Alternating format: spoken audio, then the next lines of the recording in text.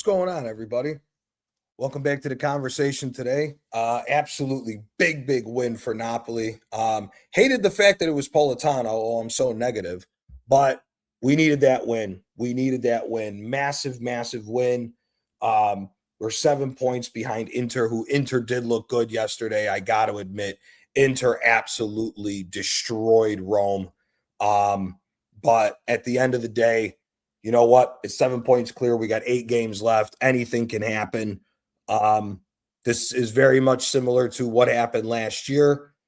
Different circumstances, but we will see what happens. But we're going to get into everything. Hey, Cugine. That was fucking beautiful. Forza Napoli sempre. Forza Napoli sempre. Forza Napoli sempre. Absolutely fantastic win. Listen, Politano, I hate your ass. I can't wait till you get the fuck off my damn team. But you came up big. You did your thing. I'm going to big you up here. Look, man, it is what it is. I don't like you. I don't want you on my team anymore. You've been here for 2 Scudettes. Thanks for being here. Thanks for being a part of the runs and everything else. And you came up big. Listen, if you can come up big till the end of the season, I'll tip my hat continuously to you. Pause. But I still don't want you on my team overall, man. You're not that good of a player, and it is what it is. But we will take it. Listen, there's 7 games left. We're 7 points behind Inter. Is it impossible? Almost. However, Inter is away to Como. Inter is away to Como this next game. Napoli have a pretty, I would say, favorable. It's not an easy place to go, especially because they're battling. They are trying to stay as far as possible from Lecce, but we do have Parma. Parma traditionally is a team that always gives Napoli problems. But it is absolutely massive. Big up Gunnar Rican. Big up Gunnar Rican. Big up Benji. All the legends are in here.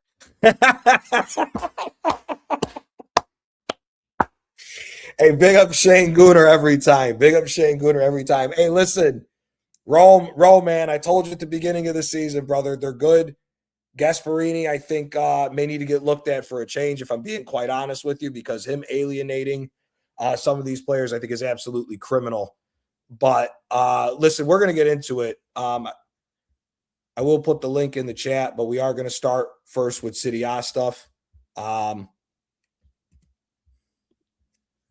And we will eventually get on to the abysmal situation that is with Arsenal. We will definitely be getting into that, but we are going to start with our coverage on Serie A right now, because Serie A, the title race is heating up, and I mean, it's going to be nothing short of another Napoli miracle for us to win. However, you never know with this situation, but definitely the top 4 battle, Como drawing, AC Milan losing, Juve winning. Obviously, Rome now is going to be not only fighting for Champions League, but and now even to just stay in the Europa League, because Atalanta is hot on their trail as well. But listen, overall, the weekend was absolutely phenomenal. If you're a Napoli fan, even though Inter did win, we made a huge stride. Guys are coming back healthy, even with all of a little bit of nonsense that's going on with Romelu Lukaku.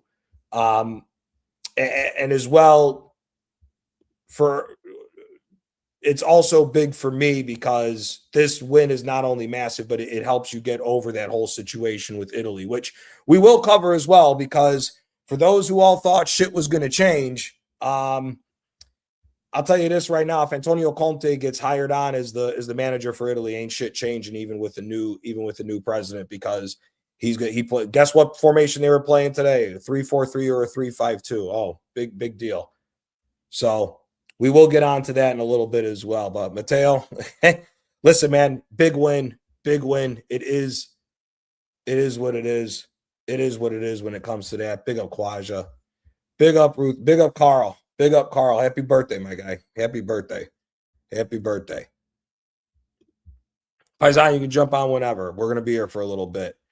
But listen, at the end of the day, it's a massive win for Napoli. I was a little bit worried here for a period of time that we may get drawn into a top 4 battle with the way certain results were going and how shaky we were looking. But Conte, listen, I've been tough on you because the entirety of this situation, the way this roller coaster season has gone, almost all of it lands at your doorstep because of your selection of players and who you moved on and who you didn't move on. But you have turned it around. You got the team.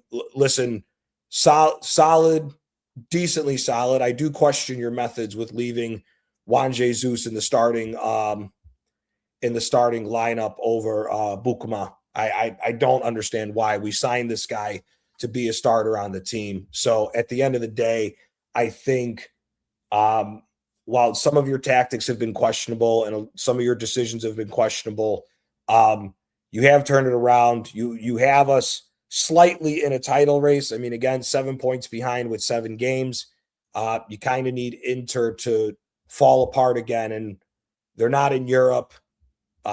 So those extra games that really helped run them ragged last year are not here. So I don't know if we can do it 2 years in a row. It'd be fantastic.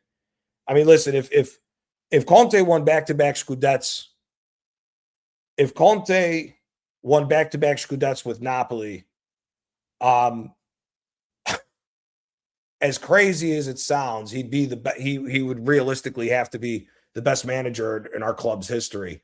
But it would be done in such a is a weird way to say it, but in such a Neapolitan way.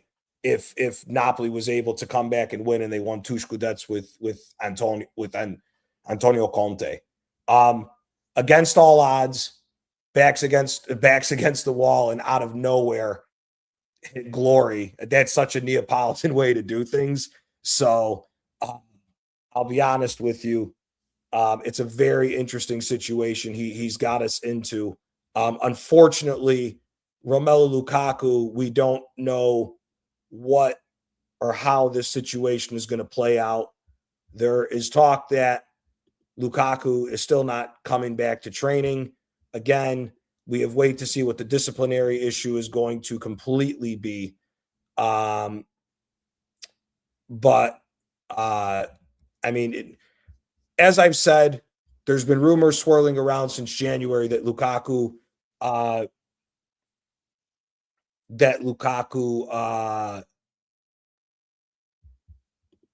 wanted to go back to that he wanted to go back to Belgium, and a lot of this has to do with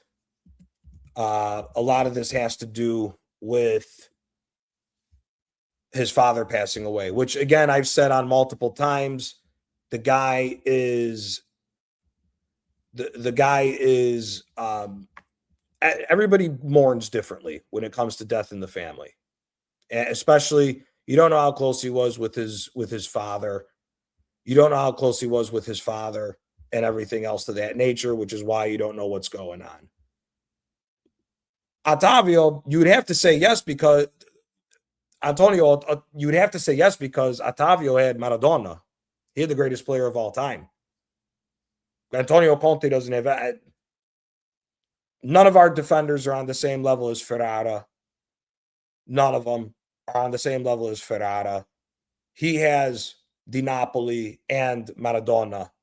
Yes, this is an overall better team, quality for player, but a big difference is the fact that he had the greatest player of all time as his player during those years. So for me, you would have to. Conte makes a serious argument. I mean, 2 back-to-back Scudettes. Nobody would think that ever happened for a Southern team, man. If he was to win back-to-back Scudettes, he'd have to be the best. That's unheard of. Big up Gunnar Rican. Big up GK. Did you guys watch any of the Napoli Milan game or any of the Serie A games? Or you? GK, I know you're a whatever with UConn.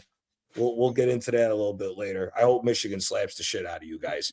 That's another one. That's another UConn hater. Keep saying it. You can keep saying it. And thank God you didn't take that bet. Why? You still got to win. That's not you guys are 7 points underdogs on this. I wouldn't be too confident, but we'll see what happens with all that. But I just want to say one thing. Teach.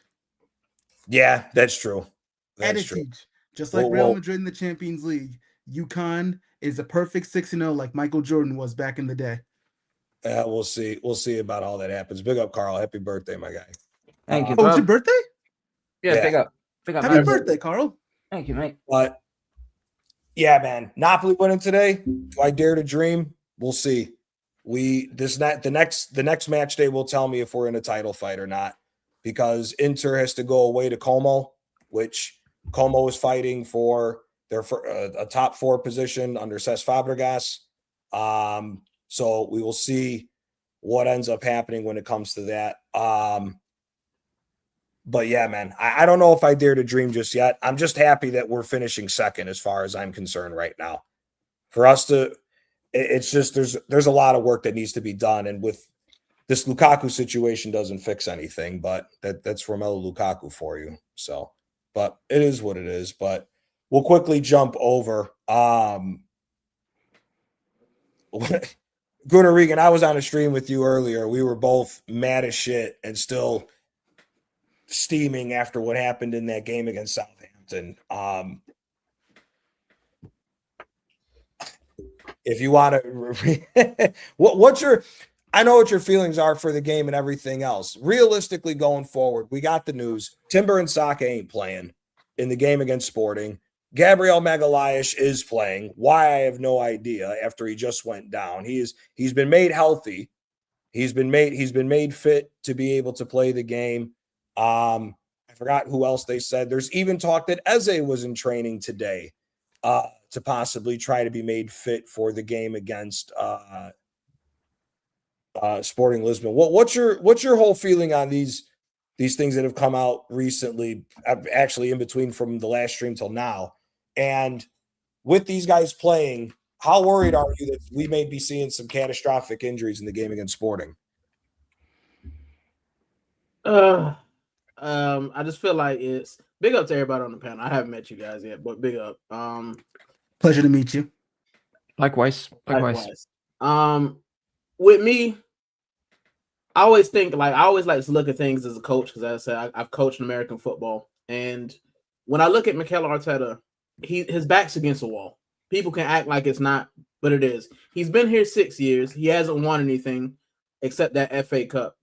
And when your back is against the wall as a coach, one thing that new coaches tend to do is they tend to over-rely on the players that they think can get them over the line. And we've seen that with Zubamendi. Zubamendi's been flogged and flogged and flogged. Saka can barely walk. He's been flogged and flogged and flogged. Timber has been flogged and flogged and flogged. And these guys are breaking down in April. You know what I'm saying? And then you look at City, and their players look fresh because their manager knows, listen, the title isn't won in December, guys. It's not won in January. So it's not won in February. It's not won in March. It's won in May.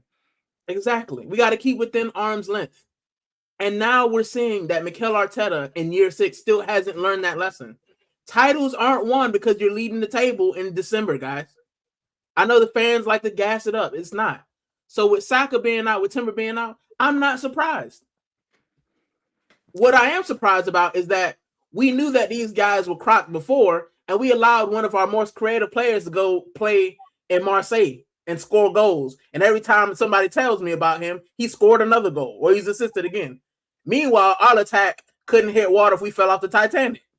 So, you know what I'm saying? Like, it's insanity, bro. It's insanity. Doing the same thing. We're here again in April having the same conversation. And I haven't been on this channel since last year, but I can guarantee you that you guys were having this conversation last year. The same conversation we keep having. Why is it that our players break down? Now, people will say, oh, but it happened with Arsene Wenger. Yes, but it wasn't entire teams. It was certain players that we knew he was flogging. Jack Wilshere, you know, those type of guys. Santi Cazorla was kind of a freak injury. You know what I'm saying? You had leg breaks and stuff. Fine. But when you look at Mikel Arteta, our entire team looks knackered. From the defense to the attack, even the goalkeeping coach looks knackered. Like the set piece coach looks knackered. He can't even get off the bench anymore because he's been working overtime. So for me, I'm not surprised, man. Like, am I confident at this point? No, because I don't think anyone's fit. And that's when we're going up against a City team that has won a trophy. They look rejuvenated. Their players look fit. Pep has, I was calling them the Blue Dolphins on my channels a month ago. You know what I'm saying? The Blue Salmon. That's what I was calling them. Now the Sharks are back. And I'm looking over my show. I might get robbed. They about to snack our chain like Debo. Again. Facts. You know what I'm saying? If we limp over the line, then it will be the greatest mercy I've ever seen. If we don't, then I cannot show my face in the United Kingdom. I gotta move. I'll deport Come to the myself. States, bro. Come to the States. I'm all right. I'm okay. Yeah, the States is way better than England. I will tell you that. I won't lie to you. The States is way better than England. And I'm from Miami. I don't think I'll be planning on living here for maybe longer than 10 years, to be honest with you, before I bounce. I'm from Florida, bro. Like, nah. Are you really? Yeah. No way. All right. The only reason why you're saying is, but you're over in the US, come over to the US, is you're in Florida, and what happens in Florida? No state income tax. You get it all for free. Bingo. Yeah, but you've also got our governor, and yeah, you got. Listen, yeah, let's not get started on politics. Florida is the land of the most. It's not a real place. No, it's not. They talk about Disney really World. isn't. The entire Florida's Disney World. Anything magical and crazy can happen in Florida. That's why I moved to the UK. You know what I have to worry about in the UK? The worst thing I got to worry about is whether I got to put my wellies on in the morning. Is it raining? Do I need tea? The ladies at my job make me tea. I never got that at the job in Florida. Yeah, I sit there and my tea is made for me. No way. Yes. No Do you want tea? Yes, ma'am, I would. Let's move back to our Florida deserves about a 10-year podcast. Yeah. Let's move back to Arsenal. But bro, I hear you. Listen, we one of the first streams we did with Waffle Don together was we were talking about how pissed we were about this Ethan Nwaneri loan, because Ethan walks right into this fucking team. Walks right into this team right now. First off, Noni Madueke had a brace on his leg after the England game. So now what? So now the 52, first of all, this just makes me sick to say this, but the 52 million pound backup is injured. We've spent £1 billion and we're hoping that a 16-year-old is going to be the magic man to get us to do something. Now, listen, I've said since the injuries that Dauman needs to start and just say, fuck it. Right? So for me, I honestly think that it's sad to see that we may have to run a 16-year-old into the ground already just to try to get over the line in this. But the fact that we've spent $1 billion on it, do you agree with me with what I said earlier in the show with Waffle Don? For me, I don't think it's going to happen. Well, I know it's not going to happen. I don't think. I know we're not going to win a double. So I think if he wins the league, if he limps over the line, like you said, I think he needs to go. I mean, I was one about being fair. I've always said that, as much as I don't like what he's doing lately, I think that, like you guys said, if you win a first title 22 years, you deserve a chance to prove yourself. What I like though is statistics, right? 1 out of 24 ain't a good statistic. All of you men work. If you reach 1 out of 24 of your goals, how many of you would have a job? The answer is 0.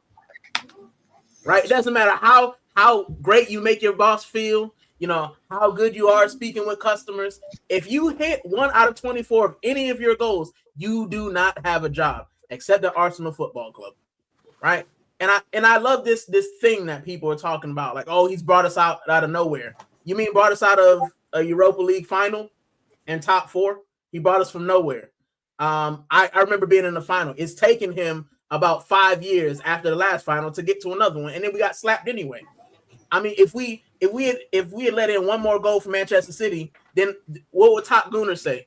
Oh, he got slapped in the final. Well, at least Emery got slapped in a European final, not getting slapped at home in a Carabao Cup. So, I mean, with this, I can't think about the Champions League. I've already said this. Gianni, we were on the stream and everyone said domestic devil. We went in either the league and the Carabao or the league and the FA Cup. Everybody agreed with that. We were inconsistent. We've been dumped out of both of the domestic cups. And you think in 2 weeks we lost to City? 2 weeks, back-to-back games. Fuck 2 weeks. Just say back-to-back games.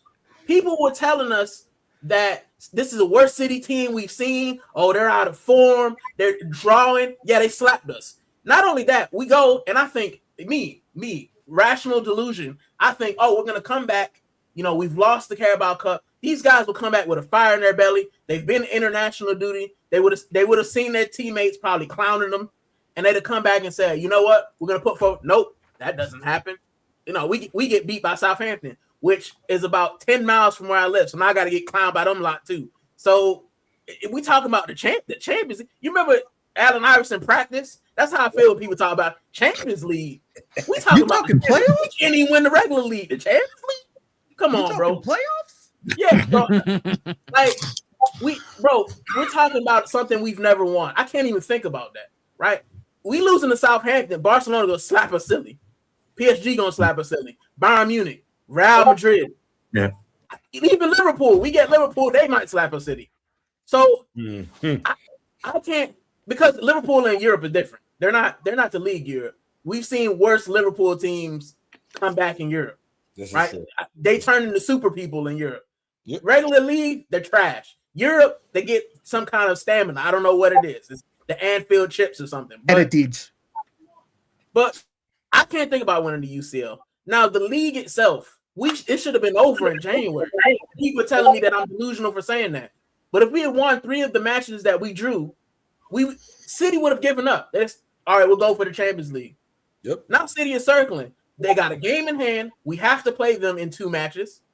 And I can guarantee you, if we lose that match, the wheels will fall off. Like a bad jalopy, it's going to fall off, bro. The check engine light coming on, the oil, everything. The engine going to overheat. We're going to be on the side of the road watching them speed away. So I'm not confident, bro. I hope that we win the league for my mental, my personal health, and for me to be able to talk trash. That's all I want to do, right? Am I confident that will happen? No, I'm not, because they've shown me 5 years in a row that we couldn't get over the line. We couldn't get over the line if we had a 100-meter head start in a 200-meter race. We'd still find a way to trip and lose. Like Cool Runnings, just trip over the line and not even make it. That's Arsenal. And that's what I think about. We couldn't even win in the bobsled team. We couldn't do anything. We suck when it comes to get over the line. Now, if the league was over and there was no pressure, we're gonna win every game. If Manchester City go above us, I guarantee you, once it's mathematically impossible for us to win, we'll wipe the board with everybody. Because we're a no pressure team. Because our manager is a little bit of a coward and he's soft. I'm sorry, I waffled there. That's my thing. I waffle. I apologize. But You're good. Yeah, it's a coward. it just blows my mind how we can keep doing the same. It's insanity. Doing the same thing over, expecting different results. And this is my last thing, I promise. Because I'm probably going to dip out in 10 minutes anyway. My last thing is everything at this club has changed. The tea lady, Gunnosaurus, the sporting director, the players. One person has remained. Even our owners have changed, right? It might have physically changed, but Stan was running everything, and then Josh is running everything. So everything has changed. There's one person who has remained the same. We all know who that is. So if you've changed everything and you can't win, and there's one person who's still there running everything, then he's the common denominator, guys. He's the problem. That's it.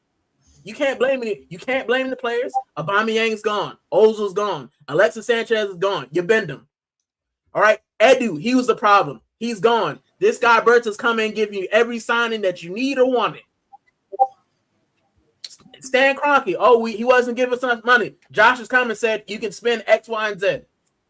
Mikel Arteta, Josh Kroenke ain't making the substitutions. He's not putting the same lineup out there. He's not doing like-for-like changes. He's not flogging our best players to the fact that Saka, I am a fat black man. I guarantee you that I could defend Saka right now. I guarantee you. Oh, he's going to go to the right. He's going to go left. I will just stand in place. I watched it. I went to the match, bro. I watched Manchester United. I watched Everton do the same thing. Every time he wanted to cut in, all the defender did was step to the right. He would go left, run right into him. It's so easy to defend. The guy's hamstrings are Dunsky, right? Which is why we like Max Diamond, because Max Diamond's hamstrings are still intact. But the one constant has been our manager. And if it doesn't change, then we'll go along for the ride, bro. Because if he wins the league, he scrapes by with 1 point, I guarantee you they ain't sacking him. So we'll be back here on this panel next year talking about how we were the worst title defenders since Liverpool. That's it. That's all I got. Thank you for listening. Okay. There you go, my guy. Carl, happy birthday again. What was I haven't watched anything on I haven't watched anybody stream or anything because I was busy with Easter and shit with the family over the weekend. But what did you make of that shit show that we saw against Southampton? Saw a team that was devoid of confidence. I saw a team that was devoid of any sort of belief. I saw a team that are a microcosm of their manager. They're scared. They're afraid. They fear whoever it is playing in front of them right now. I want to make something perfectly clear, okay? Max Dowman did not have his greatest game, but he was the best of a bad bunch. Yep. Everybody else should have freaking walked back to London, let alone get back on the coach. They were flipping awful. Hey, Carl, real quick. Somebody's computer keeps going off. That's not me. There we go. It was James. The entire game was awful. And people turn to say, oh, yeah, we flat out dominated Southampton just because we had more shots on target, more XG, more possession. Hold on. Yeah, what? A few people turned around and said apparently we dominated Southampton. But just it was actually Arteta's press conference, Carl. Don't forget Arteta's press conference. We dominated because of stats. This guy's spot on. Yes. Wait a minute. No. I'm not letting this one slide. What dumb motherfucker said this? Oh, some dude. I don't even care at this point. What stupid motherfucker said this? Don't tell me Arteta said that we dominated because of shot. I don't think it was Arteta. It was a top gooner. I can't recall who it was. Though. It was some R-worded. It was some R-worded guy. I've got no idea. When are these guys going to get off their knees? When the hell are these guys going to get off their knees? This is freaking ridiculous. When he's gone. But you know what's crazy? When we get a new manager in, they will hold him to a higher standard than this guy. The first time he loses, they will say he needs to go, and we miss Mikel Arteta. Sorry to cut you, Carl, but that's how it's gonna be. These top gooners will wait, and then as soon as the first guy, that's what they did with Unai Emery. They wanted Arsene Wenger out, and as soon as Unai Emery slipped, then we got to get him out. And look at us now. We're allowing this crap that we didn't take from Arsene Wenger. But that's my last bit. Sorry. No worries, bro. No worries. At the end of the day, we played absolutely appalling. The defensive line was a shambles. Gabriel Magalhaes, I expected better of him. You have got Mosquera, who is a youngster, and you've got Miles Lewis-Skelly, who has literally got no confidence with him because the manager just keeps benching him all the time. You've got to hold yourself to a higher standard. You've got to help them as much as you can. He left them hanging out to dry. And please do not get me started on the tanned baby known as Ben White. Sorry, don't get me started on the guy. What kind of hey Jim, anyone who's ever played football, anyone who has ever played football before, if you've ever played as a defender, doesn't matter if you're a centre back or a fullback. If a cross is coming in, you always look behind you, don't you? Just in case the player's at the back stick or someone's behind you. If you watch that replay, he never looked back once. And by the time he caught over his head, the Saints player got on it and scored the goal. Kepa, I predicted Kepa would start because guess what? This manager is just a sentimental prick. He's got absolutely no idea. This is a competition we have a good chance of winning. Because it was really between us and City. Chelsea would collapse at some point, and whoever wins out of Leeds and West Ham, good luck. But we had the opportunity, and we've just thrown it away again. Just like we threw away the League Cup final to Man City. Two trophies disappeared in the last 13 days. it's just unacceptable. And people keep on saying that, if he wins the league, we should still sack him. I'm beginning to get on that bandwagon now because it's like I don't see any change. I see problems all across the board. You defend so much, and then because you're so scared to make a mistake or make one misplaced pass, but we end up conceding a goal. I've mentioned this on my channel many, many times. Sometime in the back end of the season, between April and May, you have got to take some risks. You've got to play with a little bit of ruthless aggression, right? And he has not simply done that, right? Arteta, right, is done two things. He's in line of two things that could go horribly, horribly wrong for him, apart from getting sacked, obviously. The first one, he could eclipse Sir Alex Ferguson's drought when he was in Manchester United in 1986, won the Premier League in the inaugural league in 92-93. But he could have got sacked in 1990 if he didn't win that FA Cup. And Man United wouldn't have had their dynasty. They wouldn't have had their dominance, right? But he got that league and it absolutely they strapped a rocket to him, and that was it. Man United off and away, right? The second one is this, and I'm glad I'm below. I got 3 amazing Americans, okay, part American, part Italian on the top left corner, right? You will watch the NFL, correct me if I'm wrong? Yes. Okay. So Mikel Arteta is in his 6th year, right?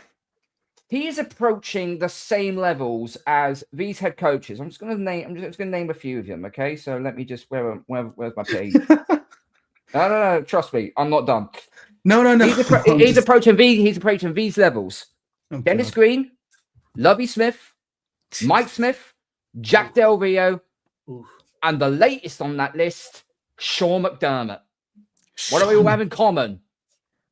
6+ years of making the playoffs all the way, but not getting to the main prize. Not getting to the Super Bowl. NFL? I'm a Pats fan. He's a Pats fan. He does watch it. I said on my channel that we could be the Buffalo Bills. I don't know if you know about the Buffalo Bills. Johnny, I fucking said that, didn't I? I said that, didn't I? 4 Super Bowls not winning, and they still haven't won since then. They can't even get back to the Super Bowl. I'm a Dolphins fan, unfortunately. Right? Geez.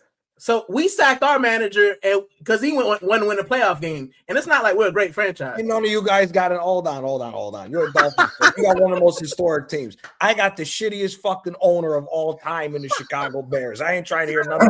Hey, listen. Yeah, but you finally got a quarterback, so just be happy. I've seen your team in the Super Bowl before I've seen my team win. Trust the process, Johnny. Trust the process. The Chicago Bears need new owners. The McCaskies are the biggest scumbag. Everybody that thinks that the Cronkies are bad ain't got no idea what a bad owner is because they don't have the McCaskies as their fucking owner. I would drop kick that 98-year-old bitch in a heartbeat to get the Cronkies as my owner compared to her. She fucking sucked. I'm sorry, this is gonna come off bogus as fuck. I was happy when that old bitch died because she was fucking terrible running the Chicago Bears. Absolutely terrible. Fuck her and that whole family. Fuck out of here with that. Okay. Anyway, back onto the sport we're trying to comment on, all right? It's legal bust from this point forward. We can say what we want about the Champions League. Yes, we got Sporting tomorrow, okay? But after seeing who is now looking like it's going to be out, I'm concerned that we're not going to get the result that we need. And when I say get the result, what I mean is, we'll look to get the win. I mean, what I would prefer to see is us to beat the living crap out of them 4-5-0. Then at least send the second leg, we could rest it up, but don't be too freaking stupid. And then get ready for Manchester City on the following weekend. But this manager won't do that. He will defend. It would not surprise me at all with Sporting come away with maybe a 2-1 win at their place. Yeah, wouldn't surprise me if Sporting beat us. Bro, I'm not saying that. I'm going 3-0 Sporting. I'm surprised you're giving us that much of an opportunity in this. I'm going 2-0 Sporting. We are getting piped by Sporting. You got Trincao. Trincao is not going to have Timber back there in the back line. We don't know how fucking fit either William Saliba or Gabriel Magalhaes is going to be. Luis Suarez, the Colombian Luis Suarez, is on straight goon mode right now with the possibility of passing Gyökeres's goal-scoring tally for one of these 2 years that he's had with Sporting with the way that they're playing. And Menezes, the bald Portuguese guy, the winger for the national team, has just got back healthy. His first game was against Bodo Glimt in the Champions League. He got 2 assists in 20 minutes. Jesus Christ. Dude, I'd be surprised. I'll be honest with you. I'll be shocked if we walk away from Sporting with anything close to a 2-1. If we get anything within 1 goal, I'd be shocked. I honestly see us losing a 2-0 to Sporting. Where's the offense? If you get an away goal, then I'll be stunned. Where's the offense coming from? It's going to be Dalman all over again. On goalless. So apparently Odegaard's back. Apparently Odegaard's back, and he did so well against Southampton, didn't he? Yeah, you did that against Southampton. Now you're talking about a team that already has history recently of beating us in Europe. And now we're going there as the walking wounded? Absolutely not. I'd be shocked if we get a draw tomorrow. I'll be very honest with you. I will be shocked if we get a draw tomorrow when you look at the entire situation of what's going on with this team right now. That game against Southampton, I thought the League Cup final was the worst performance. Southampton was the worst performance. No. Southampton was the worst performance by far. First of all, I don't even care if it was a complete switch. You didn't even switch everybody you should have. Salmon should have played. I'm sorry. He should take a chance with the kid at the other side on the fullback and put Skelly in the midfield. Take a chance. What have you got to lose at this point? Havertz ain't going to do a fucking thing. Sorry for all the people that are gulping and burping the positive shit. Ain't happening, bro. He's been dog shit. He's been dog shit since he left Bayer Leverkusen, who, funny enough, by the way, the manager, Peter Bose, just won another fucking Eredivisie with PSV today. Oh, surprise. Oh, surprise. Yeah. It's absolutely ridiculous, dude. Gabriel Jesus, the savior, anywhere but you need him. He fits Arteta's offense perfectly, anywhere but where you need a fucking striker. I don't see where the offense is coming from. Unless Dalman pulls off a worldie, or it just so happens that Gyökeres can get a blue-collar goal the way that he did in the box again off of a miracle. I'm sorry, I don't see where no offense is coming from. And that defense is going to get ran ragged because they're going to play the exact same way. They're going to play the exact same way that that City did. I'm sorry. I'll be honest with you. Sorry. They're expecting Gabriel Jesus to turn into, after coming back from these stupid amount of injuries, to come back and turn into prime freaking Thierry Henry. Don't insult our intelligence. Really? Yep.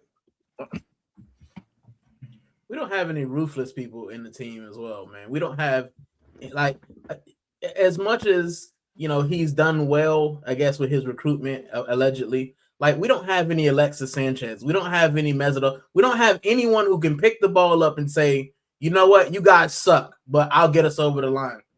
And that's because he's been them all. He's been Ozil. He's been, Aubameyang. He's been Guendouzi, Granit Xhaka. Like, we don't have anyone on our team. They're all smiley boys. Yes, boss. Yeah. Thanks, boss. I'll do anything you want, boss. I need someone to just say, no, we ain't doing that crap, bro. No, we're not going to do that. We're not going to lob up passes to Gabriel Jesus because he's 5'0", right? We're going to play some different football. He can't bench the whole team. He can't. So somebody's got to have the balls to say, you know what? We're going to play a different way. I haven't seen it.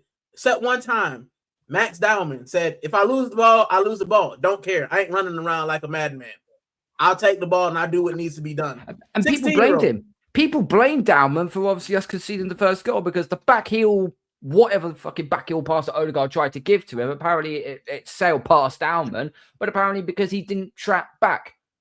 He's a fucking right winger. He should be playing in Saka, should have been told, any elite coach would have told Saka, Stay on the halfway line. I want you going forward. Don't track back. I want you going forward. You are our main outlet. Same with Max Dowman. Stay on the halfway line, go forward. You are our main outlet. You The know reason why he ignored ignored doing that is because Arteta hasn't even got to him yet. Hasn't got to him yet.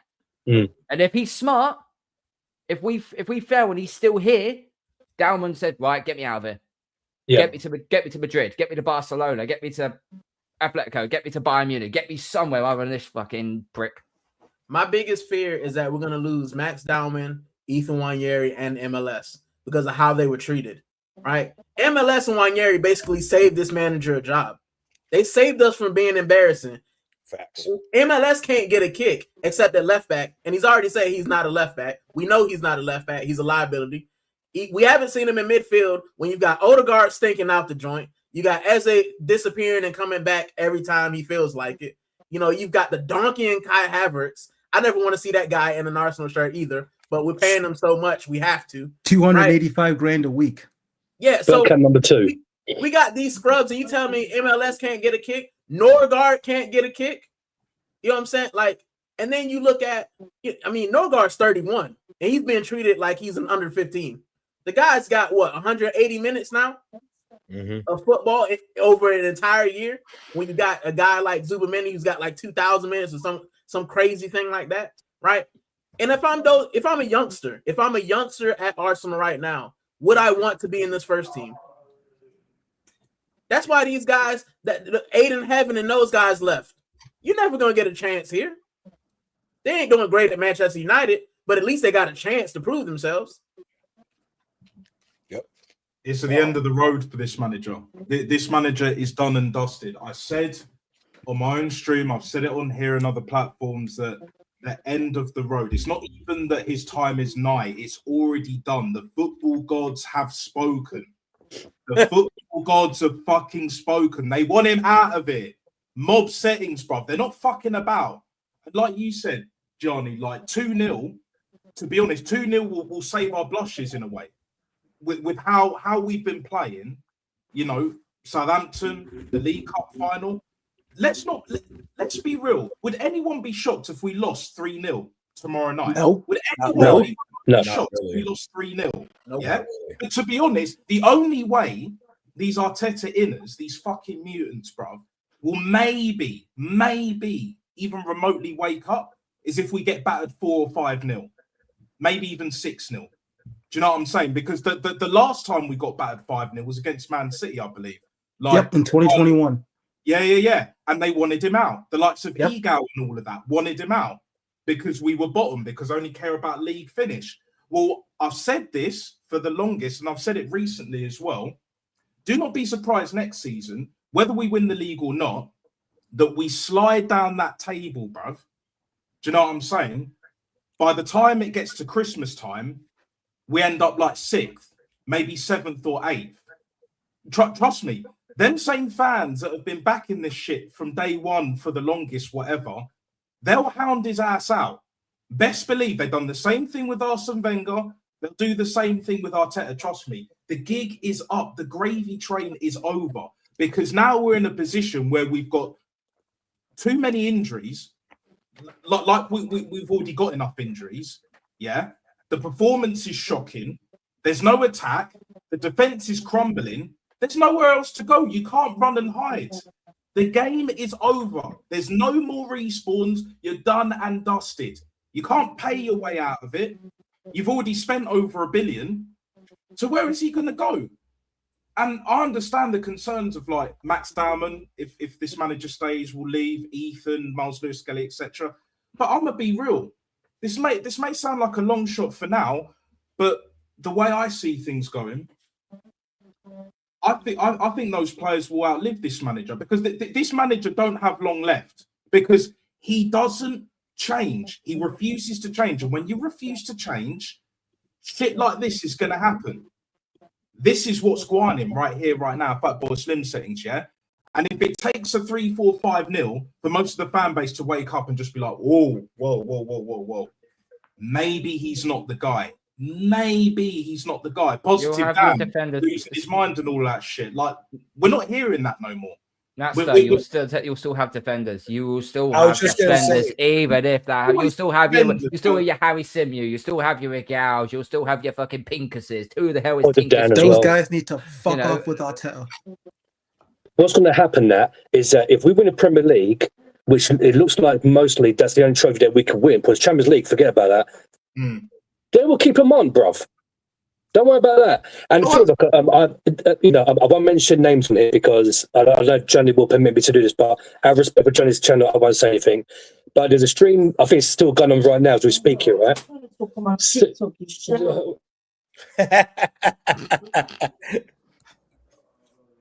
My sister, sorry. Hold on. This door's cracking. Hold on, guys. 1 minute. No problem. I hear There's this stuff. Right, okay. So, guys, so basically, he's trying to compare, with our downfall in regards to getting knocked out of competitions, to 2004, where we got knocked out of competition. But the only difference is, back then, we were winning. That's the difference. We're not winning here. You know what I mean? So the thing is, these artistic sexuals are always going to be defending this guy, guys. Seriously. And I said the Premier League alone is not enough. I'll be happy if we win it, don't get me wrong. But like Nat said, over £1 billion spent, best squad in the world, best manager in the world, and all this crap, yeah? I wanted at least 2 trophies, which were the Premier League and the FA Cup, because Carabao Cup was gone. Actually, it would have been nice to get domestic treble, but that went tits up. The Champions League, forget about that. We ain't got a prayer on that unless a miracle happens. So now, unless we get the Premier League and the Champions League, I want him gone. No, I hear it. But to be honest, the way things are going right now, I don't even see us winning the league. He don't win the league, he's definitely out of it, because then there's no defending it. You can defend it all you like. There will be defenders, like Carl said. But at the same time, we don't win anything. The excuses have run out. Because how long do you keep exposing yourself? How long do you keep making yourself look like a fucking idiot? Do you know what I'm saying? We're already tired of this shit. The only reason, well, not the only reason, but the major reason why they keep defending him is because they've played that card. You know what I'm saying? They put the card on the table, their cards on the table, and they have to stick with it. Because if they don't, it's just like they don't want to be seen as a hypocrite. They fear being wrong about this manager. Where we stick to our guns and we're just like, you know what? Even myself, look, if we win the league, yeah, of course he's going to stay. But I'm saying, even then, we're going to have a season worse than Liverpool. Let's say we do win the league, for argument's sake. By Christmas time, we're not going to be second because of the state of our squad, where we've been running to the ground and shit. So that's why I say, and if you look at Josh Kroenke after the League Cup final, like, he's already had enough. Andrea Berta don't rate him. He's tired of his ass, from day one. But either way, it's like the end is right here. The football gods have made it crystal clear that Lego Head is out the fucking door soon. I won't say very soon, but soon. Yeah, and I'll leave it at that.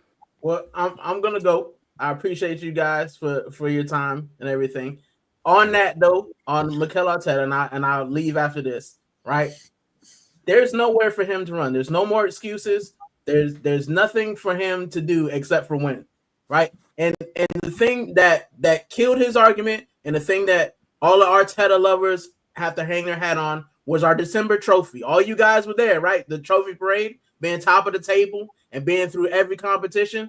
They've set themselves up for this, because now you can't hide and say, oh, he didn't have this. He didn't have. In December, everyone was telling me that we were going to win every competition, quadruple. We were the best. Even though we were playing crap football, we were scoring set pieces and they were working. Now they've dried up and we have nowhere to go. This manager has nowhere to hide. He's got 6 weeks max to save himself. And I just don't think that he can after 6 years of not doing it. So the cream always rises to the top. If he's the manager that these top goons say he is, the next 6 weeks we'll see. I wouldn't hold my breath though, gentlemen.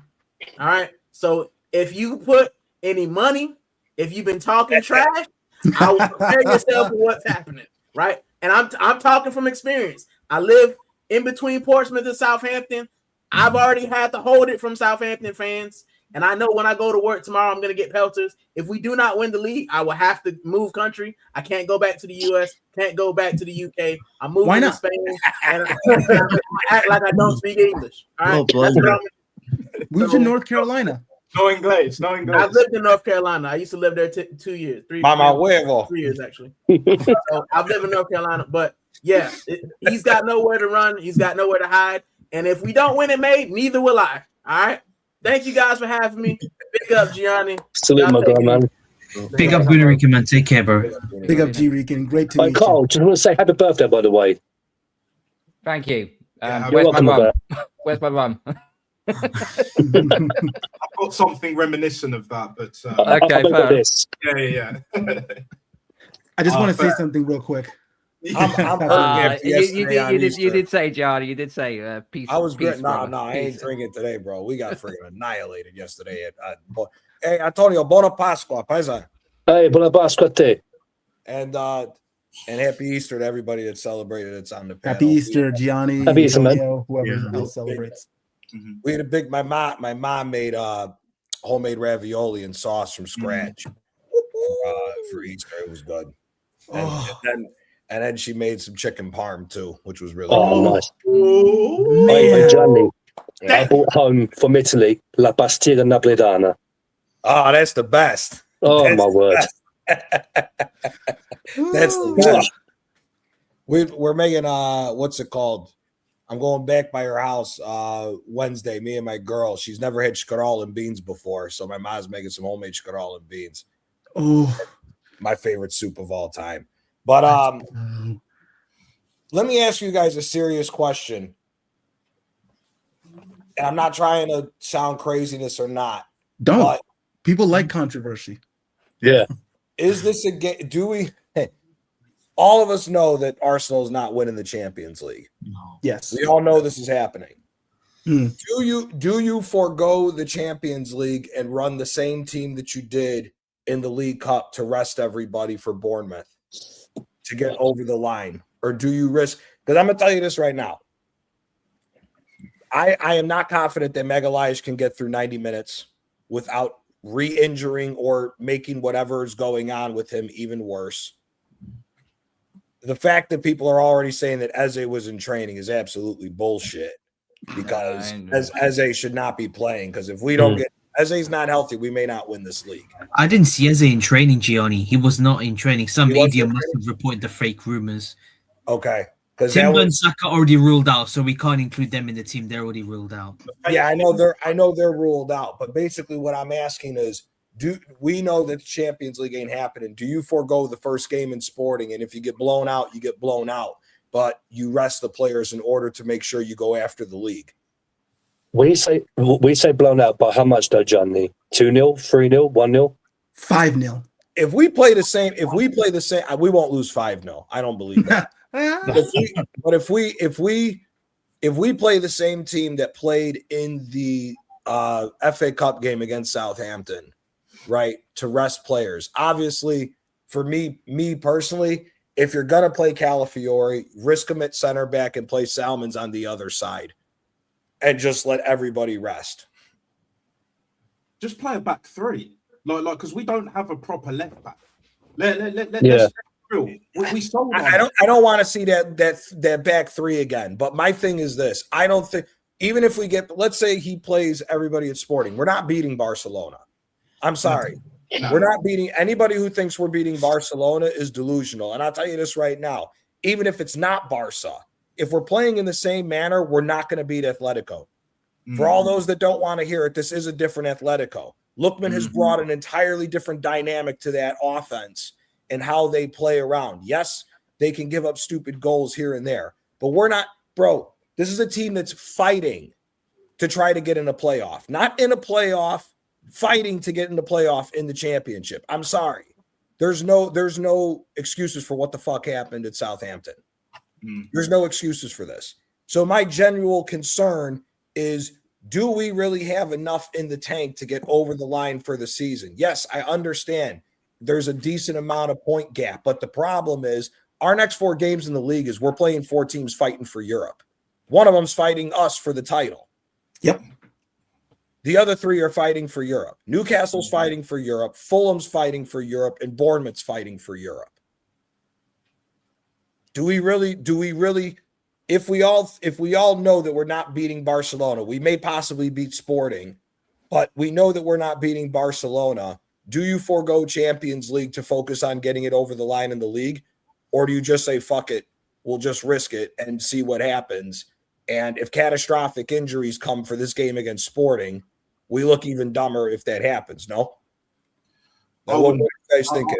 I wouldn't risk it, but we know what this manager's going to do. This manager, he only rates the Champions League and the league. We've seen that pattern through his whole tenure. Mm-hmm. If he's going to, bring back certain players, if, for example, Gabriel Magalhaes' injury is not as bad and other players as well, he'll bring out the injections. He'll put them out on the table like he's some, like elite level drug dealer and all of that shit, and then he'll just shoot. Doctor. Yeah. Like we need the doc. Do you know what I'm saying? We need our doc. Do you know what I'm saying? To fit these players, but it ain't happening. Do you know what I'm saying? So for me, like, if he plays the exact same team, like we'll get annihilated. Like, we'll get scored. We'll get absolutely scored, which is why I mentioned 3 at the back, because the problem we have playing 4 at the back, like, no matter who you play, like, Calafiore ain't good enough as a left back or a centre back.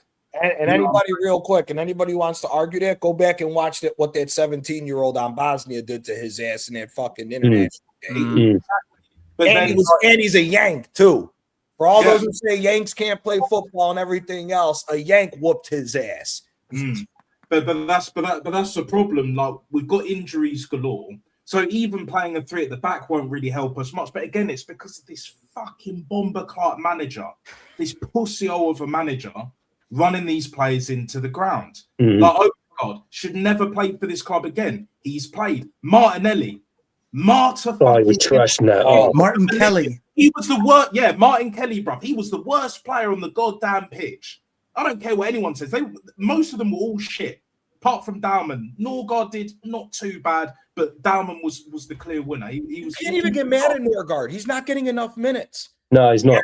And he played a grand total of 50. He played a grand total of 56 minutes coming off the bench in the Premier League. He's made 9 starts all season in the Champions League, FA Cup, and League Cup. Yeah, you don't have. There's one thing they have match. There's one thing they have fitness, and then there's match fitness. Match fitness is also match sharpness. You playing that limited amount of minutes, I'm not going to believe that you're that sharp to come on and be able to play. So I'm not mad at him. Odegaard, fuck. Good. I think Odegaard was the worst player. I think Odegaard was the worst. He's a nose ahead of Martinelli. That was battle of who's going to be the bigger pile of shit. Why can't you throw Ben White into the mix? Oh, Ben White was Ben White is awful. Like, he's finished. He's finished. Well, Ben White, You know why? I would say Ben White's third. Ben White's probably a nose behind Odegaard, but the thing is, as well, is any competent winger that's quick on their feet, can dribble with both feet, and is quick, gives Ben White problems because his legs have been destroyed by Arteta. That's the only reason why I have a little bit of sympathy for Ben White. Listen, he should have never been called up to the national team because he ain't good enough to get on the national team anymore. He doesn't even like football. He shouldn't have been called up for that. On top of it, again, that little Brazilian kid was on smoke. Ben White didn't know what was going to hit him with that. Skezia was unbelievable. He was by far the best player. He was the best player for that game. He was man of the match. 100% deserved it. He 100% deserved it. But I'm not as mad at Ben White for his performance because this manager has ran him into the ground. Now, the mistimed header is absolutely unforgivable, though, because that's defending 101. If a ball goes in the air, you're tracking. If you end up getting beat on a header because you tracked it, at least make the header more difficult for them to pull off if you get beat like that. But for you to completely miss it like that is unforgivable. But I know how he missed that is just crazy. it was ridiculous. Maybe he's trying to get the manager we fired. can't act like we didn't see this coming. We can't act like we didn't see this coming, though. Yeah, this is where we're at, Johnny. This is where we're at. I was talking about Odegaard's back heel. That led to the first goal because if he made that back heel, and that's when Southampton counter-attacked. Brother, listen. Before even if that back heel doesn't happen, they were going to score. If you look at the way Southampton played the exact same way Leverkusen played the first game. They played the exact same game. Get the ball to the forward man as fast as possible or forward player as possible and immediately attack with pace. That's what caused us all the problems against Leverkusen with that kid who was doing the hold-up play against Magalhaes and Saliba in that game. Anybody who can play fast ball up top to the forward players and let them get in attack, especially when there's that much space behind, it's going to cause us problems every time. That's why I'm so worried about the Sporting Lisbon game, because that's the same style of play that they like to play, and they're a million times better than Southampton. They're a million times better than Southampton. It's not like it's not a second division team. We're playing a team that's still fighting for the league title. Whether you rate the Portuguese league or not, they're still fighting for a title. Yeah, just from the blueprint. That's what he needs to do. And also, I think tomorrow, the defense might be Ben White, Saliba, Mosquera, and Calafiore. Oh, God. We got no hope. Gabba was in training today. I think it will be now. Yeah. There's no chance. No chance. We're getting schooled. We're getting taught footballing lessons in April. Yes, notoriously, we're shit in April. But this is the worst I've ever seen. So that whole 9 point, you're beating Palace. Man City are beating Palace, Chike. That's for damn sure. The form you guys are in, about it. we gave you life. They're beating us. And I said that. We gave you life. Now it's done. I said it. We're not winning nothing, which is why this manager's going to get potted. Finally. Because I don't see where the next win comes from. Call me dramatic. Call me controversial. How are we going to win the next game? How are we going to win the game after against Bournemouth? How are we going to beat Newcastle? How are we going to beat City? We're going to beat West Ham. Yeah, West Ham, Burnley. And then we got Palace. Palace will turn up. Yeah. And it's away. Like the league ain't happening. Champions League, we know ain't happening. But after that League Cup final, it told me everything I needed to know. It confirmed everything that I've been saying, that you've been saying, Carl Antonio Quadra, we've all been saying, Gianni, etc. This team, but more so this manager, has destroyed this football club. He's destroyed these players. He's wrecked the mentality. I mean, the mentality was garbage anyway. But he's made most of the Arsenal fan base, mental-wise, even worse. Yeah. He's done even more damage to most of the fan base psychologically. Because they're trying their hardest. Big up the legend, DJB. Their hardest. DJB. Big up, bro. Big up, DJB. Arteta. You know, all the Arteta inners and all of that. But they won't be able to do that after this season once we don't win the league, because I don't see where the next win is coming from. Call me pessimistic as well, but I don't see it. The players have given up. The players have had enough. They've been had enough of this manager. This manager refuses to change. No tactics. Plays the same formation. Even if he changes it slightly, it's still the same shit. You know, the offense is non-existent. Our defense is crumbling. And it's going to get worse. And it will get worse next season if he's still here. By some goddamn miracle, if we don't win the league and he's still here, yeah? It's going to get worse. So Kroenke, that's what I've been saying. I'm on Kroenke's neck. I'm on Andrea Berta's neck as well, to a lesser degree, because he needs to be doing a lot more. Get rid of the rest of that cartel that David Dean was talking about in our boardroom, our fucking useless board. Get rid of them shit cunts. And then Kroenke as well. Do what needs to be done. Thy will be done on earth as it is in turn 7. Cool runnings. Best believe that. Do you know what I'm saying? Make sure that this club is an elite, proper fucking football club. But the fans need to wake the fuck up as well. They need to get a grip. No, Nat.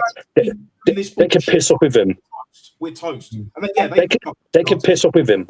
Yeah, 100%. Those fans. They need or do what Jess Black said, which was, if we don't win the league this year, I'm going to be a casual fan as of next season. Fuck off, love. Oh, I'm watching Park Rugby. But at least my team's successful. Do you know what I'm saying? You know what, you're right. You don't want to watch the Yankees? We won the league last season, innit? Do you know what You know I'm what? I tell you what happened on the other channel that I mentioned before, right? You know, this person, which I won't name, was out for respect to Johnny's channel here. He was asked here, right? You know, if we don't win anything like this season, would you want Arteta to go? And you know, he goes, "Well, it all depends who we get in." That wasn't the question. That wasn't the question. Would you want him to go yes or no if he doesn't win anything? Yeah, but like like I said, it depends who we get in. It's like, oh my day, seriously, They're going to have to live and die by their decisions, Antonio. Do you know what I'm saying? They are riding this shit till the wheels fall off, till the cows come home.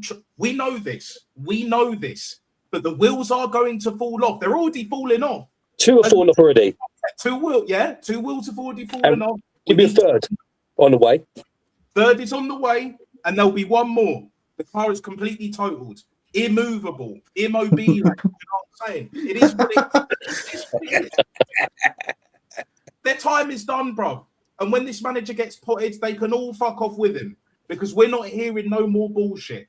Yeah, there's no excuses now. We've seen it for 6 straight. We've seen it for 6 straight years. The bus driving off a cliff repeatedly without the top gooners understanding or realizing why the bus keeps driving off the cliff. The common denominator comes into play here.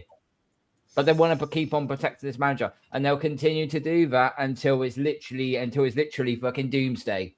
Literally until it's doomsday. And doomsday will be against Man City. We lose, then the outcry will start. Well, you mentioned something as well regarding of April. That's not a shit month for Arteta. It's his worst.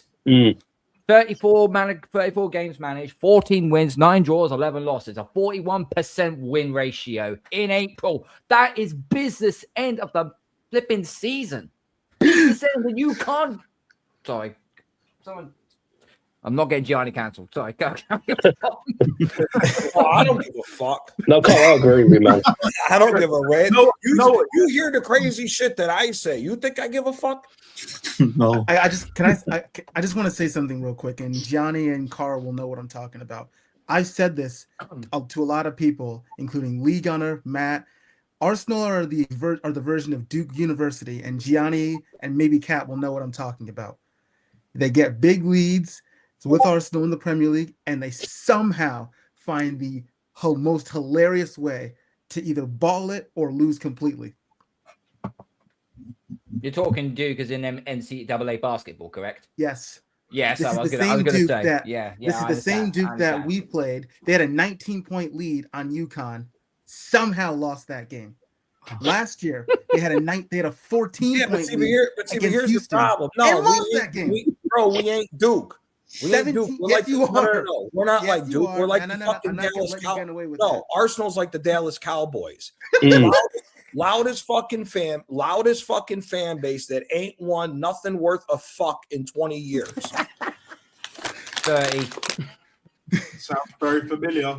It sounds very familiar. You know here's the problem, right? Tell me what the problem is.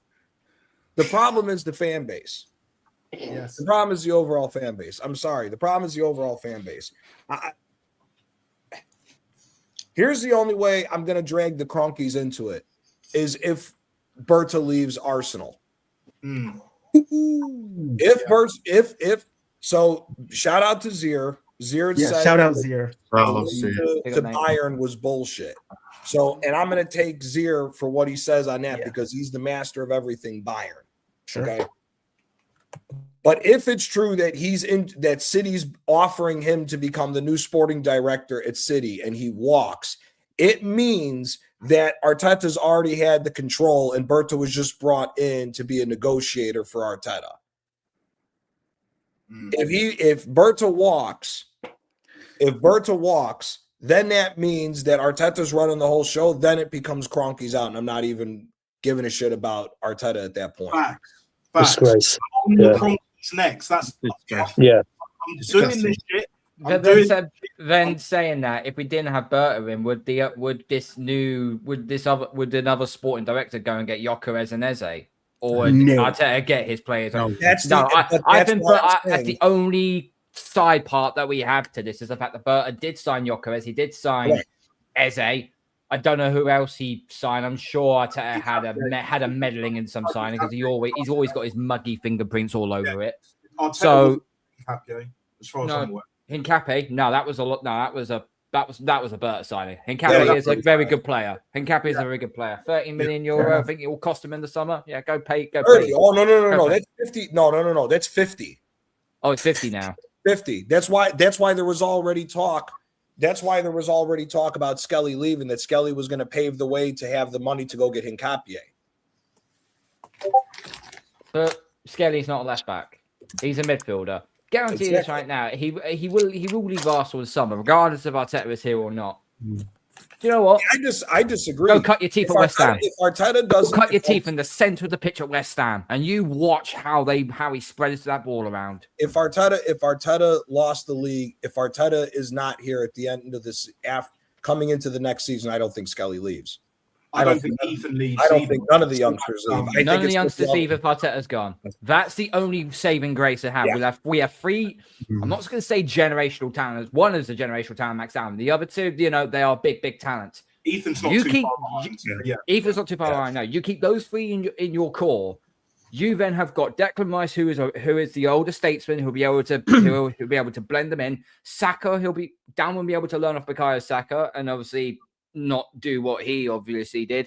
And then, Lewis Skelly as a defensive midfielder, Ethan Wemmy number 10. He learns off Eze. Eze, probably got maybe 2 years, at peak performance. So then after that, go on, Ethan, then it's your role to lead from that point forward.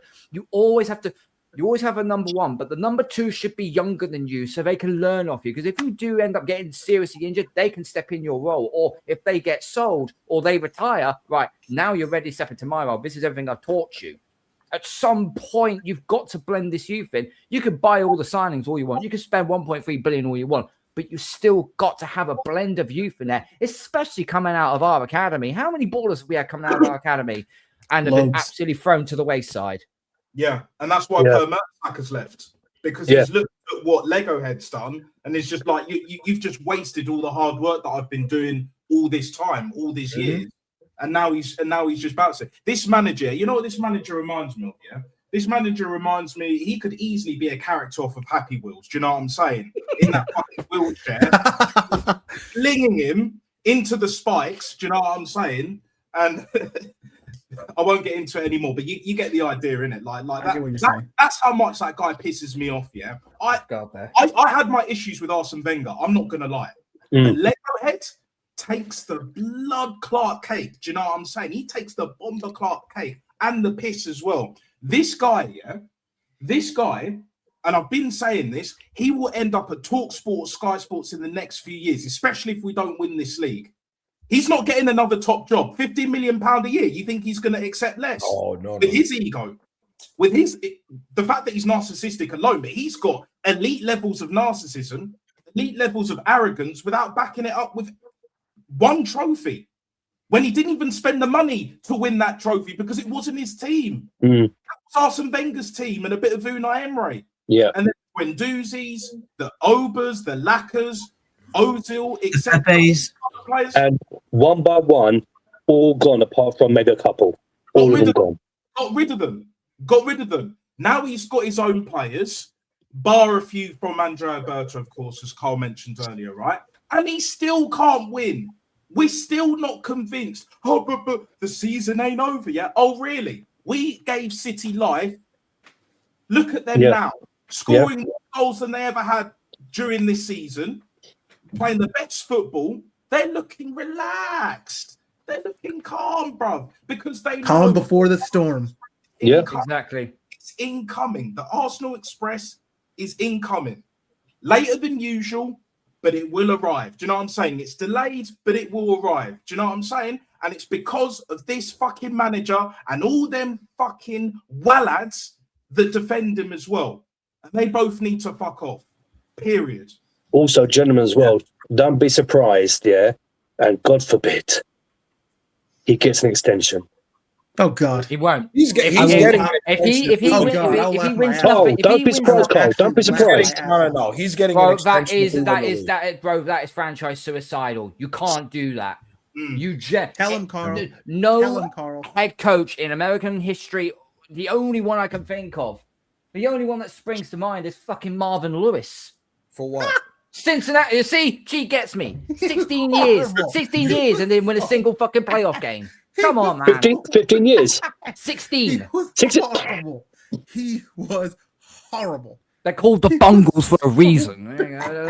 Even if he does get the extension, he's not going to last. Do you know what I'm saying? Yeah, He's not gonna exactly. last. Yeah, he's because the way that he's playing and running these players into the ground, fans have already had enough. The away fans, most of them are already gone past the edge. You'd have. The home fans, towards the end of the season, you thought the Brighton 3-0 a few years ago was bad. The whole fire drill and all that. You remember that? Because I remember that, right? It's going to be 10 times worse in the next month. Trust and believe. West Ham, was it Burnley? I think we play at home as well. Yep. Like, been saying it, and that's exactly what's going to happen. That's what's going on. That's what's round the corner, people. Yeah? Total annihilation, capitulation settings. Arsenal Express train will be there, and City will have a 5p? I even said 4p, fucking 5p. That's beyond embarrassing. That's beyond embarrassing. To be honest, whether we win the league or not, this manager has to go. Kroenke, Carl, if Kroenke gives Arteta an extension and gives him complete control, like what Gianni alluded to earlier, that's franchise suicide. Tell him that. It's an absolute catastrophe. I can barely speak. That's how beyond baffled that I am with the way things are going. People think it's not that bad because we're top, yeah? Watch next month. We will be second, yeah? Because all the other teams just haven't been at it. But if you think the Liverpools, the Man Cities, Chelsea, I don't think will be doing that much, but Villa maybe Villa. Newcastle, if they got rid of Eddie Howe, slight outside chance. Do you know what I'm saying? Man City obviously going to be better. You really think we're going to be second? You really think we're going to be challenging next season with the fact that our players have been run into the ground and this manager refuses to change? We'll get found out next season. Trust me, we will get found out next season. One season he played attacking football, and then he got PTSD, shell shock. Not to mention as well, there was not to mention after this season, there's a World Cup. Yeah. So the player's going to come back even more fatigued and even more tired. They're not going to get their rest. Here's the thing. Here's actually the one saving grace. I don't think Thomas Tuchel will take injured players with the way he's been sending guys home. If Thomas Tuchel, if the physios in England see Rice and Saka being destroyed, Thomas Tuchel's going to take trying to win that World Cup as serious as possible. Because whether we like it or not, I still think Thomas Tuchel's a decent manager, but he's kind of on fraud watch after how he won that Bundesliga title with Bayern. He's on fraud watch because England have lost to Japan for the first time in our flipping history. Oh, well, No, I mean that's a different level. Yeah, we lost to Japan. That's my point. I don't think if he sent Saka and Rice home because they're fucking injured. Demon Hunters FC for fuck's sake. I hear you, but at the end of the day, what? At the end of the day, the problem is that I don't think Tuchel will play injured players. I think he will take as healthy of a squad as he can get to go on and try to win. I really don't think Tuchel will take the injured players. Big up the Godfather. Big up the Godfather. Big up the Godfather. Don't forget we lost to Senegal 3-1 as well. Don't forget we lost to Senegal 3-1 as well under Tuchel. Oh my god, yeah, what's that? Brother, listen, whether you guys like it or not, you ain't winning. Oh no! England ain't winning the World Cup. The US ain't winning. None of the host nations are winning. I'm telling you, Spain's gonna piss this World Cup. I Yeah, don't care what anyone the tells me. Spain, the I don't Spanish. care what Between Spain and anyone France. tells me. France will be up there. It's Definitely. gonna Nah, Spain and France. Spain, France. France's football. Maybe is Portugal, horrific. maybe. Maybe Spain, Argentina. France's football is horrific. Do you blame Tuchel for what? Tuchel doesn't run the players majority of the season. It's the club. I'm not blaming Tuchel for anything. He wants the strongest squad. He wants the strongest squad for England. So he's basically doing his job. He basically, his form of being fit and injury is completely different in a different universe compared to what Arteta's version is of being freaking injured is. If Arteta sees you breathing, you're still able to walk, you're playing. Tuchel is if he sees you the slightest bit limping, no, fuck off back on the plane. Exactly. In German, obviously. But you know what I mean. But see, for me, I want to ask something real quick. Go ahead, Chike. I want to know, why is it that the international doctors are smarter than the club doctors? For example, when Odegaard got injured and he wanted to play for Denmark, the medical doctors at Denmark said no. Yet when he comes back to Arsenal, they said, "Oh, nothing was." How dumb are club doctors, especially in England, compared to the international ones? They're not dumb. They're not dumb at all. The problem is this is what the manager does, and the manager is running the show. That's the reason why all these players are hurt the way that they are. This is nothing new. Again, I think it was either Gunnar SC or somebody else on the show that I did with Gunnar Rieken and Waffle Don earlier, and Dr. Seymour. It's 145 different injuries to the overall squad of Arsenal from the start of the 2024-2025 season. We haven't hit 2 years. We have not hit 2 years, and we've hit a total of 144. I believe it's 144 injuries across the board. This isn't anything new. It's not the fact that the international doctors are smarter than the club doctors. The club doctors are rushing all of these guys back so that they can try to get over the line to win this Premier League, or to win, in their minds last season with rushing Saka back, to try to win a Champions League. That's the only reason why. That's right. But the question is really on whose orders? The manager. Lego head, bruv. It's on the manager. AJ, that's who it was. The more I look at it, the AJ. more I think the AJ medical team have got absolutely no say in it whatsoever.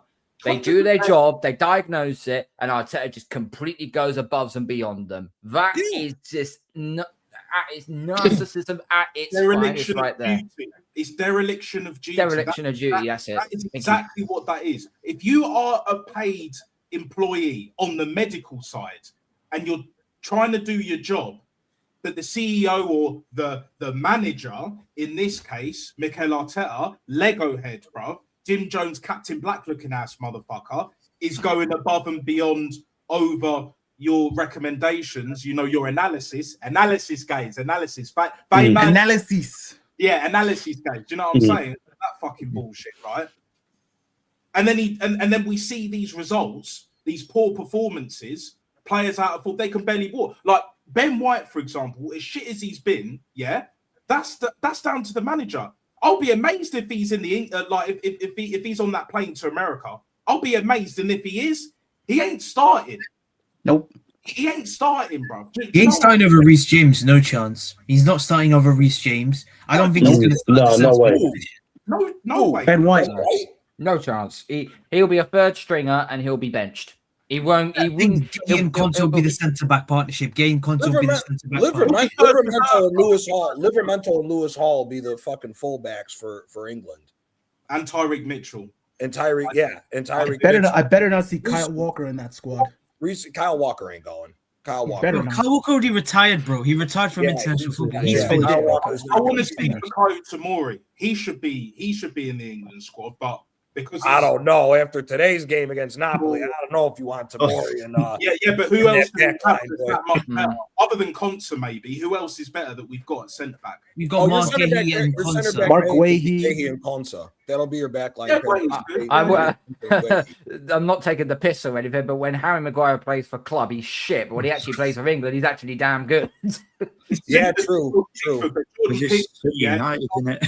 No. Bath, not John Stones. The guy Yeah, can't John stay Stones fit. hasn't played. No, in no, no, not donkeys John years Stones, for bro. us. He can't stay No, fit, John bruv. Sorry, Stones bruv, is but shit. he can't stay fit. John No, Stones. he had a serious injury. Very good defender, but he can't stay healthy, unfortunately. But but to stay on topic, I mean, no, man, I'm sorry. That's the only reason why I threw this question out there about do we forego Champions League, because I don't see us winning it. So, and I know I've said from the question that I posed when I asked you guys before we played the FA Cup game, I said obviously it was the way that we rotated was an educated gamble. Obviously, the gamble didn't pay off. We lost, and we looked horrible in the educated gamble with the team.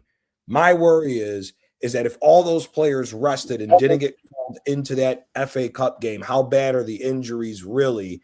And Exactly. are we trying to see how far we're going to push these guys, putting them in this game against Sporting? That's the only reason why I've put it like this, because my worry is something else is going to happen. The fact that Gabriel Magalhaes is even being talked about starting after him going out is an absolute horror show at the center back for us. So for me, at the end of the day, I'd rather take the chances with majority as healthy as possible team. If that means you got to run Calafiori and Mosquera at the back line, then that means that's what you got to do. As sad as that is. Same thing with Salmons. If Salmons has got to play, Salmons has got to play because Skelly's not a left back. So for me, at the end of the day, that's the whole reason why I'm a little bit nervous about starting and rushing these top guys back in to the team for this, when we know that we still got to get over the line for the league. And that may not even happen either, Gianni. Let's be real. Yeah. Which is why I say, and I know you disagree with me when I say this. This is why I say Arsenal is a version of Duke. Because they blow leads. So do the Cowboys, bro. So do the Cowboys. And the fan base is still loud and always comes up with an excuse. Jez. Salute to Jez, Godfather. Salute to Jez, the Godfather. Yes, man. Welcome back, mate. Jez, in Italian, we say Buona Pasqua, which is Happy Easter. I hope you had a good Easter. Hope you had a good weekend if you celebrate Easter. I haven't watched anything on anybody over the weekend because it was a whole family ordeal. What was your thoughts after the Southampton game? And I know you said, I think last time we talked, you were going to the game. So that must have made it even worse. Oh, that made it. Oh, dear God. Yeah, it was pretty much a shit show. Once again, traveling down to that, it's not an awkward journey for me, but it's a travel, and then getting to the grounds and all that, and to turn up for that absolutely despicable performance was, how can I put it, embarrassing. I have to say, it's nothing. There's no other question about it, and it is becoming to the point where I'll retract that. This is the worst Arsenal manager I've ever seen. Ever. Yes, we had bad managers in the past, but this guy is a clown. Shocking, disgrace. He threw that FA Cup in the bin. Again. And the thing that surprised me, talking to fans in the grounds and on the way in and on the way out, was the fact that there's a lot of people pissed off. And considering, gentlemen, this is the only cup competition he's ever won, and he gets to a quarter final, potentially looking to get, which we should have done, get into a semi-final, and we saw that pile of shit.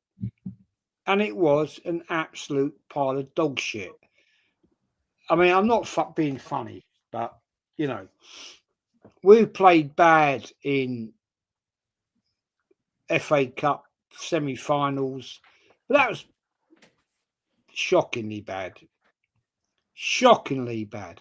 Relying on a 16-year-old to try and get us over the line. Ben White, what the fuck were you doing? What were you doing? Right? And then Calafiori, what the fuck was going on there? Now, before I shut up, this manager did not have the bollocks to make a change in the goalkeeper position. What does that tell you? Mm-hmm. Now, is that a contractual thing? I don't know. But it says to me he didn't give a fucking flying fuck about that cup. Mm-hmm. Right? It's all about the Champions League. I get that. I understand that. And yet I've seen fans now, today, yesterday. Oh, it don't matter because it's only worth this amount of money. Mm. The Champions League Cup final, this la la la la la la. It's worth more money. It's not about money. Arsenal don't need money. Facts. Arsenal need fucking silverware. Facts. That's what it's about. Right? And it's an embarrassment now. It's an embarrassment.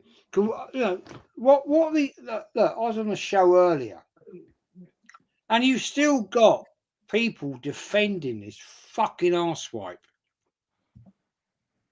Absolute defending this. I was in the chat, Jez. I saw that, Jez, too, yeah. Seriously? What are they doing here? Jez. How did it go from the quad is on to, oh, we only care about the Champions League and the league? It went from the quad is on to we only care about the Champions League and the league in 2 games. How the fuck that happened? It's called moving the goalpost, Gianni. I know. Yeah. It was more of a rhetorical. That's called English fans right there. It was more of a rhetorical. It's got nothing to do with it being English. It's got nothing to do with being English. It's got no, it doesn't. Because again, you're a Yankees fan, but you won't call out the fact that Aaron Boone should have been gone 2 years ago because they have. No, I am. At the end of the day, it doesn't matter. It doesn't matter where you're at.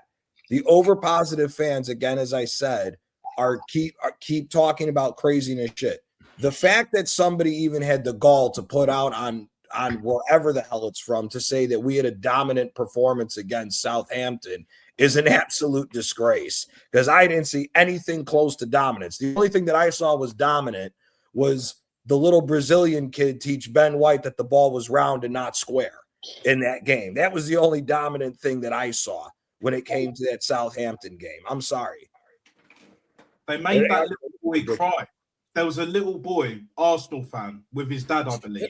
He was crying. I'm not even. He was crying. He was crying. So us that saying we're negative and all that bullshit, go look at that. That was live and direct. TNT or whatever other broadcast you're watching from around the world, yeah. That boy was in tears, bro. Don't tell me the FA Cup doesn't matter. Don't tell me it doesn't fucking matter. Same with the League Cup. I've never seen us win a League Cup in my life. In my life, I'm 31. I'm 31. It's been shambles. And this is why fans like Jez, Kenny Ken, DJB, Aaron Talks Football, right? They tell a different story when they go to the grounds. There's a difference between the fans, especially the away fans. There's a difference between them and these online muppets. Because Jez said this many times, and so has Kenny Ken, DJB, Aaron Talks Football, there are different opinions about this manager in the grounds. In like a very different from the online muppets that we see, still defending this trash. Right? Earlier on, when Jez was going back and forth with this person who I'm not named, right? Jez knows who it is, was we watched it before. A couple of us did. Yeah, we were in the chat. He was asked, and I said this before Jez came on. He was asked, okay, if Arteta ends up with nothing this season, would you want him gone? It depends, like, who's going to come in. No, that wasn't a question. Would you want him gone? Yes or no? He couldn't answer. That's called trying to move the goalpost. Love for individuals rather than the football club. He's a paid employee, Antonio. They conveniently forget that he's a paid employee. So are the players and everyone else associated with the football club. The fans are always going to be here to stay, regardless of what generations, before Jez, after Jez, etc., just as an example, right? The fans will always be the mainstay. Hence why the club is the star, not the manager. This ain't fucking Arteta FC. This is Arsenal FC. Just like before, It was Arsenal FC. It was Arsenal FC. The Arsenal. A lot of these fucking muppets, these wallads, these little pricks, narcissistic motherfuckers, yeah? They conveniently forget that bullshit. They care more about league finish because of money, even though it's not their money. Nope. Than fucking silverware, than fucking trophies. Oh, but you only win 100k if you win. I don't give a fuck. Neither do I.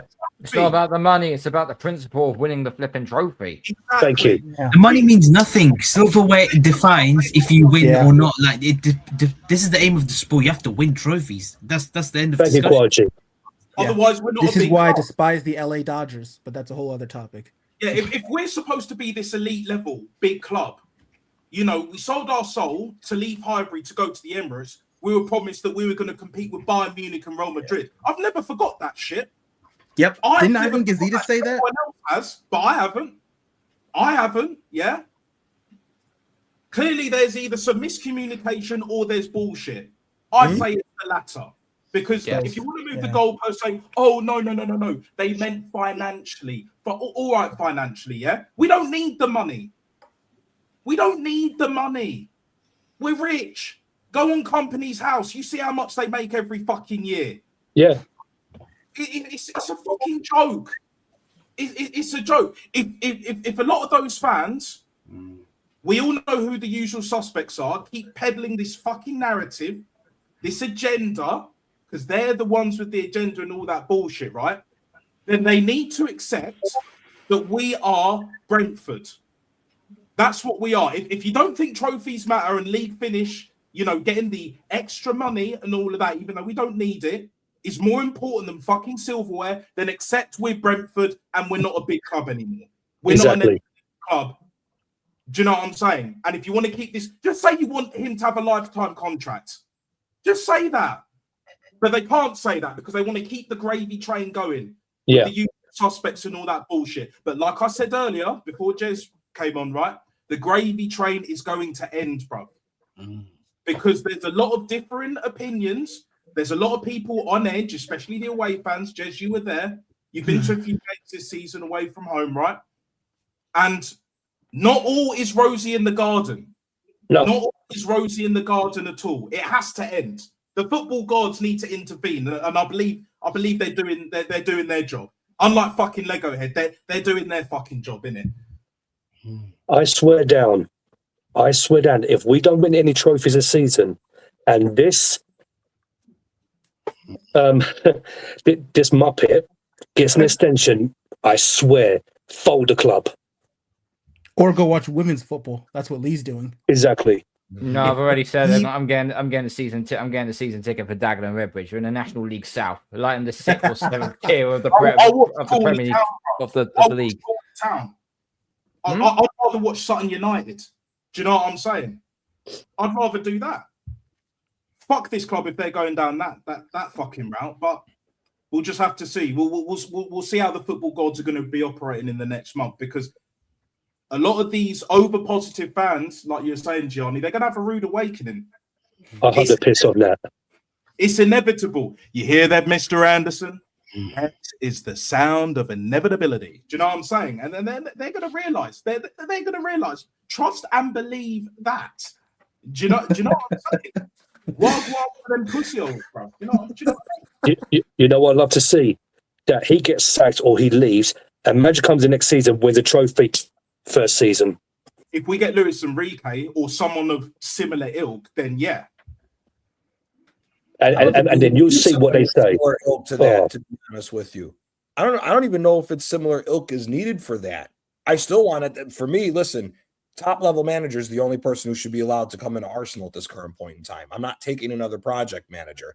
I agree, Johnny. I don't know why so many people got to stick up their ass for this guy Iriola. I'm sorry, it ain't freaking happening. I don't want the manager from fucking Bournemouth to come to Arsenal at this current point in time. I don't want it. Hell, everybody wants to stay with this defensive bullshit and everything else. He's leaving Napoli. He's leaving Napoli at the end of the year. I'd rather give Conte a call. Just get in for one season and win the damn title and get it over the line at this point. So something's got to give here. I'm sorry. Something's got to give here at this point. And for all the morons that have been saying, oh, you would really sack him after winning the title? Yeah. Because Bill Gibbs do this. I'm sorry. I use this analogy all the time. Roberto Mancini won 7 titles in 4 years with Inter Milan. Guess what? They still sacked his ass because he didn't win the Champions League, because he won all the trophies, and they wanted them to win the Champions League as well. We're on the same. Johnny, remember Capello, Real Madrid? Go ahead. Capello, Real Madrid, Vicente Del Bosque won the league, got sacked. Yep. Vicente Del Bosque won the league, got sacked. Yeah, no, 100%. But they act like this stuff doesn't happen. They act like big clubs won't fucking do that if they don't see the proper amount going forward. And again, that's what it is at the end of the day.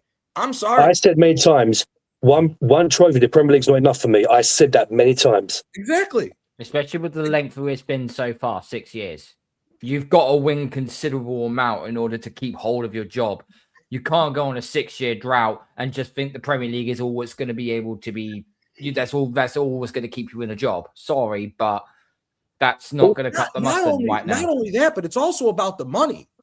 I'm sorry, the money's got to play a part in this. I'm sorry, the money's got to play a part in this. I'm sorry to go back to it, but it's got to play a part in this whole situation. We've spent $1 billion. We have spent $1 billion. Yes. How many fucking clubs on the planet can actually say that they have spent $1 billion? Not many.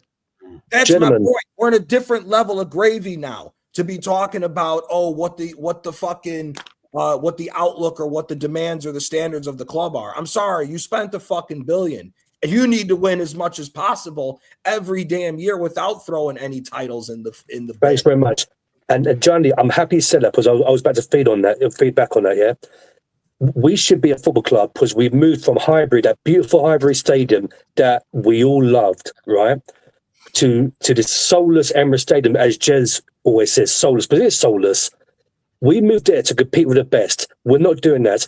We should be a football club, like you said, Johnny, and all of you have said this as well, yeah, right? We should be a club winning a trophy every season, with the odd season where we may not win anything, because it happened to Sir Alex Ferguson.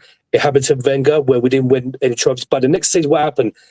They said, you know what, we lost last season, we won nothing, but this season we're winning something. That should be us. Not only that, it should be we're winning something every year.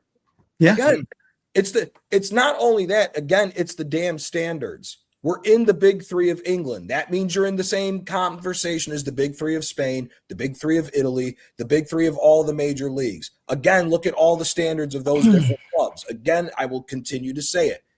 Inter wanted the Champions League. Mancini delivered. Do you know how much we would love to get a 4-year period of winning 7 fucking trophies the way Mancini delivered for Inter? If Arteta went on a 4-year run and won 7 trophies in between winning the league, and he was able to do a couple domestic cup doubles, nobody would be sitting here talking about this shit. Facts. Because he's been bringing in trophies the whole time, which again is mandatory to be going after whether you got money or not, because you're Arsenal. That's the difference. But this is the problem, Johnny. And Carl, don't forget, you're a Pats fan too. Mm-hmm. So you've seen success with Bill Belichick. And they still fired him. Yeah, they still fired him, yeah. And I've also seen this at our worst since 93. We're back-to-back 4-13 seasons. And then we went to the Super Bowl. Shows you how quick you could turn on a dime. Talk about it.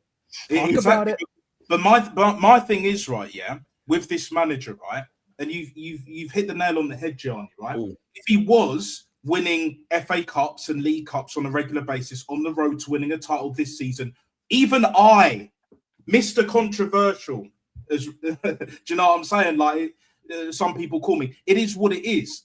But for me, you know what he reminds me of? This is what he's doing. In a nutshell, this is what this manager's doing, right? This manager is trying to go for a 10 out of 10, but sidestepping the 3s and the 4s as a virgin, bro. That is exactly what he's doing, bro. Do you know what I'm saying? You can't go for the 10 out of 10s if you've never done it before, bro. You got to start small, baby steps, and then build it up. You can't just go win the big things, you know, right off the bat, just starting out. It don't work like that. Unless you're blessed by the gods themselves or blessed by God, either way, right? It ain't happening. This manager actually thinks he's blessed by God. You know that painting, that Michelangelo, whatever, when he's touching the finger of what is it, God? Yeah, that's who Arteta thinks he is. He thinks the Sistine Chapel. Christ. Yeah, he thinks he's no. I'll tell you exactly who Arteta thinks he is. He thinks he's on the same level as Antonio Conte. I'll tell you exactly who he thinks. Look at how he's moving. Antonio Conte, to his credit, because he's had to with Napoli, has had to deal with the youth academy as far as bringing players up with the injuries and everything else. Right? Here's the problem at the end of the day. He is acting like he is a manager that deserves ready-made players when he hasn't done a fucking thing. Conte has a method to his madness. Do I like what happened at Napoli this season? No, but now the season ain't over and we're in different circumstances. However, if you look at Conte's track record, he wants ready-made players in their prime, ready to go, to listen to him and go off and win trophies. Did the same thing at Juve, did the same thing at Inter when they wanted to build a team. Chelsea, he stumbled into a team that could play his brand of football, and once he realized that he couldn't play a back line of 4 with his tactics, he changed it and went on the run to win the league. Right? Conte he also didn't have Europe either, which helped out as well. It doesn't matter. The guy's done it on multiple levels. The problem is, at the end of the day, is he already thinks that he's at the same level of Conte to demand crazy amounts of money and ready-made players to believe in the system that still hasn't fucking won. Conte's won. Conte is arguably on the precipice. If Napoli was able to make a comeback this season and win back-to-back Scudettes under this motherfucker might be our greatest manager of all time because of the manner of how he won the Scudettes. And again, to Carl's point, it doesn't take time. And to the point about the money, if you know what you're doing, you know what you're doing. Napoli's squad right now is barely worth 300 million euros. If you take all the transfer money that's built this current squad right now, going as far back as it was, we're not even at 350 or 360 million euros spent. And it's a 5-year long going with that right now. But yeah, the manager gets the best out of the players, and you actually play a nicer style of football. Exactly, Carl. Yeah. Exactly. And that's the thing. That's why I'm saying the money has to be brought into it. Because again, you give any of these other teams $1 billion that know what the fuck they're doing with talent ID, it's a different conversation. There's trophies involved with it. It really is. Give here with Monchi at the helm, because he's still there. He's not the sporting director anymore. But could you imagine what Aston Villa could do if they could spend $1 billion with the talent ID that they put together their team? Oh, Newcastle. Here, all the years that they were saving money under him, imagine if they were able to spend $1 billion in 6 years for Klopp. That's what I'm saying here. This is the money has to be brought into it, whether people don't like it or not, because the money drives home the fact that the amount of bullshit that's going on is absolutely ridiculous at this point. It's ridiculous. 7th place in the 2nd division made us look like fucking amateurs. What the fuck else is there? I'm sorry. No disrespect to the championship and everything else. The second 11 of Arsenal should still be beating Southampton. Should still be beating Southampton. It also goes to show as well that they made us look like a championship side. But more it could have been worse. It could have been. It could have been. It could have been worse. It could have been worse, Gianni. It could have been worse. We could have got knocked out to Port Vale. Brother, That's what even makes this worse. Look at that run that we've had. Mm. We had Port Vale. No, Port Vale was League Cup. Portsmouth, Wigan, Portsmouth, Mansfield, Wigan, and then Mansfield, Southampton. and Southampton, and you can't get to fucking Wembley. Are you fucking kidding me? Just for that alone, he should be potted, bro. Exactly. Leave his ass in Southampton. If AC Milan got knocked out by a Division 2 team, they'd want the manager's head on a spike. Bro, the fucking there ultras, would be riots in Milan. The fucking ultras were 20,000 deep the last 5 games of the season for AC Milan because they knew they weren't getting Europe. That's why he bounced. Bro. Conceição wasn't going to deal with that nonsense. Look at what Lazio's doing. Lazio, half the stadium walks out after the first kick goes because of the protest against what the owner's doing. Lazio's been playing with less than 15,000 fans in the stadium, starting completely full and everybody walking out during the game. And that's Lazio. That's maybe the 7th or 8th biggest team in the history of Italy. But do you know why they do that, Gianni? Yeah, because they ain't got time for the bullshit.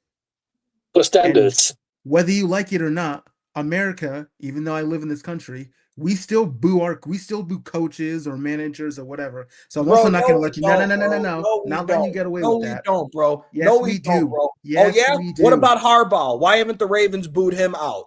He ain't won since 2012. No, they haven't, bro. Yes, they have. No, they don't, bro. No, they don't, bro. Baltimore Baltimore's been licking his ass crack. Baltimore's been licking Harbaugh's ass crack the entire time. When first of all, that Super Bowl was fucking rigged.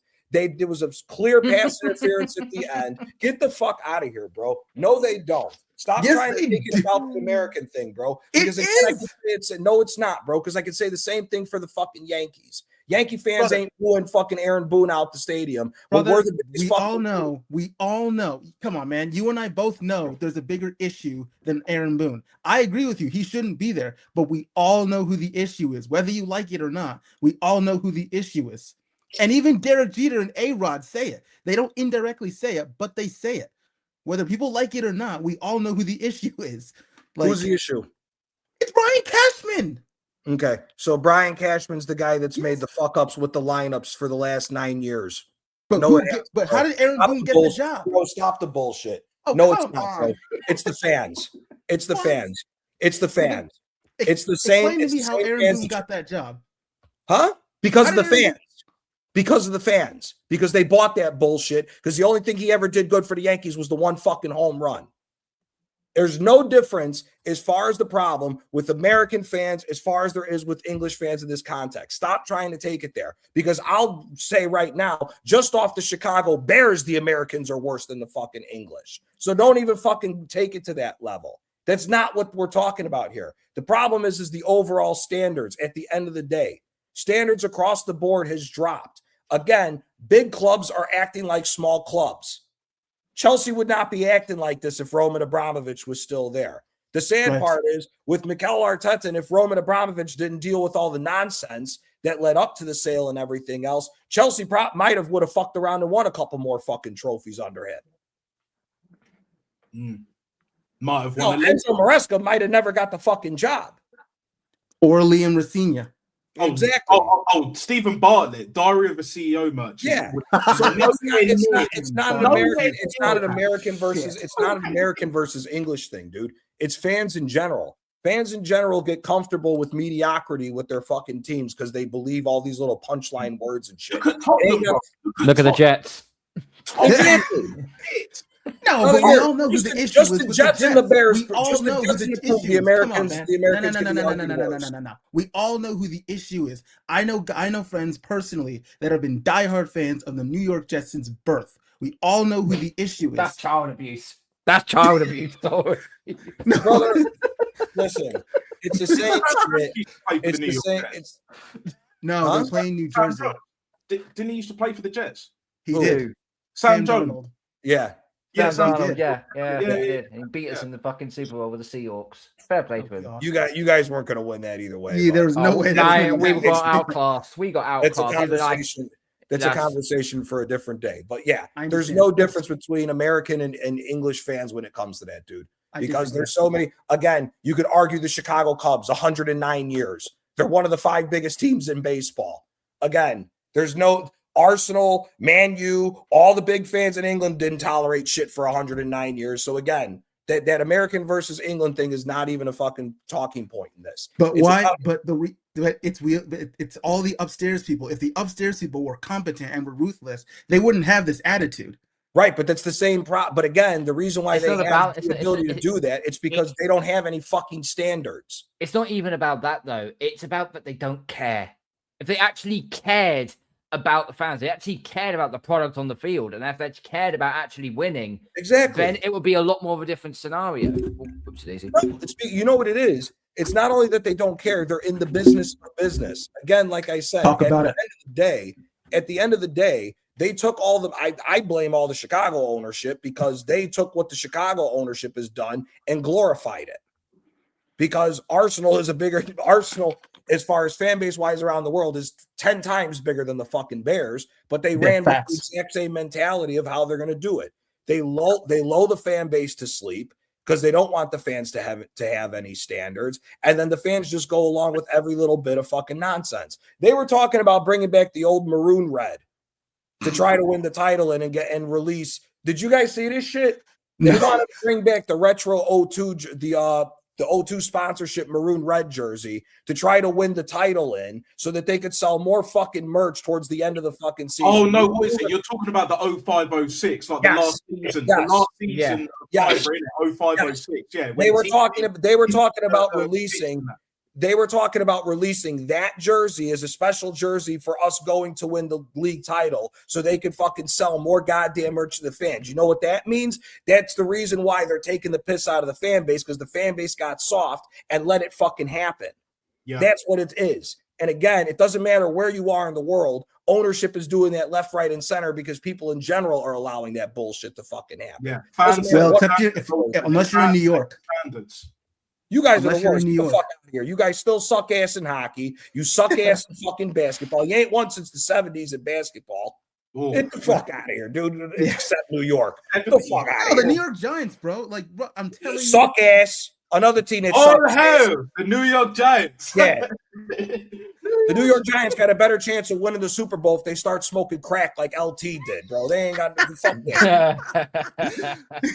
No, but ain't fucking happening, dude. Again, it ain't got shit to do with where you are in the world. Ownerships are doing this around the fucking world because, again, you either got two different types of ownerships. You either got ownerships that are in the business of business that care more about making money off the fans than actually winning, or you got the owners that are actual fans and want their team to win and will spare no expense to go out and win. And that is once in a while that you get an ownership like that. Again, before Abramovich, the only ownerships that were doing that was Real Madrid, Barcelona, and the 3 teams in Italy and Bayern Munich. That's it.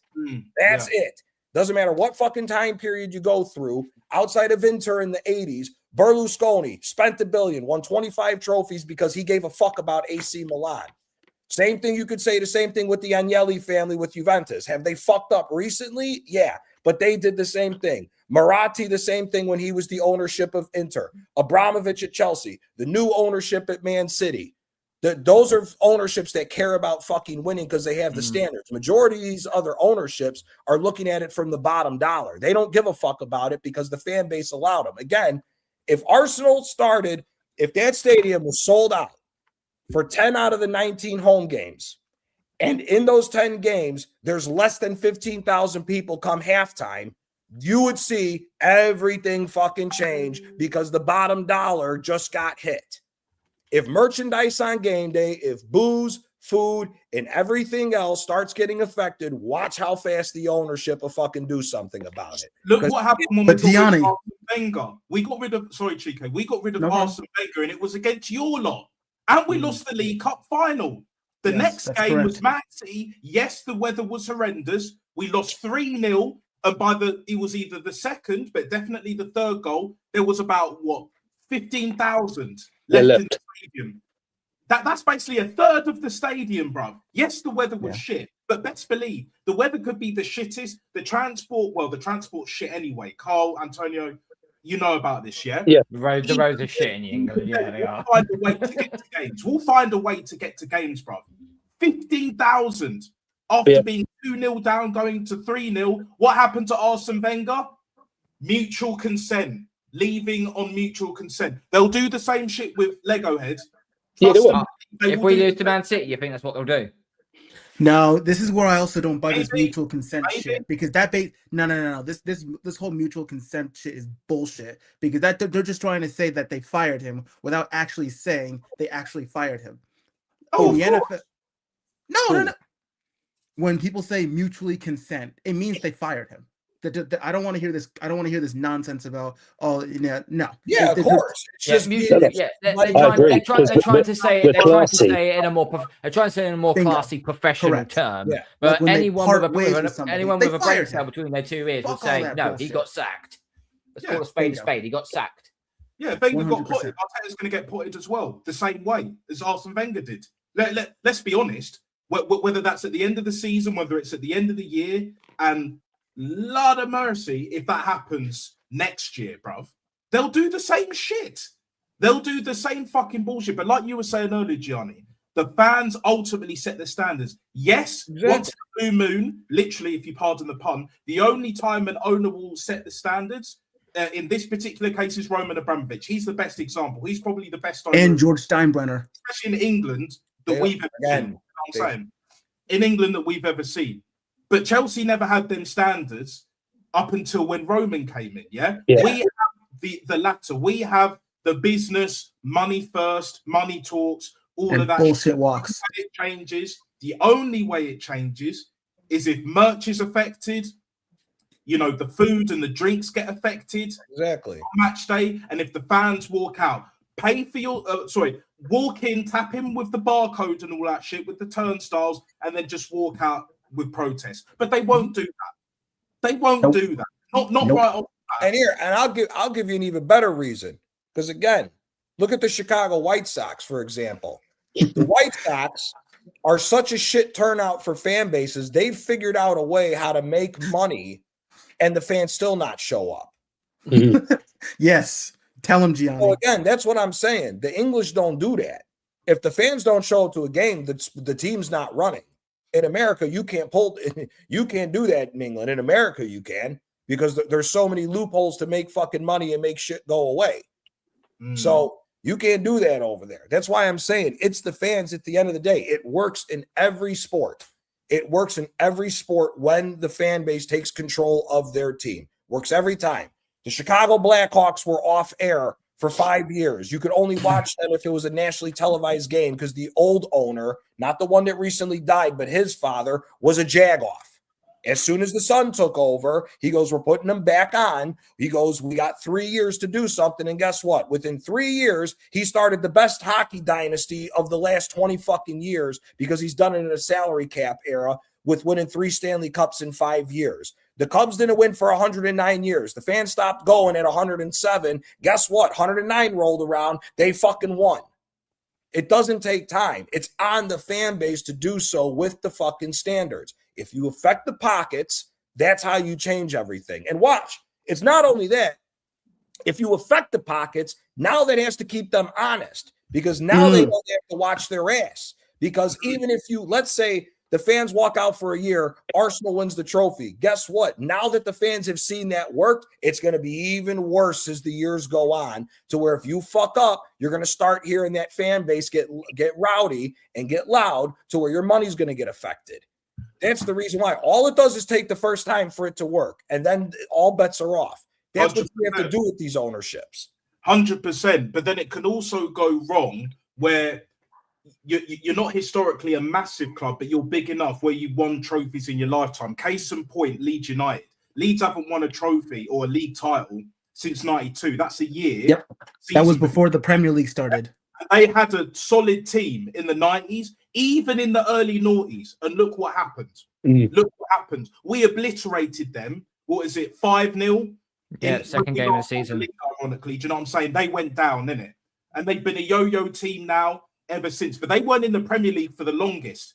And again, it's down to the fans. If the fans had the standards, do you know what I'm saying? I'm not saying they're necessarily bad fans or shit fans, but they still don't have the standards. If they had the standards from when they last won their league title, last won a trophy, yeah, they wouldn't have been in that shit. And they were spending money even years after they won the title, before they got relegated. So from 92 to 04, that's what, 12 years. The fans should have got together and be like, you know what, we got to keep this shit going. But they didn't. Yeah. And then you look at fucking Tottenham. Tottenham fucking sacked a manager that won them a fucking European title. Never mind just any old like League Cup or FA Cup. They still had his ass gone. And look at them now. And they better be fucking relegated as well. Like I trust and believe they got the only positive I'll take from this season from us not winning the league is Spurs getting relegated. That's the only, and Arteta getting put in, of course. Legahead has to go as well. Other than that, it's been an absolute shit show. It's been shocking. But again, the fans ultimately have to be held responsible.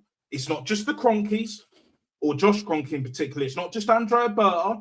It's not just the players. It's the fans, because the fans set the standards. If we had standards, we wouldn't be in this fucking mess. We wouldn't have hired Lego Head in the fucking first place. We wouldn't have even had him as a player. But now, where does the standards for the fans? Where does that come from?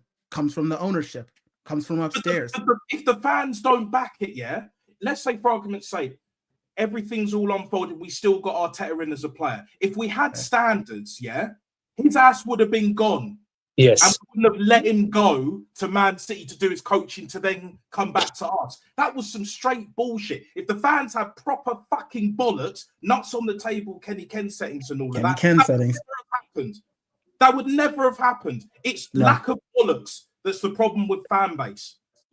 With this fan base, Carl, it's the lack of bollocks, period. And it's also lack of management. It's a lack of people upstairs. Go ahead. No, I was going to say it's a lack of, and where does that come from now? The ownership upstairs. Because if the ownership doesn't if the ownership doesn't set the standards, then the fans have to do it. Okay, but let me flip it around then on you, because then you have to look at it from a business perspective. Why should you? Why should you? Why should I invest my money into this team if I'm making money and you guys ain't demanding anything better of me? Why would you do that? That's how all ownerships work. Doesn't matter what field you're in. If it ain't broke, don't fix it. That's the old fucking saying. Why would I invest any of my money into a team where 80 to 90% of the fan base is okay with mediocrity? Why should I invest money into it? It's a two-way street. It's a two-way street, brother. It doesn't matter. The fan, if you walk into a team right now, if you walk in and you're the owner of Arsenal and you're looking to make a buck, why the fuck would I give two shits about investing any of my money into this team if the fan base ain't demanding it of me? Why would you do that? Again, because your ownership has no expectations. The ownership does, though. That's the problem. The ownership's won everywhere that they own, though, because their fans ended up holding them accountable with that. And also they make a shit ton more money in those countries than they do in England. Yeah, 100%. But at the same time, you have to spend money to make money. That's the old rule. You got to spend money in order to make money, right? Correct. If you don't ever have to spend money to make money, why the fuck am I going to spend anything? That's the whole key. That's why the fans are the first stage of having to fucking cause the entire change to the team. Again, I look at it from both sides because you have to at the end of the day. Again, it's a business. As much as we are fans that we love it as the club that we support, on the flip side of the ownership, it's still a fucking business at the end of the day. That's the problem, whether fans like that or not. That's why it's a two-way street. That's why the fans have to set the tone before fucking the ownership does. Again, if the fan base is content with this dickhead, what is it now? 1 in 24? One trophy out of 24 chances? Yes, possible 24, yes. 1 in 24. Okay. So if the fan base is cool with a manager who's been 1 for 24, if they're cool, if 90%, 80 to 90% of the fan base is cool with it, guess what? That 80 to 90% will sell out the Emirates every fucking year for all the damn games and everything else. Why the fuck do I invest in it then? It's not on me as the owner to do that. It's on the fans to set the precedent for it at the end of the day. That's why. And you know what? That's why when I was talking about Milan and Lazio, the fans are setting the precedent of what they want for their team. Thank you. That's the reason why they're setting the fucking precedent. They're setting the precedent. Arsenal fans, from what it sounds like from Jez and everybody else that are match going day fans and talk about it, 80 per here, Aaron tells me it's almost like 75 to 80% of the fucking stadium cares more about going to get a fucking beer, going to get some food, and enjoying the fucking vibes. Guess what? If that's your fan base, you ain't winning shit. Exactly. But where does that come from? Like I've said before, and I'll say it again. Brother, It's again, no, it comes from the fans. It does not come from the ownership. I think it's the fans. What ownership has walked in and said, we're going to fucking win from the get-go? The only one is Abramovich. That's it. Nobody else. And George Stein, and of the Yankees. Steinbrenner didn't do that coming in either, bro. He was worried about George the money Steinbrenner? first. Brother, I'm a bigger Yankee fan than you. Trust me. Steinbrenner cared about the money first before he started winning. That was his MO. He got into winning afterwards. But again, it was the fan base that set the precedent for it. Yes. Shall I tell you what it is? You know, I'm glad you said about the fans, John, because unfortunately here in England, it's very different from the rest of Europe in regards to having the main ultras that can make a difference in the club. But you know for a fact, Inter got their main ultras, Milan, Napoli, Juve, whoever, yeah, they make the difference, and they got connections to the club. Unfortunately, here in England, we don't have a main ultras, especially with Arsenal, that could actually hold, the owners and the whoever by the scruff of the neck and say, "Look, you're taking the piss now. You need to make a difference." In Italy, they do that, John. You know this, don't you? No, 100%. And now, but at the same time, it doesn't matter whether there's ultras or not. If you give a fuck about if you give a fuck about being how we talk about we're the third biggest team in England, if you give a fuck about that, and all these other motherfuckers are getting close to passing you on trophies to where you could potentially lose that standard, it shouldn't take ultras for somebody to wake up. I'm sorry. If you love your team, you love your team. If you want your team to succeed, you want your team to succeed. That's why I'm saying that it's on the fans. Real quick, Carl, I know you got to bounce. Happy birthday again. Happy birthday, Carl. Happy birthday, Carl. Thank you, gentlemen. Thank you. Yeah. Thanks for having me on, mate. Happy Much birthday, appreciated. Carl, mate. But I'm now flagging like fucking crazy. So I'm getting out of here. I've got 2 shows tomorrow night. Obviously, I'll do Smoke and Mirrors again because obviously the press conference was this afternoon. So I'll try and get one. I'll probably go live tomorrow morning about 9:30 and then flip over to Shane's channel afterwards. And then I'll do a post-match reaction after the game, win, lose, or draw against Sporting. But big up to everyone. Thank you, everyone, for having me on. Yeah, I'm going to bed because I know tomorrow I've got to go to an inflatable theme park with my son tomorrow. So the next time you see me, might be in a neck brace and with a clenched look on my face like I've just shat myself. So with that being said, remember, be ruthless. Or like this manager, be motherfucking replaced. Arteta out. See you later. Peace out. Take care, man. Good night. See you, man. Peace out, Carl. Happy birthday again, my guy. Big up, Carl, man. But yeah, that's my thing. At the end of the day, whether you have ultras or not, the ultras take it to the next level to why Italy's as feared as it is with that. But again, if you truly care about the best intentions for your club, there should be no problem of needing ultras to lead the way to go against the grain of what's going on with this club right now. If all these fans really care about Arsenal winning, they will all fucking start affecting the pockets of the owners instead of, oh, you just have to get behind the team. No, you don't. And it takes all the fans too. It takes all the fans, but again, you got to start somewhere.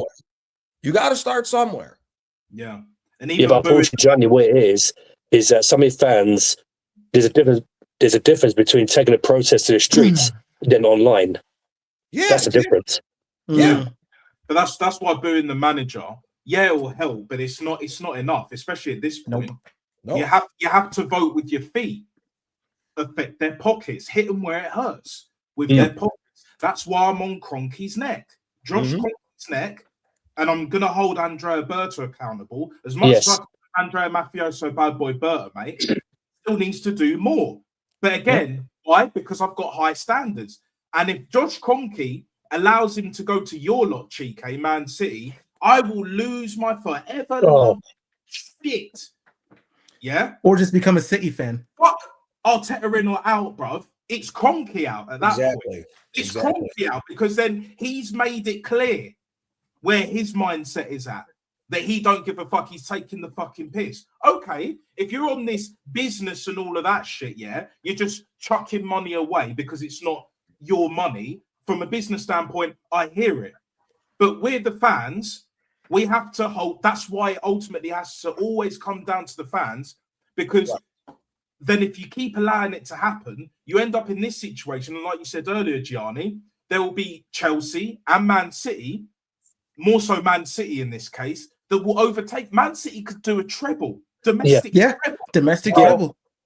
And I'm happy you went there with that, because that's how fucking embarrassing this is. That's how embarrassing this is, that we have put ourselves in a position to where not only should the league have been won over a month ago with the separation that we already had on City, we've not only let them come back in now to where they could end up pulling a domestic treble and we walk away with dream remains alive. I heard me say that, Gianni. Also, Nat as well. Remember, Josh wanted trophies. His words. I say be excited, man. Do you know what I'm saying? I'd say be excited. I'm not making this up. Man. I don't know. Do you know what I'm saying? I'll be very excited when you pop fucking Lego head, that narcissistic little looking ass motherfucker. That's when I'll be excited. And then we go start winning trophies again. That's what's really going on. None of this trust the process. Project Youth is in La Basura, in the fucking bin, because you're only doing that for fucking records and shit. Per Mertesacker has bounced because he sees you for what you are. He's tired of that bullshit. Andrea Berta could easily walk because he probably knows something that we don't in terms of where Josh Kroenke wants the football club to move forward in his eyes. So this is why, even though I'm aware we are a small minority, very vocal minority in terms of what we're saying right here, right now, Fatboy Simpsons. But the reason why is because I know sooner or later that there'll be a few more fans that are like, do you know what? I'm tired of this and I want to get on these shows or set up my own channel or go to Insta, go to Twitter, whatever other platform and speak up about this because they've had enough also. That's at the point where we need to be, because the longer this goes on, the worse it gets. The players are already beyond spent. This manager has run out of ideas this season.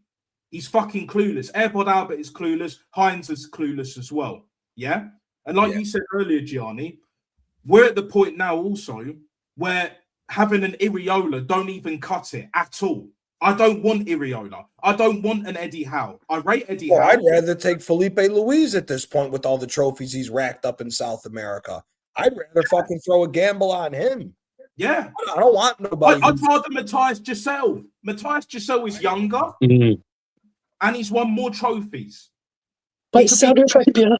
German to these fucking mutants. Do you know what I'm saying? But because they're infatuated with Lego heads, always perfect hair, and Oda clapped, Nick and the Living Guards doing, hair. Yeah, proud of clothes. He's family, guys. You might as well bring in Diego Simeone, Don Simeone. He'll get this league done over the line. And he'll drop kick the fuck out of most of these players, bro. Ben White and the ownership. Martinelli will be out the door. Nick and the Living Guard. That donkey Havertz will be out the door. Jesus, do you know what I'm saying? The Bolivian, Trossard. He'll get rid of 12 players, minimum. If we have Don Diego with Berta staying, that can happen. But under this regime, with Lego head, no chance, bro. The worst thing that Kroenke could do is put faith in this manager. And he's already had enough, so it seems. That being said, it can change just like that because the fans allow this shit to fester. They've been allowing this shit. Yeah. But again, we'll wait and see next month. Wait till May. I've always said this for the longest anyway. Wait till May and we'll see what goes on, innit? Do you know what I mean? And also, if you think that if we go trophies this season, if you think that players like Saliba and Gabriel are going to be staying, think again. Oh, they're out of here, man. Can you get me transfer out here, please? Declan Rice will be gone. Bukayo Saka's finished anyway. Another rebuild. Yeah, rebuild. Another Can I also process. say one thing? I do want to say one thing with the ownership. If you're in ownership, if you bring in this is why I hate if you're in ownership, you can't be bringing yes man in, because I don't know how you feel about this, Nat, but how much do you think that Arteta is a yes man to this ownership? To be honest, he's similar to what Furioso said. He is in a way a good boy, but the thing is with Kroenke has been twanged by Arteta's fucking bullshit. Arteta, Lego head, is a snake oil salesman. He is a classic Spanish snake oil salesman, yeah? He sold Kroenke down the river. He's clever. Yeah. No, the thing is, he's very smart. Arteta, the only credit I will give Arteta is that he's very smart. He's twanged this ownership. The board don't give a fuck anyway. They're a cartel. They've been doing the same shit for years. Yeah. But he's twanged the fan base. Ultimately, most importantly, he's twanged this fan base. Yeah. No other manager, in no other position, nowhere else in the world would he get £15 million a year and have all this power, all this authority without winning fuck all, bruv. After £1 billion spent, nowhere else on the planet, but it happens here. So to answer your question, Chike, like in a footballing sense, it's naive, but on a business sense, short term, I could see why he did it. But long term, it's not going to work out. And you see the look that he gave him after the League Cup final. It's setting in. It's setting in right now. And Kroenke's got to make a big fucking decision that he can't avoid. Not even Andrea Berta can make that decision. The only thing that he can easily leave to Andrea Berta is if he wants Arteta potted, let's say we don't win the league, which is most likely going to happen. Let's be real. We ain't winning another game. Well, I can't see it anyway. You know, we might draw a few, but that's by the by. Let's say we don't win the league. We're definitely not winning the Champions League. So no trophies again. Ole, ole, ole, and all that bullshit, yeah? he'll send Andrea Berta to sack this bomber Clark, pussy Clark, Ras Clark prick. Do you know what I'm saying? Whereas when it comes to actually figuring out a strategy, you know, to go in a new direction, a more positive direction, not just in terms of bank balance, Josh Kroenke has to do that himself. Ultimately, with the board, like he can't avoid that. The only thing that these owners, have all in common, whether they're winners or losers, is that they don't want the attention. They don't want the heat, rather, I should say, clearly. They don't want the heat on themselves. They would much rather push that away from them, to the manager, to the players, even to the boards in certain cases. Do you know what I'm saying? We're kind of in that similar situation. That's the only thing Josh Kroenke has with all these other owners, He don't want the heat, but he's going to have to make certain decisions regardless. Otherwise, he's going to get that heat, and not just from me. I'm only one guy, innit? Small channel and all that shit. But they see my shit. They see your shit, Gianni. They see what we're saying. And if you want to speak to me, Josh Kroenke, I'm all ears. I'll tell you Wagwan, innit? While drinking. I also want to. Oh, sorry. I just want to say this because I have to. I'm going to run. I'm going to run after I say this. The reason why I brought that. Thank you. I'll go next. Okay. The reason why I brought that up with the ownership is because if you have an ownership that literally just brings in a yes man, and if you have an ownership that brings in a yes man, naturally the fans will go along with it. That's why from the ownership they have to then bring in a person that's not going to stand for any of the bullshit and actually give a toss about winning. That's why I always say, like you were saying, Gianni, with all the Chicago things and stuff. I'm really curious on if they really bring in yes men that will do what they want and do all this instead of actually getting people that are actually competent. That's what Arteta was, though. He was the owner's dream. He is an owner's dream. Again, very simple. Look at it from the financials. Are you going to worry more about your team that's worth a couple billion every year, or the team that's worth a couple $100 million a year? You're going to worry about the team that's worth billions. Yes. That's why they gave $1 billion to keep the fan base quiet while Arteta ran the show, while they were worried about getting everything straightened out with the Rams. That's why. If you're a business owner, you're worried about what makes you the most amount of fucking money. That's why he is a yes man. Now, to what Nat just said, and again, when you take into consideration of the fucking picture at the end of the League Cup final, that shows that the tide is turning. that now they did what they needed to do in America to get their business straightened out. And now they're focusing on Arsenal so they can have all their teams have won. Again, if you were worried about just being a yes man and making money, Bertha doesn't get hired. Let's just call it for what it is. Bertha doesn't get hired.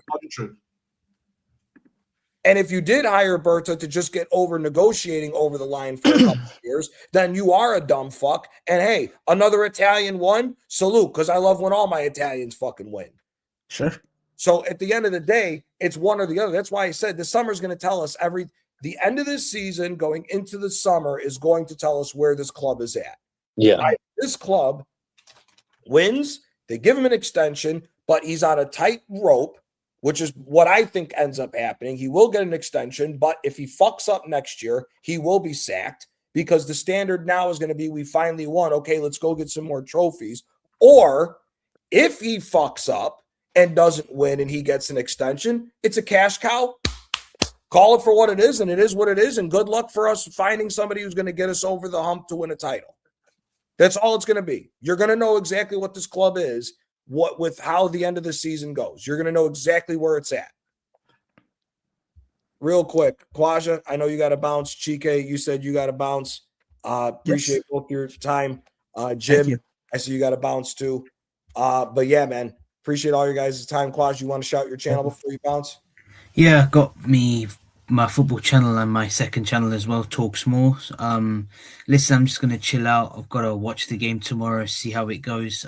Just get. What's your prediction for tomorrow before you bounce? What's your prediction for Sporting Lisbon? It's gonna be tough. I'm not gonna lie. Of course, that those two defeats really affecting us at the moment. Yes, I know we're getting some of our key players back. Obviously, Rice and Gabriel, huge boost for us. But I feel like it could be a stinky win for us. I understand, panel, you might disagree with me. I get it. But I'm going stinky 2-1 win. And I'll take any win, by the way, because let's be real, I just want to win the league down so much. If we can take any win, I don't care. Move it to the second leg, get the job done. And obviously, I think we're going to get knocked out by Barcelona, Atletico Madrid. So we might as well just get the league done and forget about it and sack Arteta as well. Yep. Okay. I hear it. Chike, I'm sorry we didn't get to do any Man City talk guys. I gotta today. Go. No problem. Guys. Enjoy a night. Real quick, what's your prediction for the rest of the season? Do you think you guys are coming back and winning the league? Do you think we fucked it? What's your real quick prediction of what's going on right now? And what do you think? When you're watching the game, what do you think happens with the Sporting and Arsenal game tomorrow? I'm gonna go 3-0 Sporting. I think Arsenal's wheels are completely falling off. You know, getting knocked out in 2 competitions in 2 days is really going to have a psychological effect on them. And I just don't see how they're going to get any sort of offense from any of their players that are just literally walking on eggshells, just waiting to be tipped over the line, and everything falls apart. So I'm going to go 3-0 Sporting. And I also think I'm going to who wins the Champions League? I think Barcelona will take the Champions League as well. I just think they're playing a brand of football that's just incredible, and they have the best player in the world in Lamine Yamal. So I really think they're going to do it for the first time in 11 years. And also, Gianni, let's go. And I don't know why you hate before I go, why do you hate UConn so much? Because it's Connecticut. Oh, you fucker. Yeah, I'm from this thing, man. Trust me. There's a reason why I don't root for the Red Sox, but that's a whole other story. Anyway, thank you guys so much for having me on. Appreciate it. Remains alive, and let's go Huskies. Yep. Jim, real quick, because I know you got to bounce too. What's your prediction for the Sporting for the Sporting game? What's your prediction for the rest of the season so far? It's gonna be an hard game tomorrow. Oh God. I'm saying 2-0 Sporting. I don't think we'll have a chance of beating Sporting. And then the second leg, so it's going to be a draw, and then go to penalties and then get knocked out on penalties. Okay. And then the league. I'm not confident about the league anymore. I think City are slowly getting back into it. because you saw they hammered Liverpool 4-0 at the Etihad. And then they might do it to us at the Etihad as well. Mm. Yeah. If we're still banged up on injuries and it's half that same team that was against Southampton, you better believe we got an ass whipping coming. Yeah. And I want this, what can I say, this Spanish fraud out of Arsenal and get Simeone or Luis Enrique in the summer. I hear it, man. I hear it. I hear it, brother. I appreciate your time, my guy. Yeah. You're always welcome on the channel. Appreciate it, my guy. Thanks, guys. There you go. Peace out, man. Peace out. Jim. Antonio. Yeah. Just to change the subject a little bit to the happier times. Can we dream? Can we dream? 7 points behind. 7 points behind in 7 games. Is it still 7? Because I need to go back and watch the game. I'm not going to, even though I'm a newly graduate Napoli second team. No, I'm not going to do any funny business. You know me, but so it's still 7 points. Yeah, sorry to cut you off. 7 points. Yeah, 7 points, but 7 games. The next game is going to tell us if Napoli has a chance to come back because Inter's on the road against Como, and Como. And Como, after drawing the game against Udinese, by the way. Oh, funny enough, Nico Zaniolo wasn't called up for the Italian national team. Just needed to get that out there because he's been doing good, and he was forgotten again. But they got Como away, and Como drawing to Udinese has now put them in a straight-up dogfight for 4th place. Juventus got a big win today, chasing down the 4th spot, and also as well, if you look at Atalanta's not out of this now because they came up with a big win, and Rome could be possibly spiraling out of even the top 6 at this rate right now with what's going on. So it's all up for grabs in Italy. Italy, once again, towards the end of the season is showing that whether people don't like the Serie A or not, it always gets interesting with it does, isn't it? Yeah, with the Serie A, whether the league is what it was or what it wasn't. But I think the Como game is going to tell me if I believe or not. If I'm being honest with you, Como is a very good team. Cesc, as some of the rumors are starting to swirl in Italy, could be potentially playing for a job, depending on what happens with Allegri or with Kivu right now. But I don't know. The Como game is going to tell me if Napoli's in a title fight. If we are, I'll take it. If we're not, as long as we stay in 2nd place, that's all I care about in this scenario. Just continue going. But to a simpler thing, Antonio Conte is pretty much confirmed gone at the end of the season. I knew that already anyway. Oh, yeah. I said to myself, I think I said when we won the league, I said next season he'll be gone. I knew it already. So let me ask you about this, because this is what's really interesting to me. Antonio Conte has been now heavily linked to possibly becoming the front runner for the national team job. If Antonio Conte is the guy that we're looking at to take over the national team, we're not changing a damn thing about this fucking national team. I'm sorry. The 3-5-2 will be here to stay. The politics and the bullshit will be here to stay. And we're going to kick the can down the road once again. The fact that I'm even seeing him or Allegri being linked to this job is absolutely fucking infuriating me. I'm sorry. As I said before, me personally, take Mancini, put him back at the helm of the fucking team, get Malago in, have Paolo Maldini be the head of everything behind the scenes, because he'll actually get that shit running in order, because I believe in Paolo Maldini. And then let Sadi be the head of the development. There's your 4 that you need to really start making major changes. If it's just going to be Malago and he brings a couple of fucking hand jobs in, like these guys did with bringing in Buffon and Bonucci, there's not going to be any real change. No, there won't. But in saying that, with Conte possibly on the way out, and there's a possibility that Conte might win the Scudetto and leave and just say, I went to Napoli for 2 years and won 2 Scudettes back to back, which in and of itself is a fucking feat to do that with Napoli. But who would you be looking at if Conte is going to walk at the end of the season to take over for Napoli, Antonio? Who I'd be looking at? Who I would be looking at would be, I think, like you mentioned before, to bring back Sarri to amend what happened before, or even like bring Mancini in. Why not? Agreed. Because there's been some talks now that people in Sky Sports d'Italia and Di Marzio, that there's been rumor that maybe we talked to Francesco Farioli. I'm sorry. If you get your first trophy with Porto, that'd be fantastic for you because you fucked up with Ajax last season.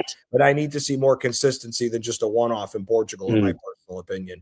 Vincenzo Italiano, I like the guy. I get what he likes to do, but at times he's a hard head, and he even when it's not working, he's kind of like Arteta in a way where it's plan A, plan A, plan A. There is no plan B or anything to that matter. So I don't know if I'm crazy about I don't know if I'd be crazy about trying to go get Italiano.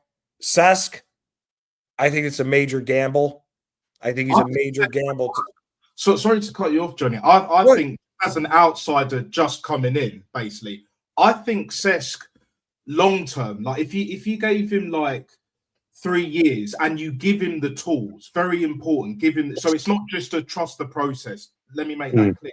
Yeah. But you gave him like a 3-year contract, which is reasonable, but you give him the tools, get rid of KDB, you can get a bit of Bob for that, certain other players, Politano, and then maybe get other quality players, either from the South or elsewhere around Europe, around the world.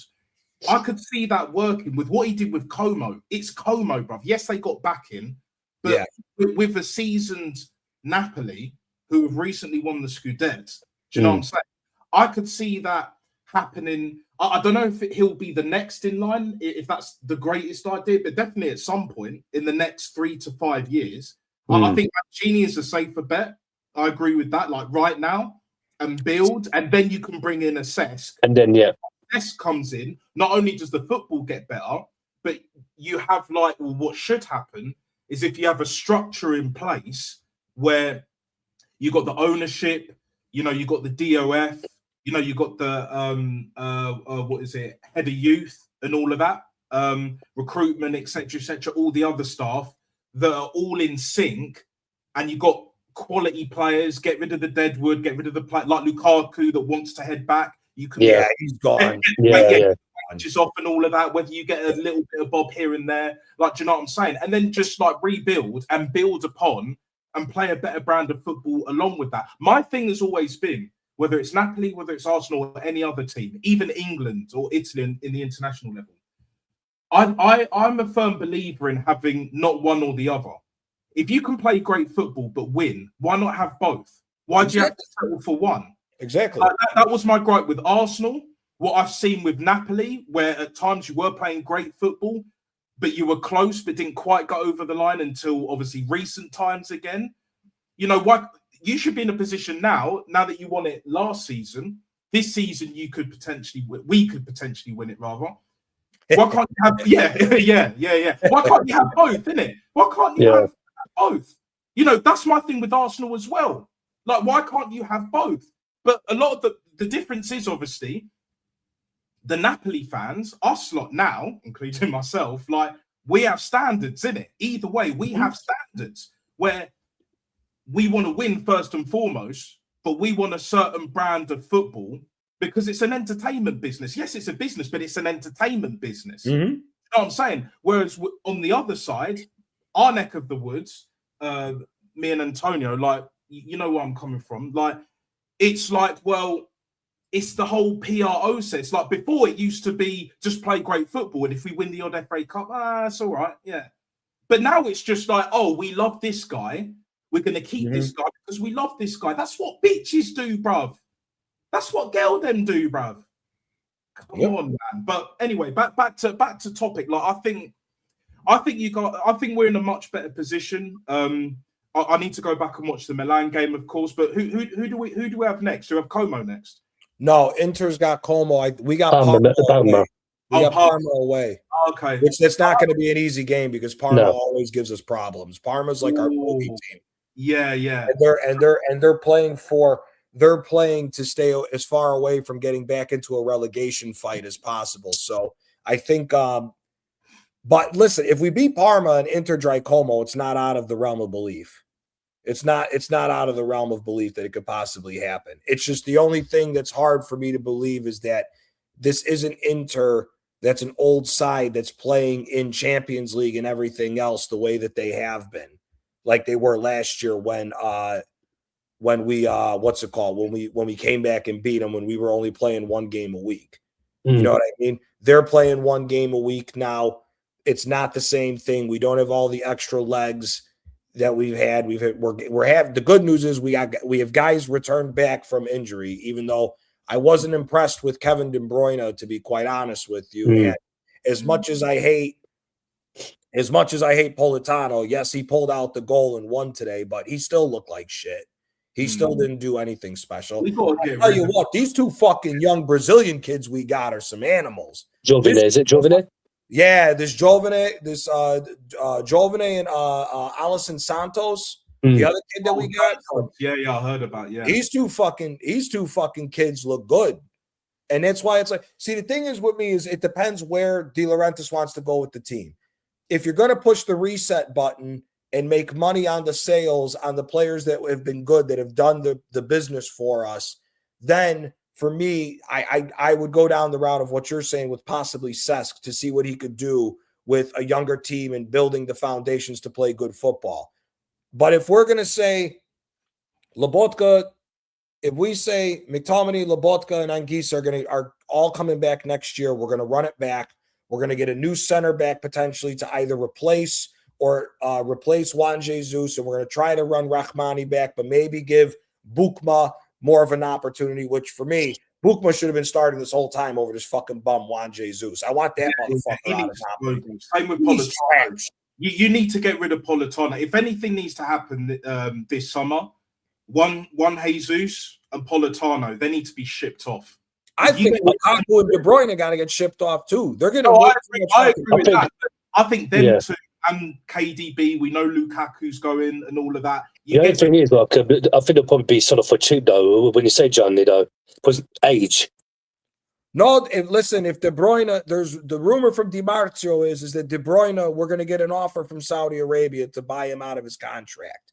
Ooh. So if somebody's going to come and buy him out of his contract, let him walk.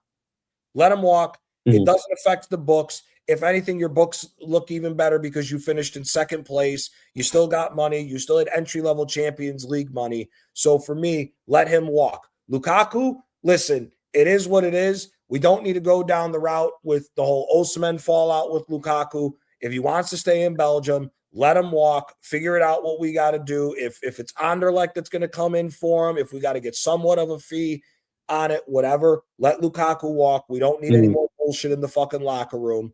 And then the question is, once those two guys go, now Politano and Jesus got to go along with them. The question is what are we trying to do? If we're going to rebuild the team and go younger, then you need to push the button and figure out what you're going to do with McTominay, because there may be some English teams that are dumb enough to come back and offer 40 million pounds or something for him because of what he's done over the 2 years. So you push the reset button and you sell him because you got to cash out at this point if you're going to have a problem with Lukaku. What about Højlund? But what about Højlund, Johnny? Oh, yeah, Højlund, yeah. Me personally, I would not keep Højlund. I'd get rid of him in a heartbeat. Get rid of him in a heart. I would not make him permanent. Would DeSantis keep him? That's basically my question, Johnny. De Laurentiis has made it sound like we are going to pay the 50 million euros and buy him permanently, which doesn't make sense to me. Because for me, I would rather go down the route. Instead. See, the problem is this is why Conte, it's such a back and forth with him, because Conte asked for Højlund once Lukaku got hurt. Then he was also the one that pushed for Lorenzo Luca, who's just a fucking bum. And Lorenzo Luca combined with Højlund is 85 million euros that we've spent on absolute dog shit. Now, Højlund, at the end of the day, hasn't done bad, but he's not 50 million euros worth. He's just not. He's just not. There's so many other hell. I'd rather give 50 million to Atalanta and go buy Scamacca and bring Raspadori back if I wanted to burn 50 million. 100%. I'd rather take a chance on them two guys than these two fucking idiots. The only consolation, and here's the other thing. An uncomfortable conversation is we got to get rid of David Neres. Yeah. We got to get rid of David Neres. Bring Noah Lang back, unless because he was on loan at Galatasaray. He has to come back. He has to come back. If Noah Lang is lost and we end up selling him to Galatasaray to get 30 million again, I'd rather take the chance with bringing him back because he's played well in a more offensive brand of football. Now, an outsider that I would like to throw a name into this, and I'm only doing this because he's Neapolitan and I've been impressed with what he's done with the national team, I wouldn't be opposed to hiring Vincenzo Montella. I would not be opposed to hiring Vincenzo Montella. And if push came to shove, I would not be opposed to hiring Rafa Palladino from Atalanta because I've been very impressed with him bringing Atalanta from 16th up to 7th in the amount of time that he did. So and he's still in a fight to possibly finish 6th or 5th, and even a champions. I mean, if he goes from 16th to 4th in the amount of time that he hired Atalanta, I'd call him immediately, especially because he's Napolitan too. I'd bring his ass down there and be the manager. But for me, it depends what direction you're going to go in. If we're going to keep the core that have been here now for the 2 Scudettes in these runs, and we're going to try to make a run, I'm going with Mancini. Bring in an experienced manager, fresh approach, more offensive, which fits this team better anyways, to be more offensive than this 3-4-3 nonsense that Conte's still trying to push. Yeah. Go back, play 4-2-3-1, play more offensive, get Mancini in here and run it back and run it to Scudetto again next year. Because Milan, for me, I don't want to see one of the better managers end up at Milan because I think Allegri's too defensive for Milan. The draws have killed them. How the draws killed Arsenal last year is the reason Milan's not in a Scudetto race like this year. They've drawn too many games. So for me, I'm more so looking at it from the perspective of where do you want to go? If it's another build and you got to hit reset, but you keep some of the young kids, go down the route of Cesc. To the question that PFC asked, yes, I wanted De Zerbi at Napoli because De Zerbi would play a good brand of football and be able to develop some youth the way he did at Sassuolo. However, now that he's gone to Spurs, ain't no shot of us getting him because the fact that Spurs agreed to pay him 15 million a year or 12 million a year, whatever. Fang them, bro. De Zerbi he's a monster. Tactics guys.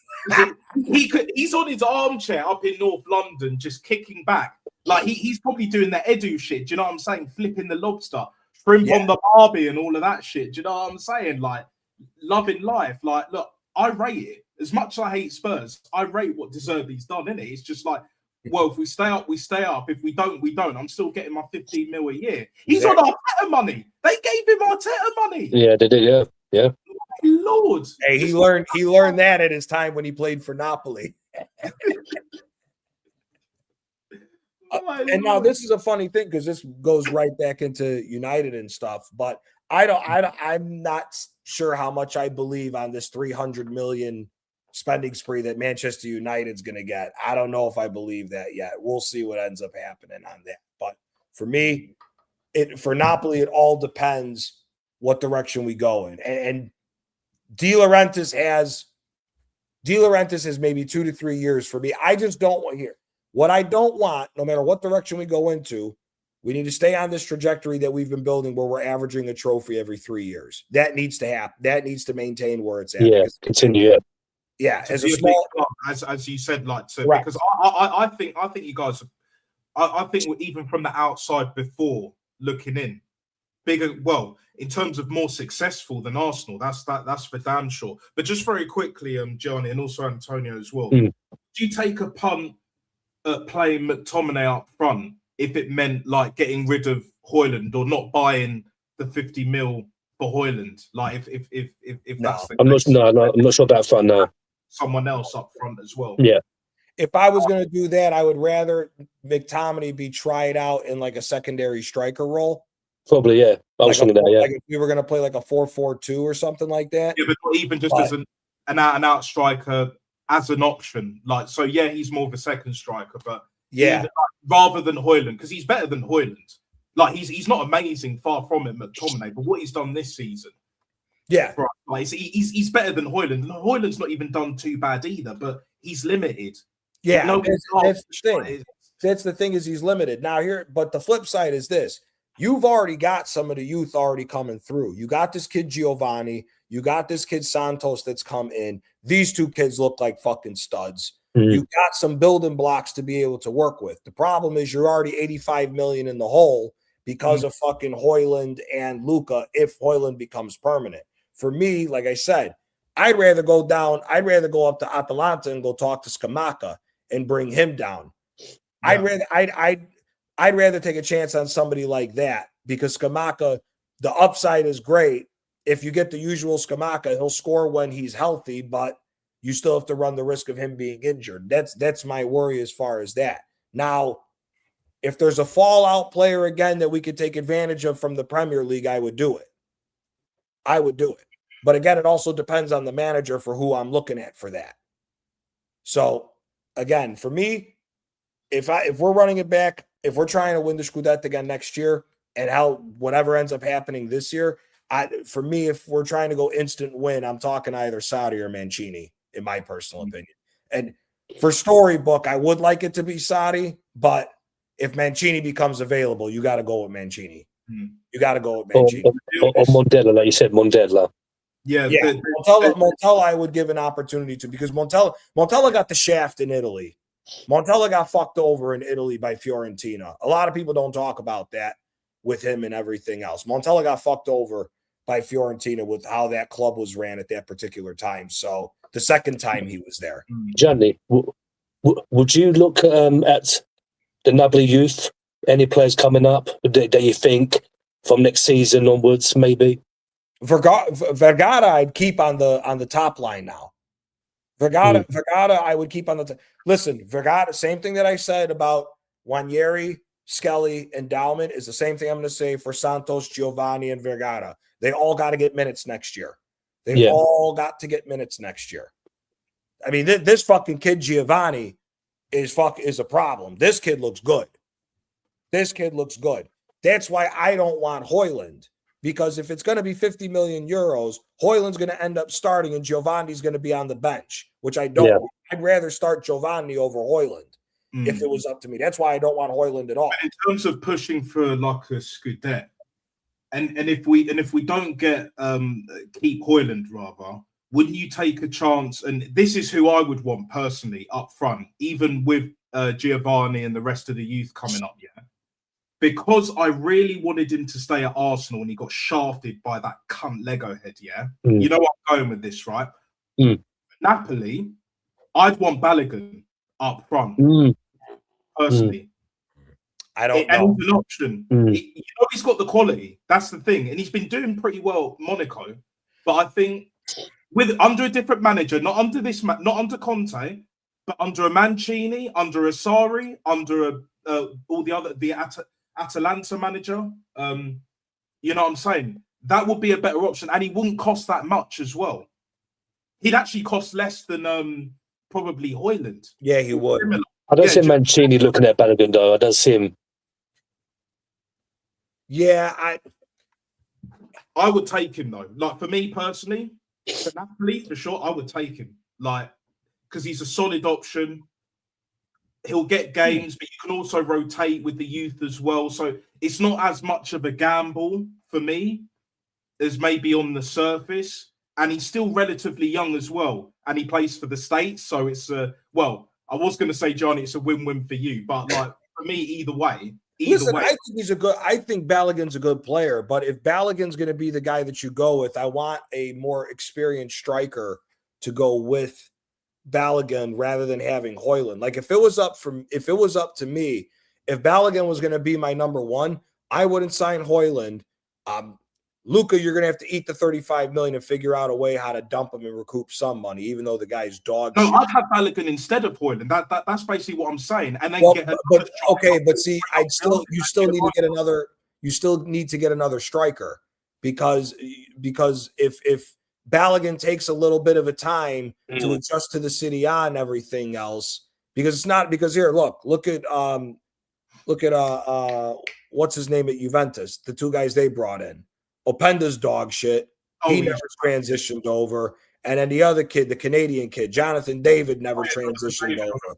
But like, if Balogun doesn't adjust immediately, you need to have somebody else. For low money, I'd go get that Pinamonti from Sassuolo as the backup striker. But I think he'll adapt, Balogun, because I think he will. Of the player that he is. And I will go a step further. I will say that he'll have a similar effect to what Lookman had for Atalanta. Do you know what I'm saying? Because he's got the ability. The only thing that Balogun misses is the higher goal rate. Do you know what I'm saying? More goals. That's the only Balogun, if you play a 4-2-3-1, if you play a 4-2-3-1 and it's Balogun as the 9 and McTominay as the 10, then Long on the left, and then depending who you go out to get on the right, I think Balogun would be able to score a lot of goals with us. But again, it depends on the manager, because I don't think Balogun is better with guys playing close to him because his passing's not all that. So, like, if Balogun's the guy that we get, I don't think Sadi's the manager to get. I definitely think it's Mancini. If you got Mancini as number one, because I think if Balogun, I know Antonio, you mentioned that maybe he wouldn't go for a Balogun, but let's just say for argument's sake he does. We play a 4-2-3-1, maybe play a 4-4-2 diamond, maybe, possibly, like with the midfielders that we got. I see it working with the right striker, him, or playing a 4-2-3-1 to bring Noah Lang back, get rid of that bum Politano and get a proper right winger. Do you know what I'm saying? Like, even, for example, I know he's not the best, and I know, like, because it's Napoli, with all due respect, but I'm trying to take my Arsenal hat off as well. It's very difficult because we don't have the money. Napoli doesn't have the money that Arsenal has. No. Doesn't generate the money, but more successful. But even the likes of maybe like a Reece Nelson on the right, I'd rather him than fucking Politano. No, you know what I'd take if they're gonna let him go. It's going to cost too much, and he's at Juve anyway, so that's not really. Conceição won't come to Napoli. That's my point. I would love him. I would love him at Napoli. Yeah, that'd be something, isn't it? Reece Nelson is realistic. Do you know what I'm saying? Even as pro, and you can put Noah Lang on the right, maybe. You know who I would take? I'd take him from Rome. If Rome's really going to let him walk for free, I'd bring Pellegrini to Napoli. Oh, easily. I'd bring Lorenzo Pellegrini. Sign me up. Do you know what I'm saying? It's McGregor used to say, sign me up. Do you know I'll bring him at Napoli. Bring him back from the dead, bro. Do you know what I'm saying? Like, we need that. He can play on the right as well. Do you know what I'm saying? Like, see, Tonali, the thing with Tonali is Newcastle's going to want too much money for him. Yeah, they will. Yeah. We don't have the money to afford. The KDB money won't be enough. Even if we sold Højlund, KDB, let Lukaku go, even with the high wages going, it still won't be enough. Because the transfer fee and wages. I hear it. Tonali, I would take, but Lukaku and De Bruyne is 400,000 euros a week between the two of them on contract. That alone's not going to raise enough money to be able to go get Tonali. You'd have to win. We would have to win the Scudetto. We'd have to win the Scudetto in order to get anywhere near the amount of money we would need in order to go and buy Tonali. Tonali's not a realistic. Is not a realistic approach for me. I would look at Lorenzo Pellegrini because he may go for free because I don't think he has signed an extension with Rome. I would also look at. Like I said, I would look at Pinamonti from Sassuolo. I'd also look at Armand Loriente as well from Sassuolo because he's a good fucking player. But also, too, like to what you said with a 4-4-2 diamond midfield. See, for me, if you go out and get a Mancini and Mancini wants to play that formation, right?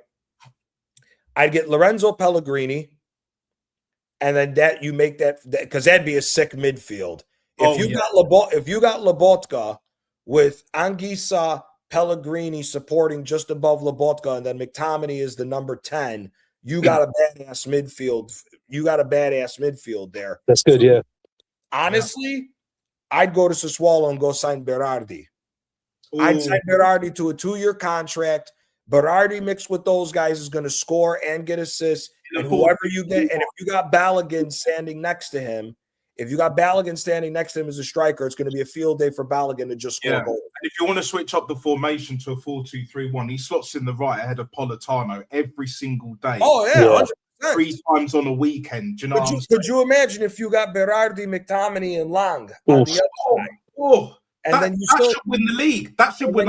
And then you still got Vergara, you got Giovanni, and you still got Santos on the bench as well. Yes, you have a good.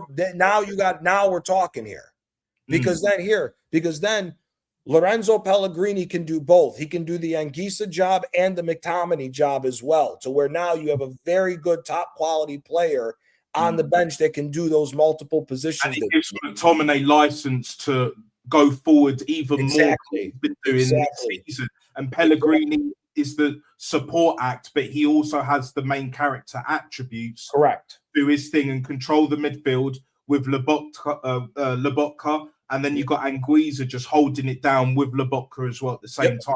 That midfield is solid. And then you get the guys. But the only other position we need to strengthen is we need a secondary right back. We need somebody who can come. Yeah, we do.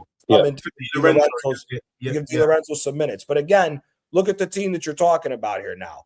Now you're talking about a possibility where you got Gutierrez at the left, you got Buongiorno. For me, Rahmani should still be allowed to get the starting role when he comes back from injury. But again, Bukma needs to get some serious minutes now, because that's what we brought him in for, to be the get rid of one Jesus, get rid of that. He sucks. Yeah. Get rid of his ass. Get rid of him. There's a number of guys. I'd go get the kid from Lecce. Is it Belshirato? Belshirato from Lecce. I'd go look at him. I'd go look at Nicolo Casale from Bologna. There's a few center backs. There's a few center backs that you could sign that'll play as a rotationary player for Napoli to go for that back line.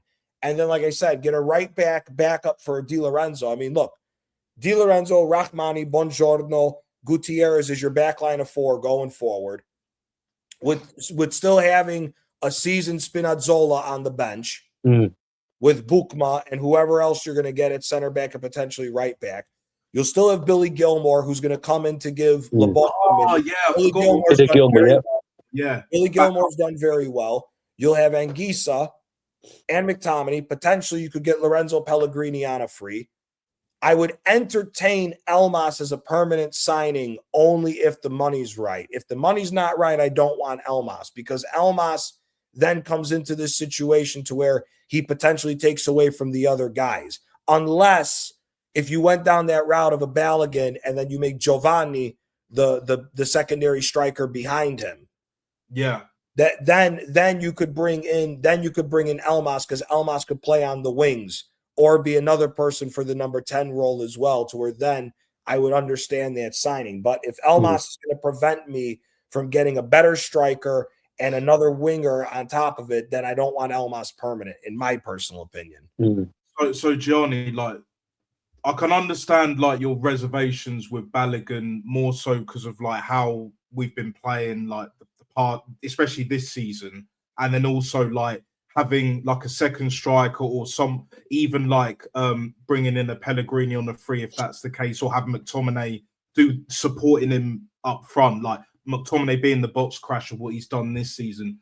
So who would you have instead of like Højlund and up front, and with Giovanni, Vargas and Santos, you know, coming up through the youth? Like, what striker would you have to sort of like bring it all together going forward to get us the goal instead of a Balogun, like as a something different to Højlund? Because we know what Højlund is. Like, he can only do so much with a Conte or any other competent manager.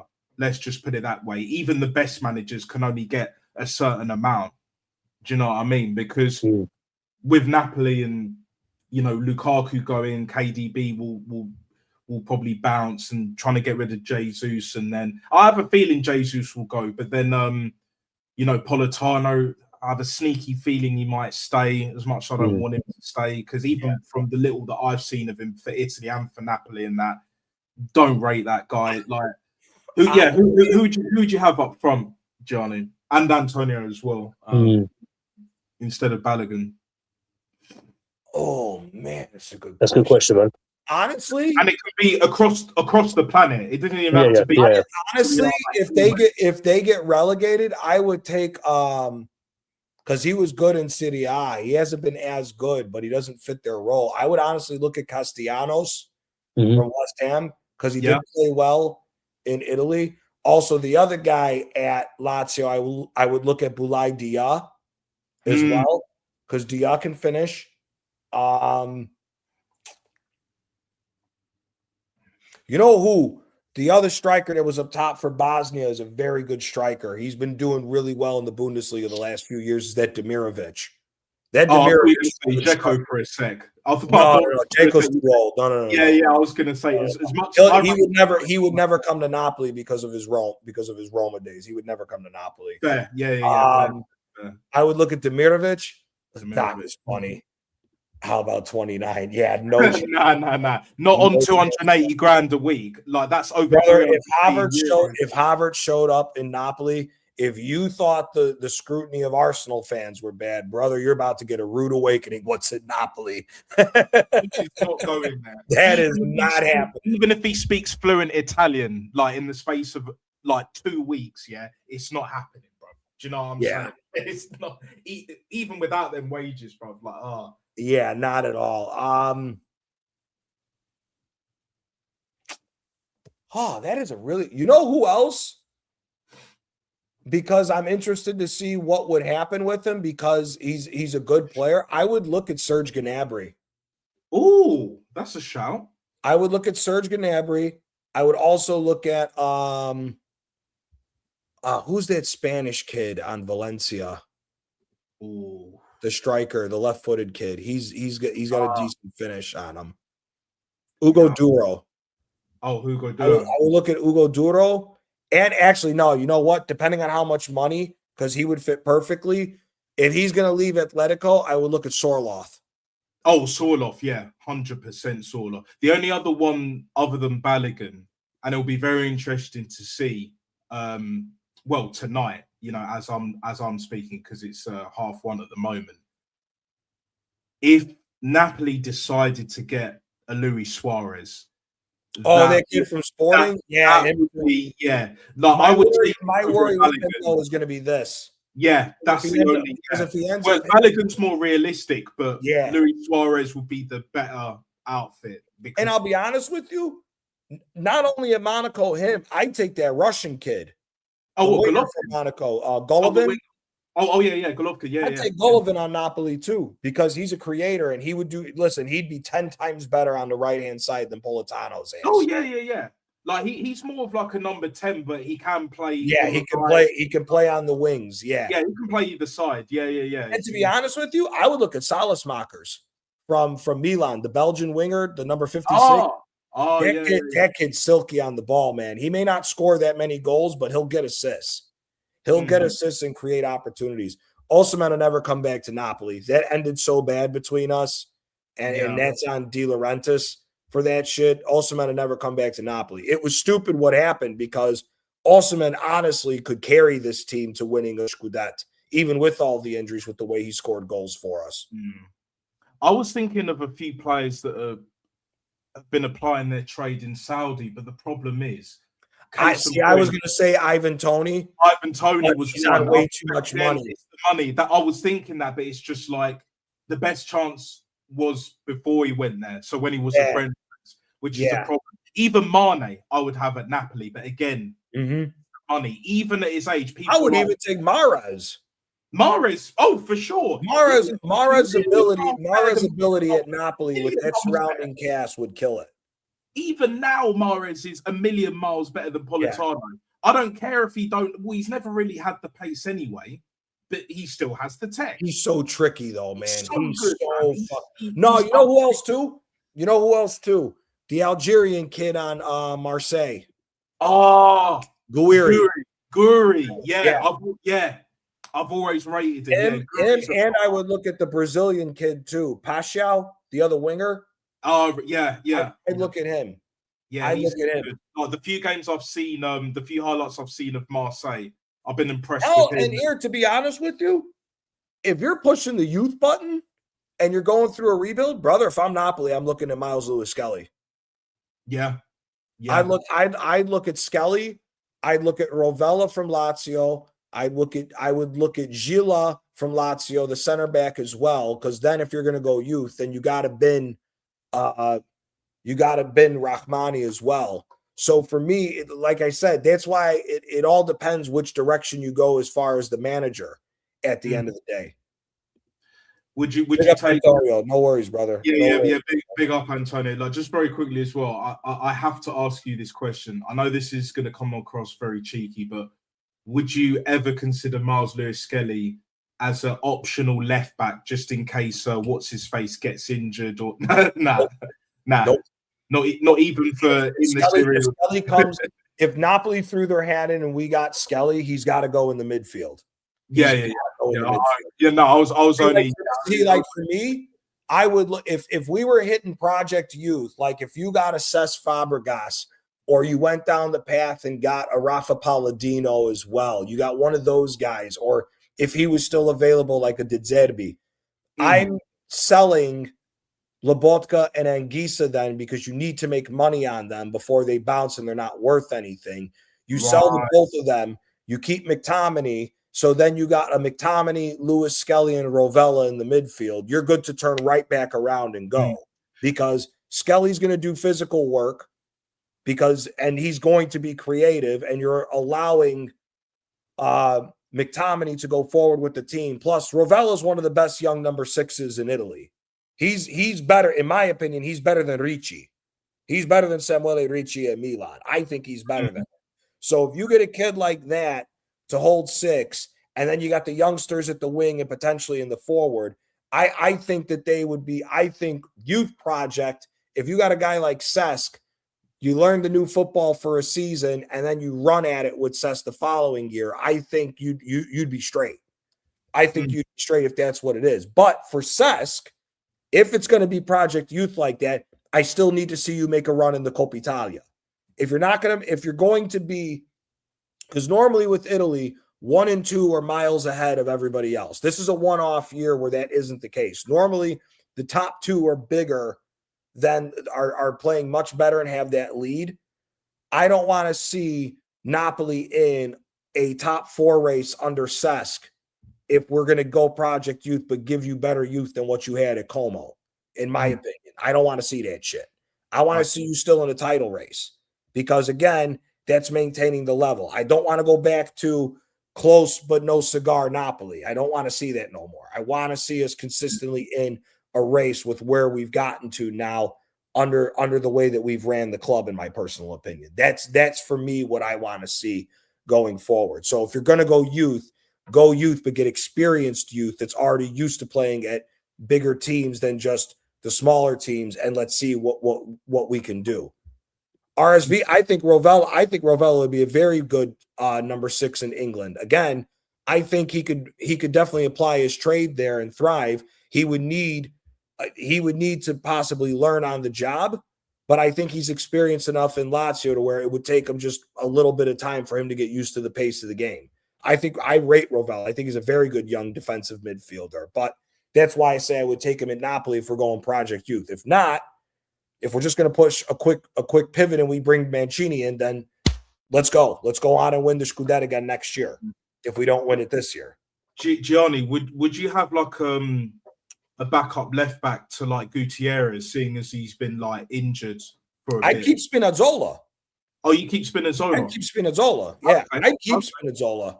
He's 30. Listen, he's 32 now. He'll be 33 next year as a backup left back. That's what you're going to get from him as far as creativity and everything else. Decent enough on the ball. Plus, you still have Matias Oliveira as well. So you could deploy Matias Oliveira over there and move. Spinazzola out to the right if you have to. But again, for me, I would like a younger right back. And plus, Matias Oliveira is not that bad at a center back. So you could potentially have your future backup center back in Oliveira and just convert him from a fullback, because anything's better than Juan Jesus at this point. Yeah, no, he's dog shit. That is true. But the beauty of just going over the Napoli squad as well, because I know a lot of the players, but just trying to refresh my memory and all of that. There's not that much that needs doing, you know, squad-wise, compared to what Arsenal need to do. And Arsenal have spent a gazillion times more.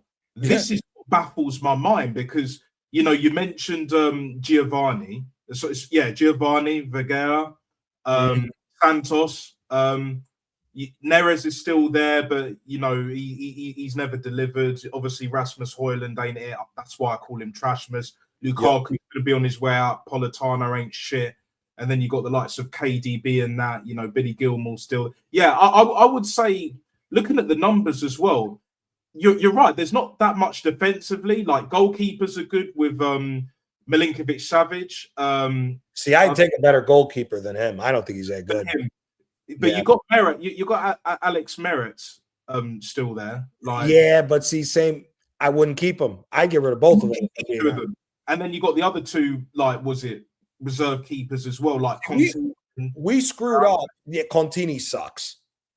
So he needs to go. So he needs another one. See, the thing is, we need a couple goalkeepers, basically. We need a couple proper. So the kid that we sold to Cagliari last season, Caprile, was the fourth kid that got selected by Gattuso to go to the national team, which I wasn't mad at, because I think Caprile is one of the best young Italian goalkeepers there are. I think the only young Italian goalkeeper that's better than Caprile is Carnesecchi at Atalanta. He's insane. Oh, yeah, Carnesecchi. That kid's insane. Yeah. That kid's insane. Now, that would be like my dream signing would be Carnesecchi. But I wouldn't be opposed to bringing Caprile back, because I think Caprile is good enough to win you a Scudetto if you got a good enough defense in front of him. If you're facing shots left, right, and center like it is with Cagliari, I don't think it's as realistic. But the thing is, Caprile is also part of the reason why Cagliari stayed out of relegation, which he's also done the same thing so far this year in their fight to stay out of relegation, is he's been saving shit left, right, and center. So if you get a goalkeeper that's young and already experienced of how to help a team out of a relegation battle, how much better are you going to be when you got a really good defense in front of you rather than a shit defense? So Caprile, I didn't want us to sell him. I honestly would go back to Cagliari and try to rebuy him back from them. And then I would look maybe somewhere else. Maybe you keep Alex Meret. Maybe you make Milinkovic-Savic's loan permanent. But if Torino's asking anything more than like 15, 17 million, I'm not buying Milinkovic-Savic. He got so much hype this year. Oh, he's good at this. He's good at that. He ain't that good of a fucking goalkeeper. Yeah, no, he's made some mistakes in the Championship. Yeah, he's not. What I saw there is just like, because we need to be doing better in the champs. Obviously, in Serie A with the Scudetto last season, doing well, but again, it's about the next level, like the next step up. So I understand with the goalkeeper situation. Like, to be honest, as much as I want him to stay at Arsenal, because of our current situation, I wouldn't mind having Setford, whatever his name is, come to Napoli. Like, even as like a, you know, as an option, because he could be good as a backup. I'm not taking him over Caprile. Caprile, as a backup. But then again, if he left Arsenal, would he go? Yeah, that's another thing. If he left Arsenal, would he go to Napoli to be a backup? That's the only, you know. I think he would, because at Napoli you're going to get minutes. You're still going to get minutes even as a youngster. Again, Meret's come in and played. Milinkovic, the only reason why Meret hasn't gotten the amount of minutes that you would like to see is because of our early exit in the Champions League. If we didn't have an early exit in the Champions League and there was more games to be played, if we didn't have the early exit if we didn't get knocked out of the Coppa Italia the way that we did to Como, you would have seen more games of Meret, which means Setford would get more games with us if that was the case. I wouldn't be opposed to him coming, but I'm not risking my number one job for him, especially not when we got to keep up with what we're doing. Again, the main thing is this. Now that Milan and Inter own the San Siro, and I think they said it's between 2030, early is 2029, but I think average is 2031 or 2032, just in time for the Euros. Once Milan and Inter get that new San Siro built, it's a ticking time bomb before they get back on track and start dominating Italy with the amount of income and everything they'll be bringing in with the new stadium. So for me, it's about stacking up as many trophies in this time frame that you have. Juventus is talking about signing Luciano Spalletti permanently. There's nothing there that worries me with that unless Juventus is going to go out and find 200 million that they're not supposed to have. And that yield is that they've got Conceição as well. How much longer are they going to stay at Juve? Exactly. Bayern or Barca, Real Madrid, even a PSG, because that Barcola, as we both know, you guys know in the chat, he's a fucking scrub. Same with Nico Williams, brother, at Bilbao. I don't rate either of them. I think Barcola is better than Nico Williams, if I'm being honest with you. I do, and this season he's been playing better. I agree with that. You imagine Yildiz as the rotation guy to that front three for fucking PSG. You got if you had Doué on the right, Vada on the left, Dembele in the center, and you got Yildiz to take off the bench, it'd be fucking even worse. Same thing with Conceição. Fuck, Conceição, I have 40 assists as a that PSG. He walks in ahead of Barcola any fucking day. The fact that he went to Juve, like I could hear it, but at the same time, it's just like if he went. Bro, you know how cheap he went to them for? I think it wasn't much. It was 30 million euros across 4 years because of how broke they were. 4 years. They're paying 8 million a season for him. Oh my days. We got fucking Noni goddamn Madueke, bro, for 52 million instead of fucking Conceição, who ripped us a new one when we played Porto last in the Champions League a couple of seasons back, whatever, give or take. Do you know what I'm saying? But again, now that we've got this set up, it's just like, well, the thing is, Arsenal got the money, but we're still we've got a managerial issue and we've got a fan base issue. When it comes to us with Napoli, it's more of a financial issue. The manager's coming towards the end after winning the Scudetto, might win it. We might win it again, depending on what happens elsewhere. Will Inter fold? Who knows? 7 points, you never know. But like my thing is just like, Napoli are actually, even previously from looking from the outside in, now I'm sort of just getting in. I'm just getting my feet wet. Do you know what I'm saying? It's just like you're welcome on our side, brother. You're welcome. Like Standards FC, bro. Do you know what I'm saying? Standards FC. But it's just like, basically, guys, like so close. Like we're so close either way. Like Arsenal, but more so Napoli are a lot closer to actually winning a trophy a season, which is what you were saying earlier, Gianni, Antonio, before that, in terms of getting to that point where we should be winning a trophy every single fucking year. Yeah. Every single year. Before the fucking deal goes on with Inter and Milan. Do you know what I'm saying? You have to, because if you don't, you're never going to catch up. Yeah. You're never going to catch up. Do you know what, yeah? This is a sort of a punt, as we say, like the Hail Mary, like a long shot, yeah? But with Michele being at Arsenal, not at Napoli no more, after being there for so many years, like, you know, there's still a lot of, as you've mentioned, good, potentially great prospects in Serie A, Italian players and all of that. Like, but there has to be like there needs to be a setup, like whoever's the scout at Napoli now, who's taken over from Michele, that there needs to be a setup where you just corner a certain market, whether it's South America. For me personally, I would even take a long shot, especially when it comes to saving money, corner the African market, innit? You know, you could even pick certain players from the Caribbean or elsewhere around the world, like proper talents that aren't going to cost much. They're going to be cheap. See, for Arsenal, it doesn't make sense because we need so much better. Right. But we've got more money. But when it comes to Napoli, we can't do what Arsenal do. Do you know what I'm saying? We have to approach it differently. Remember Arsene back in the day? He cornered the French market. Correct. Because, look, I'm not saying don't go for the homegrown Southern Italian. I'm not saying that at all. Go for that. But set up shop elsewhere on top of that with what we have, with Giovanni, Santos and Vigela, etc., and all the other players that we've got. And whether it's Africa, even Eastern Europe, do you know what I'm saying? Bosnia, get that kid. Get that Oh kid. my God, that 17-year-old from Bosnia, I would love him. Get him in for 5 million. I don't know who he plays for, but get him in for 5 mil or some shit. He's better than Politano by default, bro. Get his ass in to Napoli, bro. You know, I'm sure you could get a Serbian in there. You know, you could get a Ukrainian in there if need be. Do you know what I'm saying? Look, I've mentioned this before, guys. There's talent all over the world. But when you go to certain places in the world, do you know what I'm saying? For example, Africa, the Caribbean, they're producing better players. Even the States, they're producing better players. Do you know what I'm saying? And some that were even born in the States, like the Bosnian guy, I can't remember his name, who just scored the winning penalty and all of that. Yeah, Barjaka Terovic. Sorry, Barjaka Terovic is Terovic. Yeah, bring Terovic in. But there are other players that you can get for super cheap, where you can get rid of the scrubs and all of that. Juan Jesus, Hoyland, fucking Politano, Lukaku's on his way out. KDB will probably be on his way out.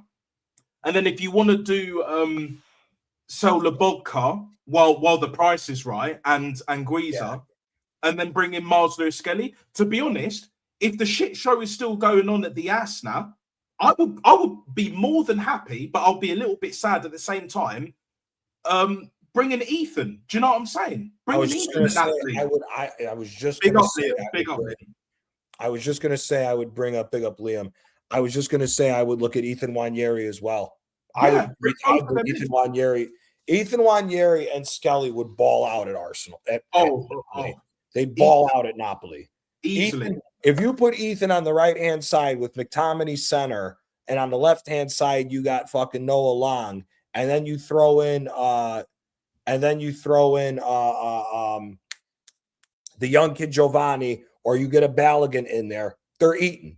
And then you got Skelly and Rovella behind. They'll settle in. If it's just Mars Lewis Skelly and Ethan alone, and we keep McTominay, they'll settle in. Yeah. They'll bed into the culture, they'll learn the language and all that, and they're young as well. And then if you add Billy Gilmore to help with that as well. Gilmore as well, you know, and if you add Balogun in there, I mean, Anguissa speaks English because he played in the Prem as well before that. There's others as well. Do you know what I'm saying? They'll bed into the culture. And the South is better than the North. We know this. Do you know what I'm saying?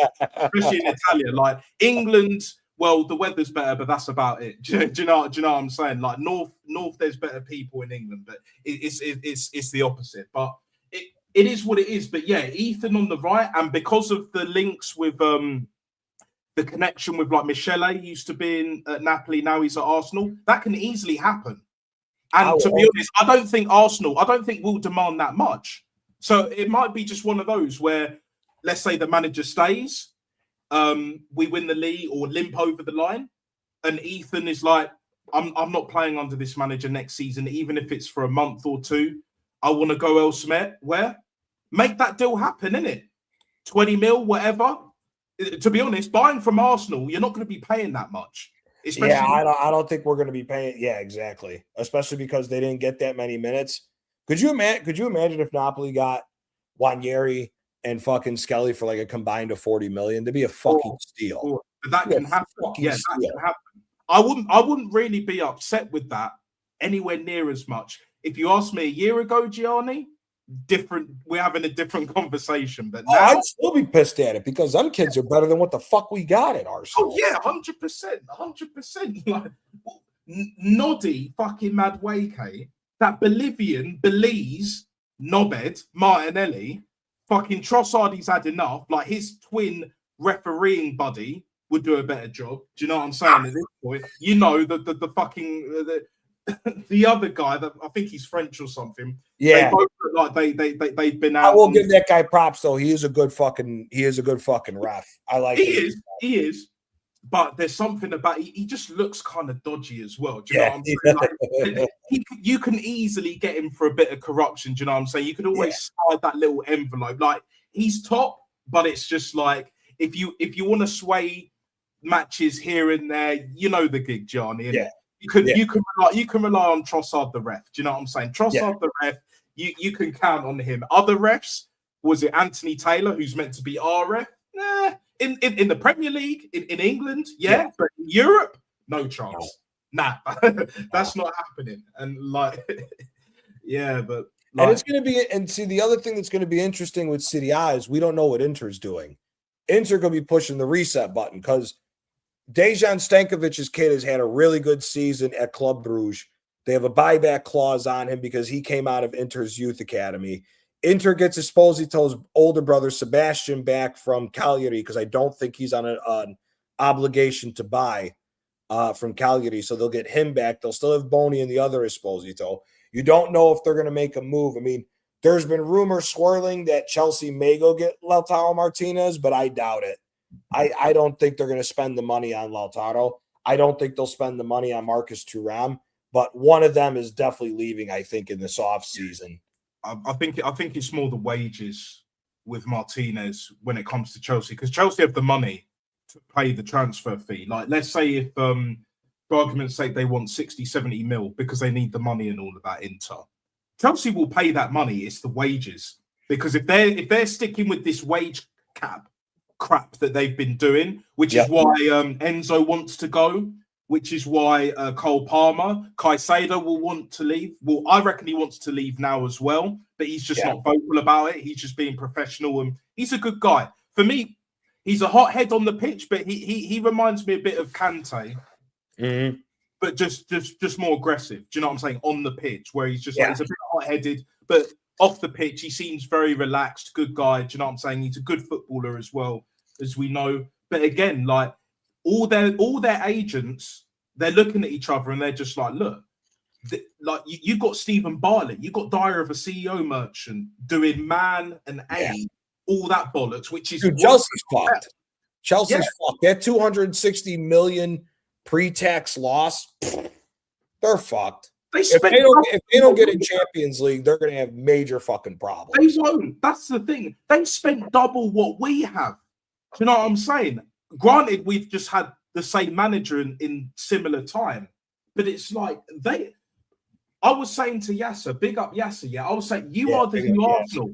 You are the new Arsenal. The only difference is you have a far superior European record, and you've won more recently than we have. That's it. That's it. And you've got better players in certain positions, like Reece James, for example. He'll stay for now because he's a Chelsea boy. But how long is that going to last? Even with the injuries, you've got Lavia as well, another one. Very good player. My thing with Chelsea is this. I think it depends how that board and everything works behind the scenes with Chelsea. Because for me, if Todd Bowley's the one that actually takes over the team, because when Yasser hopped on here when we were talking about the transfer ban and everything, it sounds like the Clear Lake is more so ran by Igbali.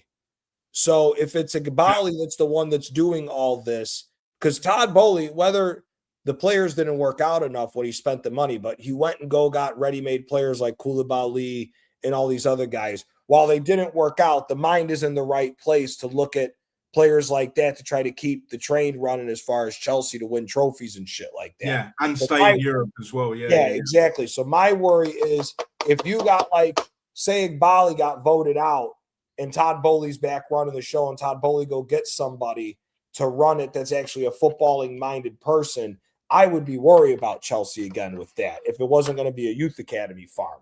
If it's going to remain a farm system team, then fuck it. I'm not worried about Chelsea because you got to get extremely lucky that the youth is going to pan out in that sense. And that's the thing that I was going to say about to your point with the wages. Lautaro Martinez has been one of the cornerstones of all the trophies that Inter's racked up in this recent run. Just that alone, he's going to be out of the price point of what he's going to want as far as wages if he leaves Inter to go to Chelsea. I don't see him doing that. I honestly wonder if he goes to Spain and maybe goes to a Barca. I don't know. I mean, listen, I'm not the biggest fan of Lautaro Martinez, if I'm being quite honest with you. I think skill set wise, he reminds me of Icardi. He can't really do much on the ball. He just happens to know how to put the ball in the back of that if the ball lands to him in the box.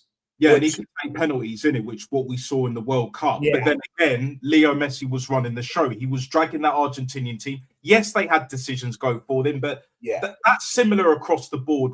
I mean, even but again, with the Maradona thing, it was like I said earlier, I still blame Peter Shilton, innit? Peter Shilton's a dickhead. He's a dickhead, as we say over here, right? London town settings, yeah. He's a dickhead. And I'll tell you why he's a dickhead, just very quickly. But for the people in the chat as well, big up if you're still watching, yeah. The reason why Peter Shilton, our number one at the time, England number one, was a dickhead, and he stayed way too long, is because, think of it this way: Maradona, 5'5", Peter Shilton was like just about 6 foot, which was a decent height for goalkeepers at the time. Bearing in mind, you know this, Johnny, right? How the fuck do you get out jumped by basically a midget? I don't care if he's one of the greatest to ever grace the game, yeah, debatably or not, yeah. You got out jumped by a midget. The only other time I've seen that in my lifetime was when Leo Messi out jumped Cristiano. That was one time, never happened again, because Cristiano was like, I'm not letting that shit happen again. I don't care what else he does. What I do, I'm not letting that happen again.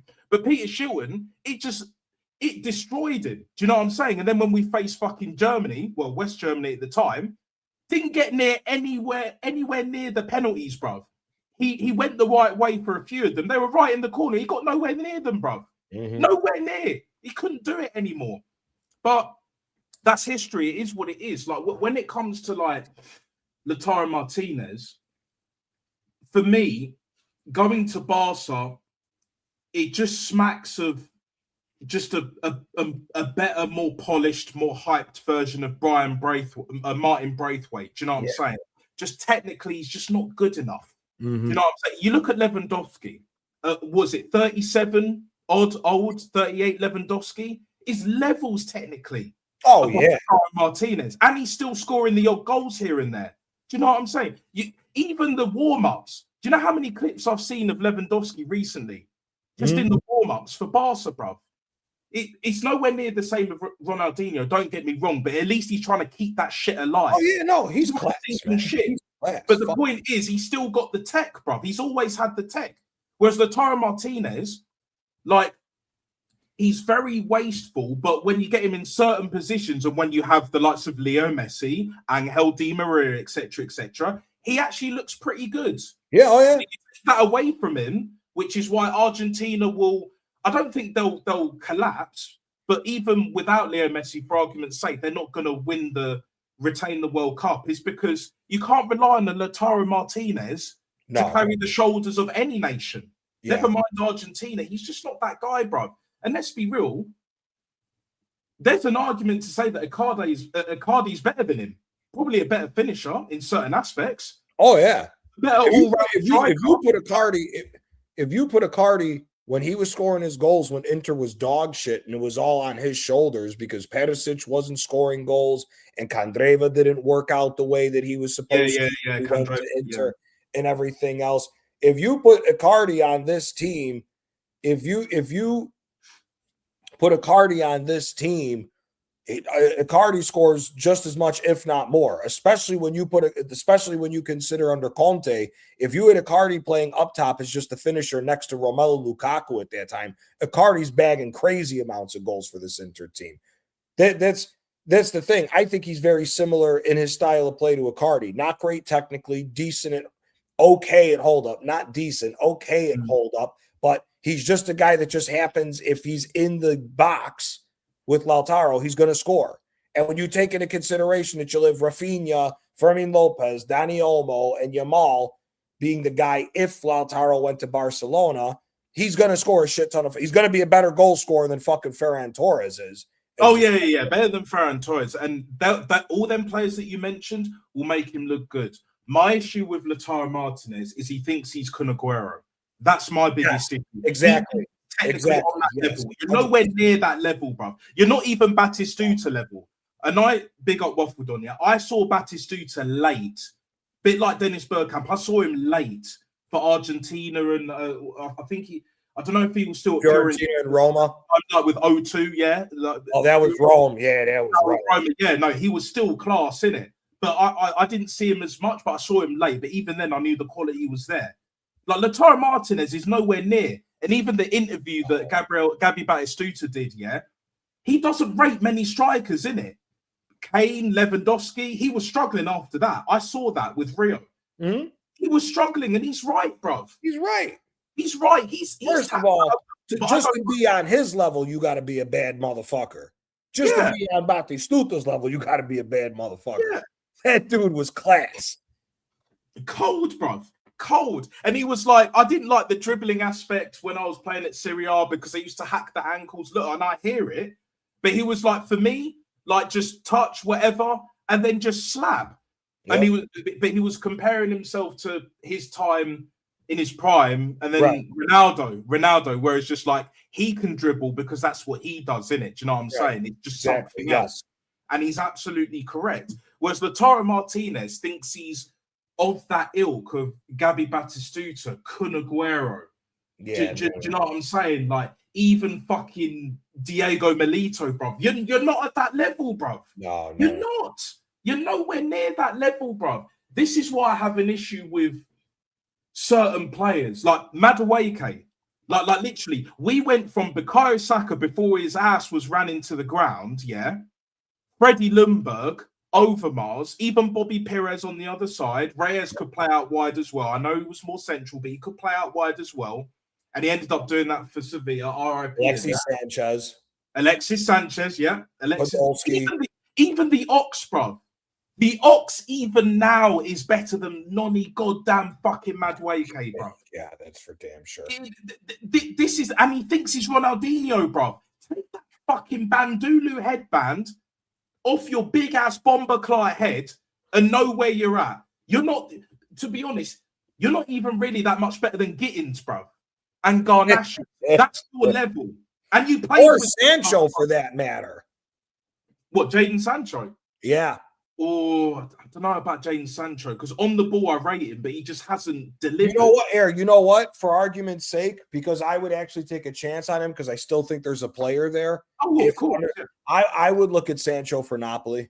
Oh, 100%. If you could get him, if you could get him for super cheap, I would look at Jadon Sancho at Napoli because now you have Vergara, you have Santos, you have Giovanni, you have Lang. You'd be in competition for space to where there is no more fucking up. And especially you going to Italy with his pace and quick dribbling ability that we saw at Dortmund. If you could redo that in Italy, you would be fucking lit. Oh, do you know what, Johnny? Just very quickly, but you know who I just thought of, that would be semi-realistic, but I think would change the game for us when it comes to Napoli, right? What's his name? Mason Greenwood. Up front. I'm worried he's going to be too much money. You think he's going to be too much money? I'm worried. Oh, but I would take Mason Greenwood in a fucking heartbeat. I would bet the house to bring in fucking Mason Greenwood, bro. Do you know what I'm saying? I bet the yard. I bet the lot in it. All my possessions to get. Bro, if you got Mason Greenwood in that team, it doesn't matter what position you play him in. He's scoring goals and we're right up front. It doesn't matter. But because he's at Marseille, I thought maybe he's not going to cost as much. No, so the initial talk was anywhere between 65 to 80 million euros is what they're going to ask for him because there's been rumor that Atletico Madrid is interested in bringing him in, especially if they're going down a different route. And Antoine Griezmann's getting on. Yeah, Griezmann's leaving. He's leaving? Yeah, fair.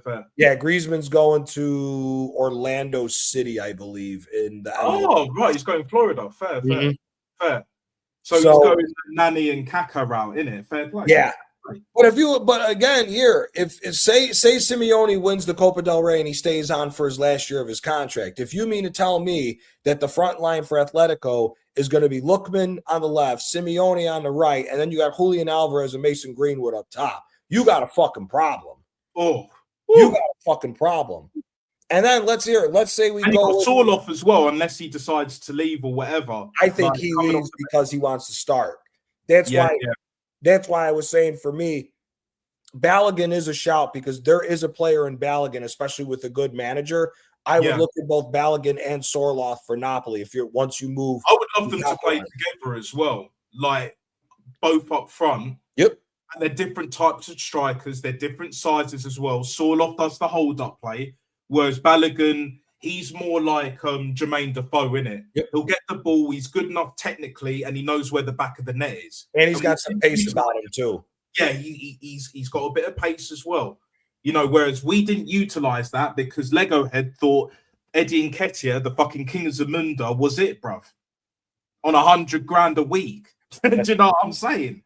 And you wonder why we want this manager, bomber clock, pussy clock manager out the fucking door, bro. Exactly. You know what I'm saying? Because he thought Nketiah was a better option than fucking Balogun, bro. And it was so bad that Balogun was like, do you know what? I'm not going to be playing for England. I'll play for the States. And fair play. I don't blame him, bro, for not playing for England. It could be the States. It could be, I don't know if it's maybe he could have played for Nigeria or whatever. Do you know what I'm saying? But he's in the state squad. Yep. Home turf and all of that shit, doing his thing. He's been doing pretty well for Monaco. Like, it is what it is. Like, but yeah, him and Sorloth, yeah, I could see that. Yep. Yeah. Walcott and Ox and let Gnabry go. Yep. To be fair, like with Walcott, I can't stand him, you know, with the whole route he's going down punditry. He's doing the Martin Keown fucking bomb. Oh, no, he's an idiot. He's an idiot. He's a fucking. Did you see that stupid shit that he said that Real Madrid would maybe finish 8th if they played in the Premier League? Oh my life! No. They were. I forgot who. I know Walcott was one of them, but there was a bunch of people that were saying that, oh, Real Madrid's lucky that La Liga is a farmers league. It's only 2, maybe 3 teams. They said if you were to move Real Madrid to the Premier League permanently, what place do you think they would finish this season? And Theo Walcott sat there with a straight face and said 8th. I'm like, bro, you're smoking crack. They're beating Villa. They're beating Newcastle. They're destroying Chelsea. They're destroying United. They'll beat us, United, Liverpool this season. That's already what, 6? And maybe at home, City, and they've already shown it in the Champions League. So it's just like, yeah, I didn't get that whole nonsense that they were trying to do with that. Nah, it's all bullshit. Like, to be fair, out of the Ox and Walcott, the Ox is better, but at the same time, Gnabry's better than both of them. Like, yeah. Let's be real. Walcott he started out promising, but the problem with Theo Walcott is, and this is why he's a fucking douchebag, bro. He thought he could do the whole play up front like righty, like Uncle Righty. Do you know what I'm saying? When he was much better on the wing, he still had the pace and he couldn't make his fucking mind up. And now he's on fucking TNT and Sky Sports talking absolute fucking bullshit, talking bollocks, bullshit, yeah, for a living now. Yeah, and to be honest, he's not even been heading the ball like Martin Keown, bro. He wasn't really playing in that era. So he's just like you say, he's just a fucking idiot, bro.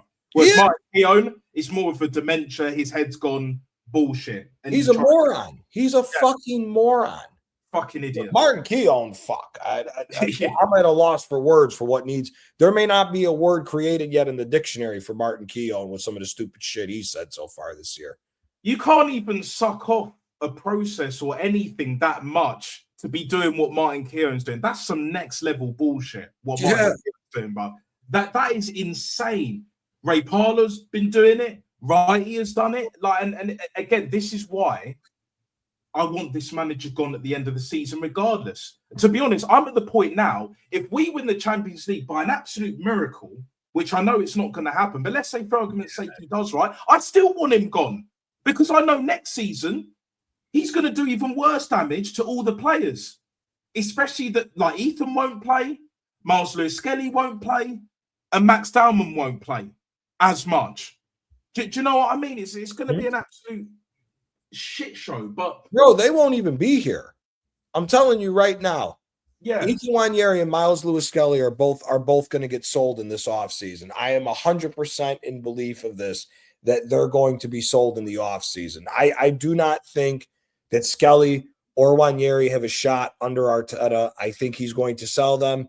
I think he's going to sell them for $25 million a piece, something stupid, just to get pure profit from the two of their sales. He knows he can't sell Dowman yet, even though if anybody agrees with him that if he goes down the route of wanting to sell Dowman, then just fold the fucking club at that point. Oh yeah, 100%. But but again, like if Arteta stays and Lewis-Skelly and Ranieri they go, they have to go Napoli, bro. If they go to another Premier League team, I will be livid, bro.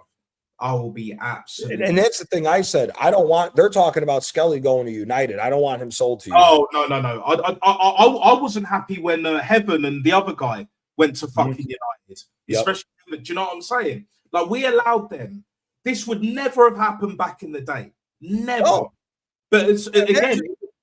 Oh mate, imagine if you went to. Imagine if the two of them went to fucking Villa.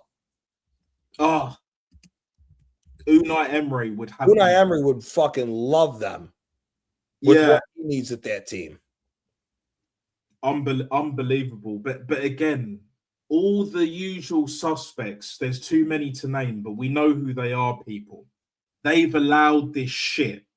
You know, they went from Project Youth to then trusting the process. We're in phase 6 now. They're going to hit the reset button, and it's another project in their eyes. Do you know what I'm saying? With Arteta, with the same manager, how can you put a reset button, move the goalpost so much that you have to reset it after we're most likely not going to win anything again this season with the same fucking manager? When you hit the reset button, you change everything, not just the players, the backroom staff, you change the fucking manager as well.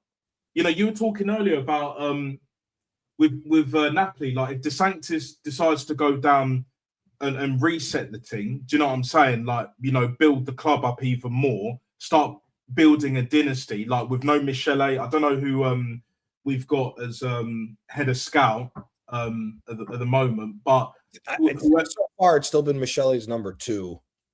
Oh, it's number 2. Okay. Yeah, so with him, and De Sanctis and that, and whoever they bring in, look, for me, Mancini has to be first choice. If he's not going back to Italy to manage the national team, he has to be number 1 for us. He has to be number 1. And then you can bring in either a Balogun, you know, I can understand like Mason Greenwood, I think would go to an Atleti because they have the money, or maybe even a PSG, someone of that ilk, maybe even go down the Bayern Munich route because Harry Kane, he's what, 33, something like that. He's getting on a bit. And Bayern Munich, unless you're that special, so outside of Manuel Neuer, basically, and even he's coming towards the end, like they don't keep super old players for that long, no matter how great they are, unless they're still performing in it. So, but even then, it's just like Mason Greenwood's got hella options across Europe. But yeah, like a Balogun and a Sorloth, you know, Ethan on the right, you know, Miles Lewis-Skelly in that midfield, you know, Gutierrez to come back. Was it you're happy with? Yeah, and to be fair, you're right. Spinazzola has done well to fill in the gap, you know, at left back. Yeah, I hear that. Obviously, Di Lorenzo's great, but we need someone back up, right back. Do you know what I'm saying? If Arteta's still here, I would be calm or calmer to bring Salmon to Napoli as backup.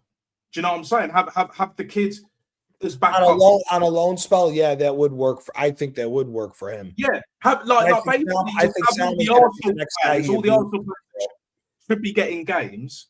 The youth that aren't getting games, just send them to Napoli, bro. Bring them to us, innit?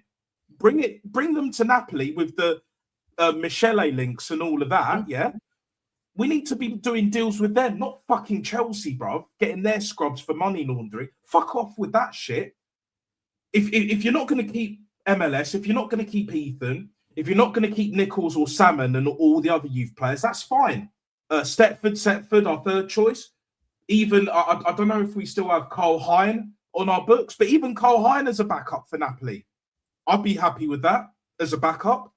Like all them Arsenal players that are good enough, just send them to Napoli if this fucking anti-football merchant is going to keep doing the same bullshit. Just bring them over to Napoli and we'll see Wagwan in it. So there's options, but rather than making Chelsea stronger, although back in the day we did, but more so Man City being a feeder club for them, we'd be better off, you know, Napoli being the feeder club. Because at least with Napoli, like, we're winning, better manager, The fans are elite. Do you know what I'm saying? We don't tolerate shit. That's why that's why I had to fill out the application. Do you know what I'm saying, John? Standards FC, bro. Standards FC. You know, the diet's on point. You know, I've lost a bit of weight. Do you know what I'm saying? Like, it's all pretty gravy over here. Do you know what I'm saying? It's all good. Because I can't just be watching Arsenal and dealing with that week in, week out. I want to see trophies. I want to see a team actually going out there doing what they can. And Napoli, it just fits. And even after the Maradona documentary and all of that, everything, the whole, it just fits. Do you know what I'm saying? It works. It works. Do you know what I'm saying? Yeah. You've got the heritage either way, so like you're good. But yeah, I just can't stick with Arsenal, bro. It gets to use the words, to use the word that Lee always uses, and shout out Lee. Yeah. It's boring. It really is fucking boring. It really is fucking boring, dude. It's the same nonsense every single fucking year, expecting new shit. It's just it gets boring. And like the thing with Napoli is that you have an ownership that is De Laurentiis, for as stupid as he fucking is in certain situations, overall, he's a better owner than a lot of other owners. The man, yes, he is very strict as far as running a business and always running the team in the green and always running them as a net positive, because he doesn't want to deal with the debt situation that you see at some of the other teams. And yes, he's made some mistakes in the past with running the team. He's made some real bad mistakes with certain players and stuff. But at the end of the day, the fact that you can take a bankrupt team in 21 years to be averaging a trophy every 3 years is ridiculous, especially when you got teams that are making a shit ton of money like Arsenal is, that isn't even averaging a fucking trophy. Nowhere near. Yeah. I would take De Sanctis as Arsenal owner right now. Oh, if De Laurentiis was the owner of Arsenal, it'd be the worst nightmare for everybody in the fucking league. If De Laurentiis took over Arsenal, and we've always got Michele in it, and then Andrea Berta here as well. Like it's a different ship. It's a totally different captain. Of this shit. Do you know what I mean? Like, and the fans that don't have the standards, they can bitch and moan. Oh, they hate him. Yeah, they hate him.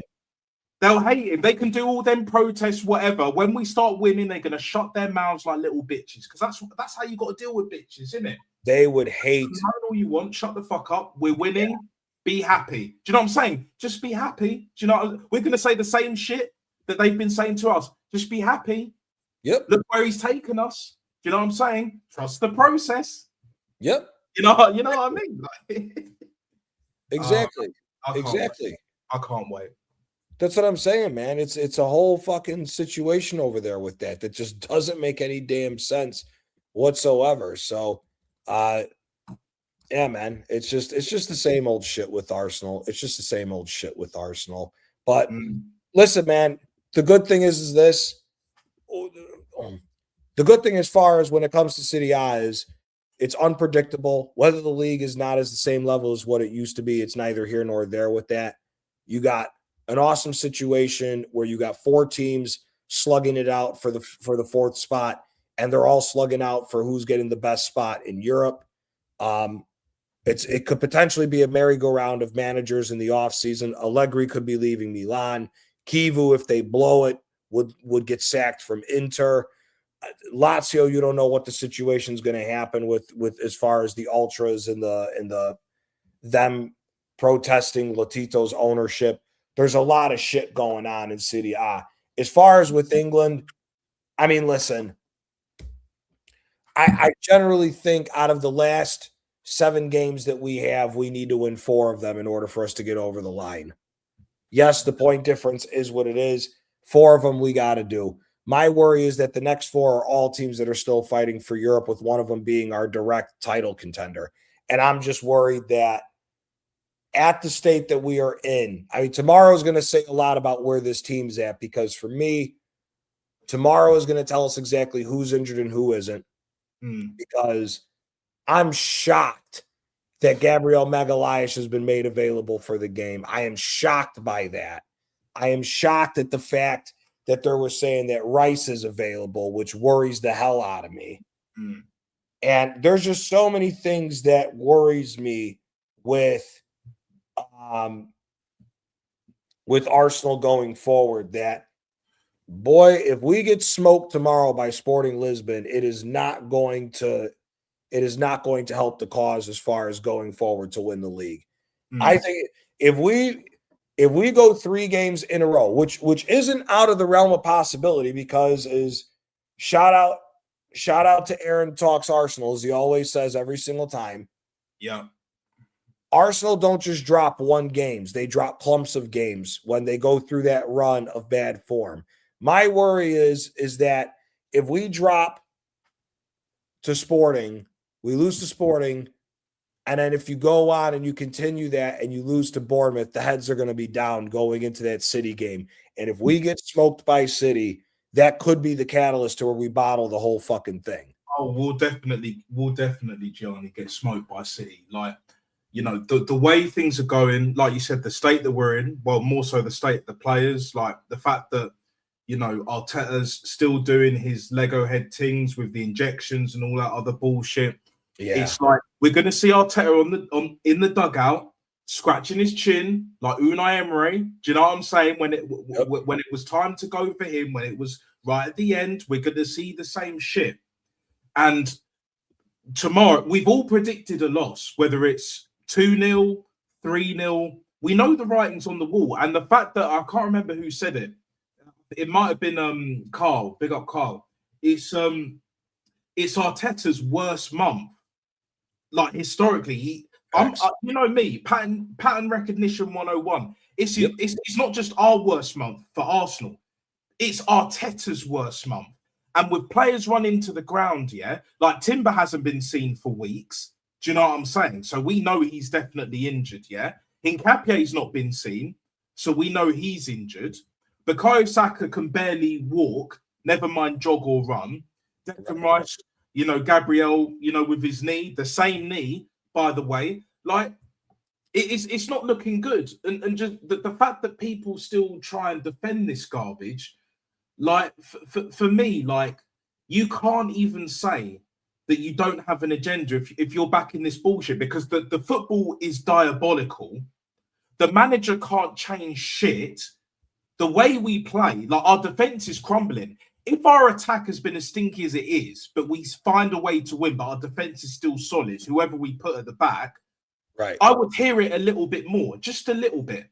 But the fact that we're crumbling, I said on my stream that I did the other day after the Southampton game, capitulation is here, bro. It's here and it's not going anywhere, bro. You were in the chat. I've been saying this, yeah. And now the usual suspects are running out of excuses and are just chatting straight bullshit. They're worse than these fucking politicians that we've got. They're almost like our spokesman, innit? You know what I'm saying? The usual suspects, like they might as well be their lawyers. But even then it wouldn't work 100%. because they're incompetent as fuck. They can do the bullshit, but they can't do all the other shit to protect his back because he keeps failing. He keeps proving us right. Day in, day out, week in, week out. And I'm just sick of all of this shit. I'm beyond bored, senseless, yeah. I was probably going to end up being a adopted Neapolitan anyway, but I've made the job now because I see not just progress, I see an intent to fucking win. I see fans with fucking standards. And I knew even before when we played them in the Europa League, do you know what I'm saying? What was it? When Unai Emery got slapped that season against Chelsea, I saw the standards, bro. The environment, all the environment, hostile. But that's what you need. If you want to be a big club, or if you are a big club, your fans have to be elite, on point, hostile, agile, mobile, all of that shit, you know, that these NFL well, I know that's more like Remember the Titans and shit. That's a grade A fucking movies, you know. But like, that is what the standards is. That's what it should be all about. Over here, it's bullshit. Pussyfooting around, moving like super simps, fucking bitches, accepting mediocrity year after year and doing fuck all when they don't even meet their own standards, innit? Moving the goalposts. Oh, give him another year for what? The football's garbage. We've not won since COVID. And the players have been run into the ground. And you think this is going to get better? How? You think these players are going to recover under this manager? How? You think this manager is going to miraculously pull it out of the rabbit out of the hat kind of shit? How? I'll put that question to anyone. How is Mikel Arteta going to get us out of this rump, yeah, during his worst month, statistically, because I know you fuckers love a stat, yeah? Statistically, this is our worst month for him and for Arsenal. How is he going to get us out of this rump? Are we going to beat Sporting? Are we even going to get a fucking draw? Are we going to get a 0-0 against Sporting? Because I'll tell you exactly what's going to happen. We play like how we did against Man City. We're getting piped, bro. Man City got piped by Sporting away from home in the Champions League not too long ago. You think that won't happen to us, bro? And that was a better Pep. Yeah, compared to now. Exactly. We will get absolutely smoked. Next level spliff, bro. Do you know what I'm saying? Next level joint. Like, I'm not even going to the boozer, bro. I'm going to chill here and I'm just going to let it all unfold. You know, I was clapping the Southampton goals because I knew it was happening. I was just like, yeah, fair play. I knew this was going to happen. And I even said it while I was watching the game. I was like, Southampton score a second goal. It's done. It's done. And we brought it back to 1-1. And even then I was like, it's still done. Because this manager finds new ways to fuck it up. Yep. To fuck it up even more, yeah? He's like that. He's like, everyone knows this guy. That guy that has this girlfriend, yeah? That always cheats on him and he always takes her back. She says the same old bullshit every single time. Oh, baby, I'm sorry. I'll change. And then he's like, okay. Do you know what I'm saying? And he just garbage. And then she cheats on him again. Best friend, dad, uncle, whatever the fuck, yeah? Yep. Randomers. She does the same shit and you put up with it until, I couldn't take it anymore after what, fucking 9 years? Are you having a laugh? Exactly. Again, no standards, bruv. You got to set it in stone, bruv. And the problem is most of these fans are afraid of change. I'm not. You're not. We're seeing more change at Napoli. We're seeing more change at other clubs with less money. Way less money. Oh, my days, bruv. Like, way less money. And just for this, Abhijit, I have to go down a rabbit hole and see that. But if he really said that Arteta is a better manager than Hansi Flick, here's the sad thing. Hansi Flick was a sporting director before he became a manager. He was the sporting director for Germany from 2014 to 2017, and he was the sporting director for Hoffenheim. Now, it only lasted 8 months, but he was Yogi Love's assistant manager. He was an assistant manager under Trapattoni briefly at Salzburg, but he was the assistant manager to Niko Kovac and took over immediately. And look what he did. He took over November 2019. Look what he did as the manager of fucking Bayern Munich. For those who say it takes time, right? He took over the job. He won a treble his first year as a full-time manager. He won a treble. Yep. That's what got him the job the following year, and he won the league again the following year. And now you look at what he's doing in fucking Spain with Barcelona. So I'm not hearing none of that. Yeah, it is what it is, man. But we know what he's on anyway. Like it's not even a joke now. It's not even a joke. Like the gig is up. It's up. It's up. They're just, you know what it is, man? It's the hope that kills you is what they're living on right now. Yeah. They're living on it's the hope that'll kill you. As far as the as far as that's how that's going down, man. They're living on the hope. They're living on the hope to see where it's going to go and all that. I don't The jig is up. The jig is up. The jig is fucking up. Hopium, bruv. It's hopium. They're taking that daily dose of hopium every single year, and they're always looking for a new fix. They're addicts, bruv. They're just straight up addicts for this manager and this PRO session and all of that. They'll never change, bruv. The usual suspects, they'll never change. They'll never change. We know who they are. We know what they're wrong. And we know that they're wrong on top of that as well. It's like, you know, you can't argue with these people because when you give them straight up questions, not even yes or no questions, they can't answer it. Nope.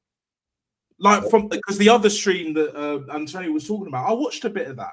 I didn't watch it all the way because then I came on here, innit? Real talk settings, like proper G's on the panel, in the chat and that. Like, I'm not saying and demanding an echo chamber, far from it, the complete opposite. My thing is, if you can't answer a simple question as to why you think this manager deserves to be at this football club, then really and truly, either you don't believe what you're saying or you do, and you're way too far gone.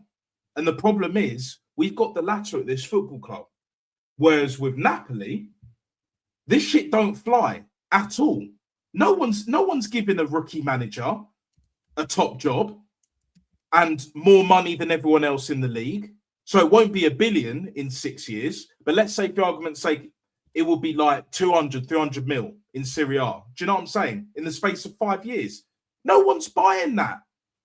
No Italian team is buying that shit. No team elsewhere in Europe or around the world is buying that shit. Maybe certain clubs in the States. Maybe. Bro, Napoli has spent $350 million over the course. Hold on. We spent majority of money on the team that we have now in the COVID year in 2019, 2020, because that's where we got Lobotka. That's Zielinski was already on the team. Vada we got for 10 million euros. Yeah. I think the total is maybe now, because of the youngsters and the other guys, I think it's maybe 385 million euros over 6 years. Just shy of 400. Yeah. Just shy of 400 over 6 years. That's what I mean. It's not happening. Yeah, they are. American sport fan bases are like this too. That's why I was, earlier in the stream when Chike was on, I was saying you can't put this down to American versus English because the same shit goes on in the States. The same shit goes on in the States. It's just some fan bases are louder than others, and sometimes some fan bases wake up before others do for you to see it.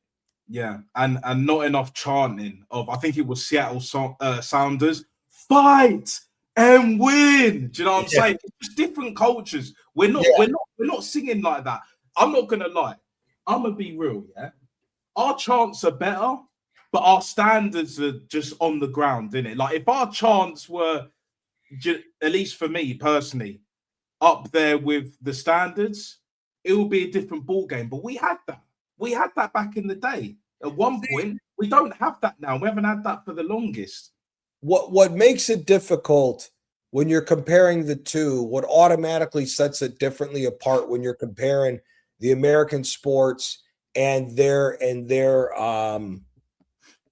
level of standards, what makes it more difficult is the franchising situation compared to what you see in England and across Europe. See, like exactly what I was saying before, like the New York Yankees, for example, the New York Yankees are starting to move like Arsenal. And that is a part of the reason because the New York Yankee fan base isn't as buck wild as what they used to be. But the ownership is a part of the problem with that. See, the ownership made Yankee Stadium smaller and made it way more corporate to where you priced out a lot of the diehard fan base to that team. So they can't afford to go see them as many games as they did. Yeah. And then you look at like the same thing with the Cubs. The Cubs, the fan base got over the line with the one World Series, but they still ain't won since. You're starting to get close to about 10 years now since the Cubs won. Actually, it is 10 years this year since the Cubs won. So that's what I mean. It's different things. Some fan bases are so starved for trophies or winning, like how it is with Arsenal, that like you win it and then you just get high off the emotions of winning. And then once the emotions have settled, depending on how starved you are for winning, it may take a couple years afterwards. That's the problem. It just all depends. Like, again, the Blackhawks, for example, the Blackhawks are the best hockey dynasty of the recent era. They won 3 NHL titles in 5 years. No team's been able to do that. It's been longer for everybody else. Yes, a couple teams have won back-to-back where the Hawks did it, but they haven't been able to get that third one in the fast amount of time frame that the Blackhawks did. And it just depends on the fan base for that when it comes to American sports, because what the franchising does is it spreads the wealth around the league. While some part of the teams are dog shit, the other teams could be flourishing. And then once that cycle for that team's done, if you're not ahead of the curve, it rotates now to the teams that were shit become good for a while, and the teams that were good become shit. And then it's just however long you want to stay in the cycle.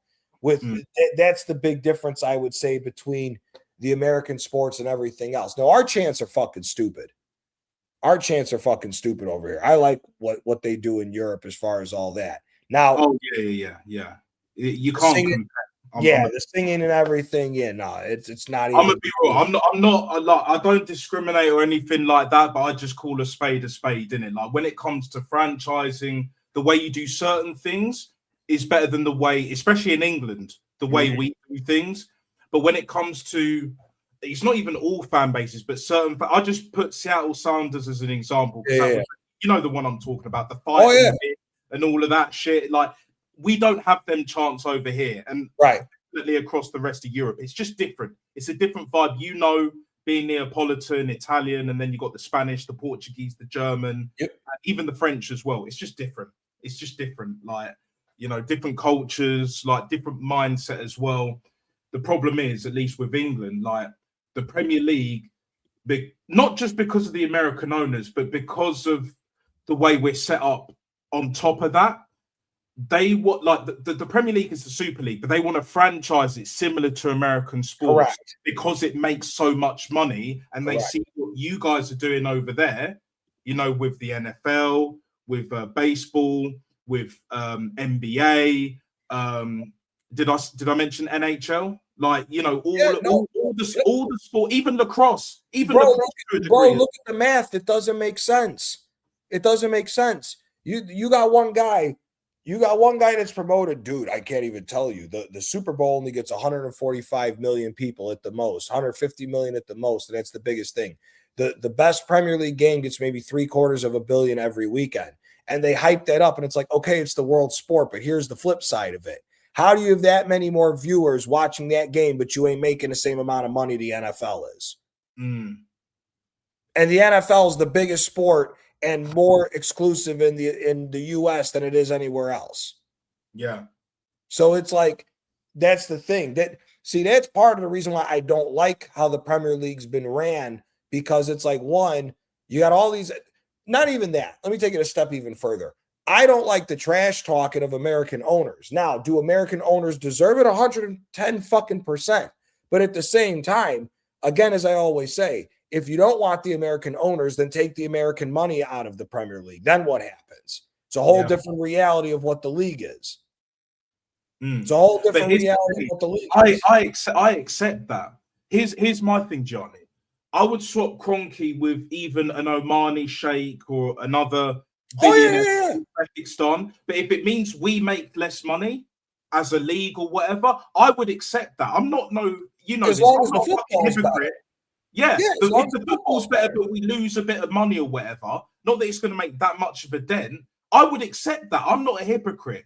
Whereas certain other fan bases will look at it and just be like, but you know, where's the process? And then like, but once the standards are raised, then you won't get the Artetas, you won't get the fucking Stephen Bartlett's, Diary of a CEO Merchant, Reservoir. Do you know what I'm saying? At Chelsea and all these other hippie managers, even the Brighton manager. I know he's done okay, but it's more the setup at Brighton than whatever manager they bring anyway. Because they've been playing the same football since they've been in the Premier League. They ain't won shit, but at least they play the same brand of football that is way more exciting. And yeah, but I hear it. I agree with you. Like, if you have a major issue with American owners, just accept that you're going to lose a bit of money, because what the NFL have done, what the NBA have done for the last 10 years, 10, 15 years, is they've gone overseas. They've played in London. They've played all across Europe and the rest of the world, like in Asia. I think Tokyo, they probably had a game or two there. Like, I think the NBA have for sure, because like there's definitely a market for that. Oh yeah, but it's just like, well, they were still making more money even without doing that, compared to here. So the whole world game, but it's not making as much money. It bothers probably England more than anyone else in Europe, because with Europe, it's like, yeah, we make a lot of money, but at least we have standards. Do you know what I'm saying? Whereas with England, it's like we have no standards, but we just want to get, we want to flex our muscles. Do you know what I'm saying? Put our nuts on the table for the States, you know, to try and make that NFL money, try and make that NBA baseball money. That's the goal. That's the goal.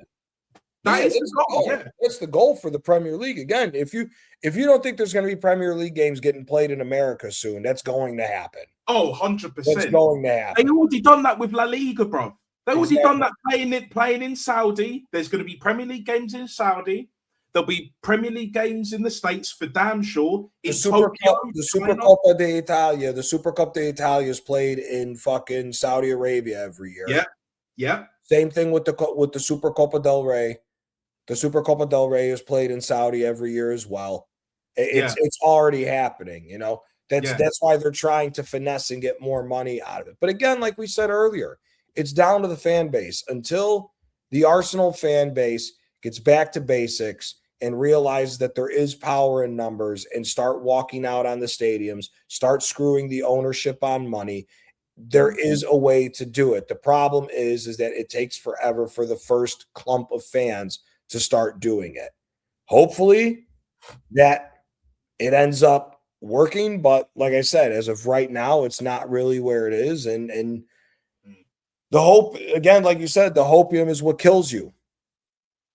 To why we're even having this conversation about the fact that we have 21 possible points left and that we're worried that we're going to blow a 9-point lead with 21 points left up to play is absolutely fucking ridiculous. But it's just par for the course with this club and with this fucking manager right now. It really is. But Nat, we're going to wrap here. Do you want to shout your channel before we bounce, bro? And appreciate your time as always, my friend. Yeah, no worries, Mudgy. Yeah, big up. Always a pleasure, never a chore, as I always say. Yeah, NATSTR official, as you see on the screen right here, right now, Fatboy Slim settings. I will be doing a match reaction for the game tomorrow. You know my prediction, 3-0. We're definitely not winning that game. So you can take that shit to the fucking bank. Bank of America, Bank of England, bank wherever else in the world. It doesn't matter. Bank of Italia, I don't care, bruv. Like, take that to all the banks in the world, bruv. Do you know what I'm saying? We ain't winning that game. So, yeah, Natster Official on YouTube, on Insta. You know, like, subscribe, hit the notification bell so you will never, ever miss when I go live and direct and in full effect, or when I upload the next video. Either way, I may do a reaction to my rugby team, Bath Rugby, who actually have fucking standards, who have been winning. Do you know what I'm saying? Even your national rugby team has more standards than England. Yeah. And I've said this before, but I called it. I called it was going to happen. And even on my channel, as you guys will see, yeah, I did a breakdown and I was cussing ex-England rugby players for, and again, they were doing the whole PR shit, bruv. It's the same. It doesn't matter whether it's football, rugby, any other sport. It's a cultural problem. And I said that, and I stand by it, and it applies to the ASNA especially as well. Yep. So, yeah, big up, big up to the chat, elite level, world-class chat. Gianni, much love and respect, my guy. And, yeah, like, I'm just going to relax and just unfold the slaughtering. Do you know what I'm saying? Gladiator Arena. Yep. It is what it is. Enter the Coliseum and just watch we'll be having a reaction call in afterwards, because if we get fucking dusted, we're gonna need to start pushing this momentum. We will be there. We will be there. Exactly. Big up to everybody that stopped by for the conversation today. Big up Napster. Go like and subscribe to him as well. I don't see anybody live right now. I think everybody. I went a little long again, so we will end it there. Pause. My bad, guys. Nah, it is what it is, man. It is what it is. But big up to everybody that stopped by for the conversation. Yes, we will be back tomorrow with a match reaction and review on the Sporting Lisbon. Arsenal, you better fucking get a result tomorrow, because if you get embarrassed tomorrow, we are going to rip you to fucking shreds. And that's where I'm going to leave it at that. Big up to everybody. We'll see you guys again tomorrow. Peace.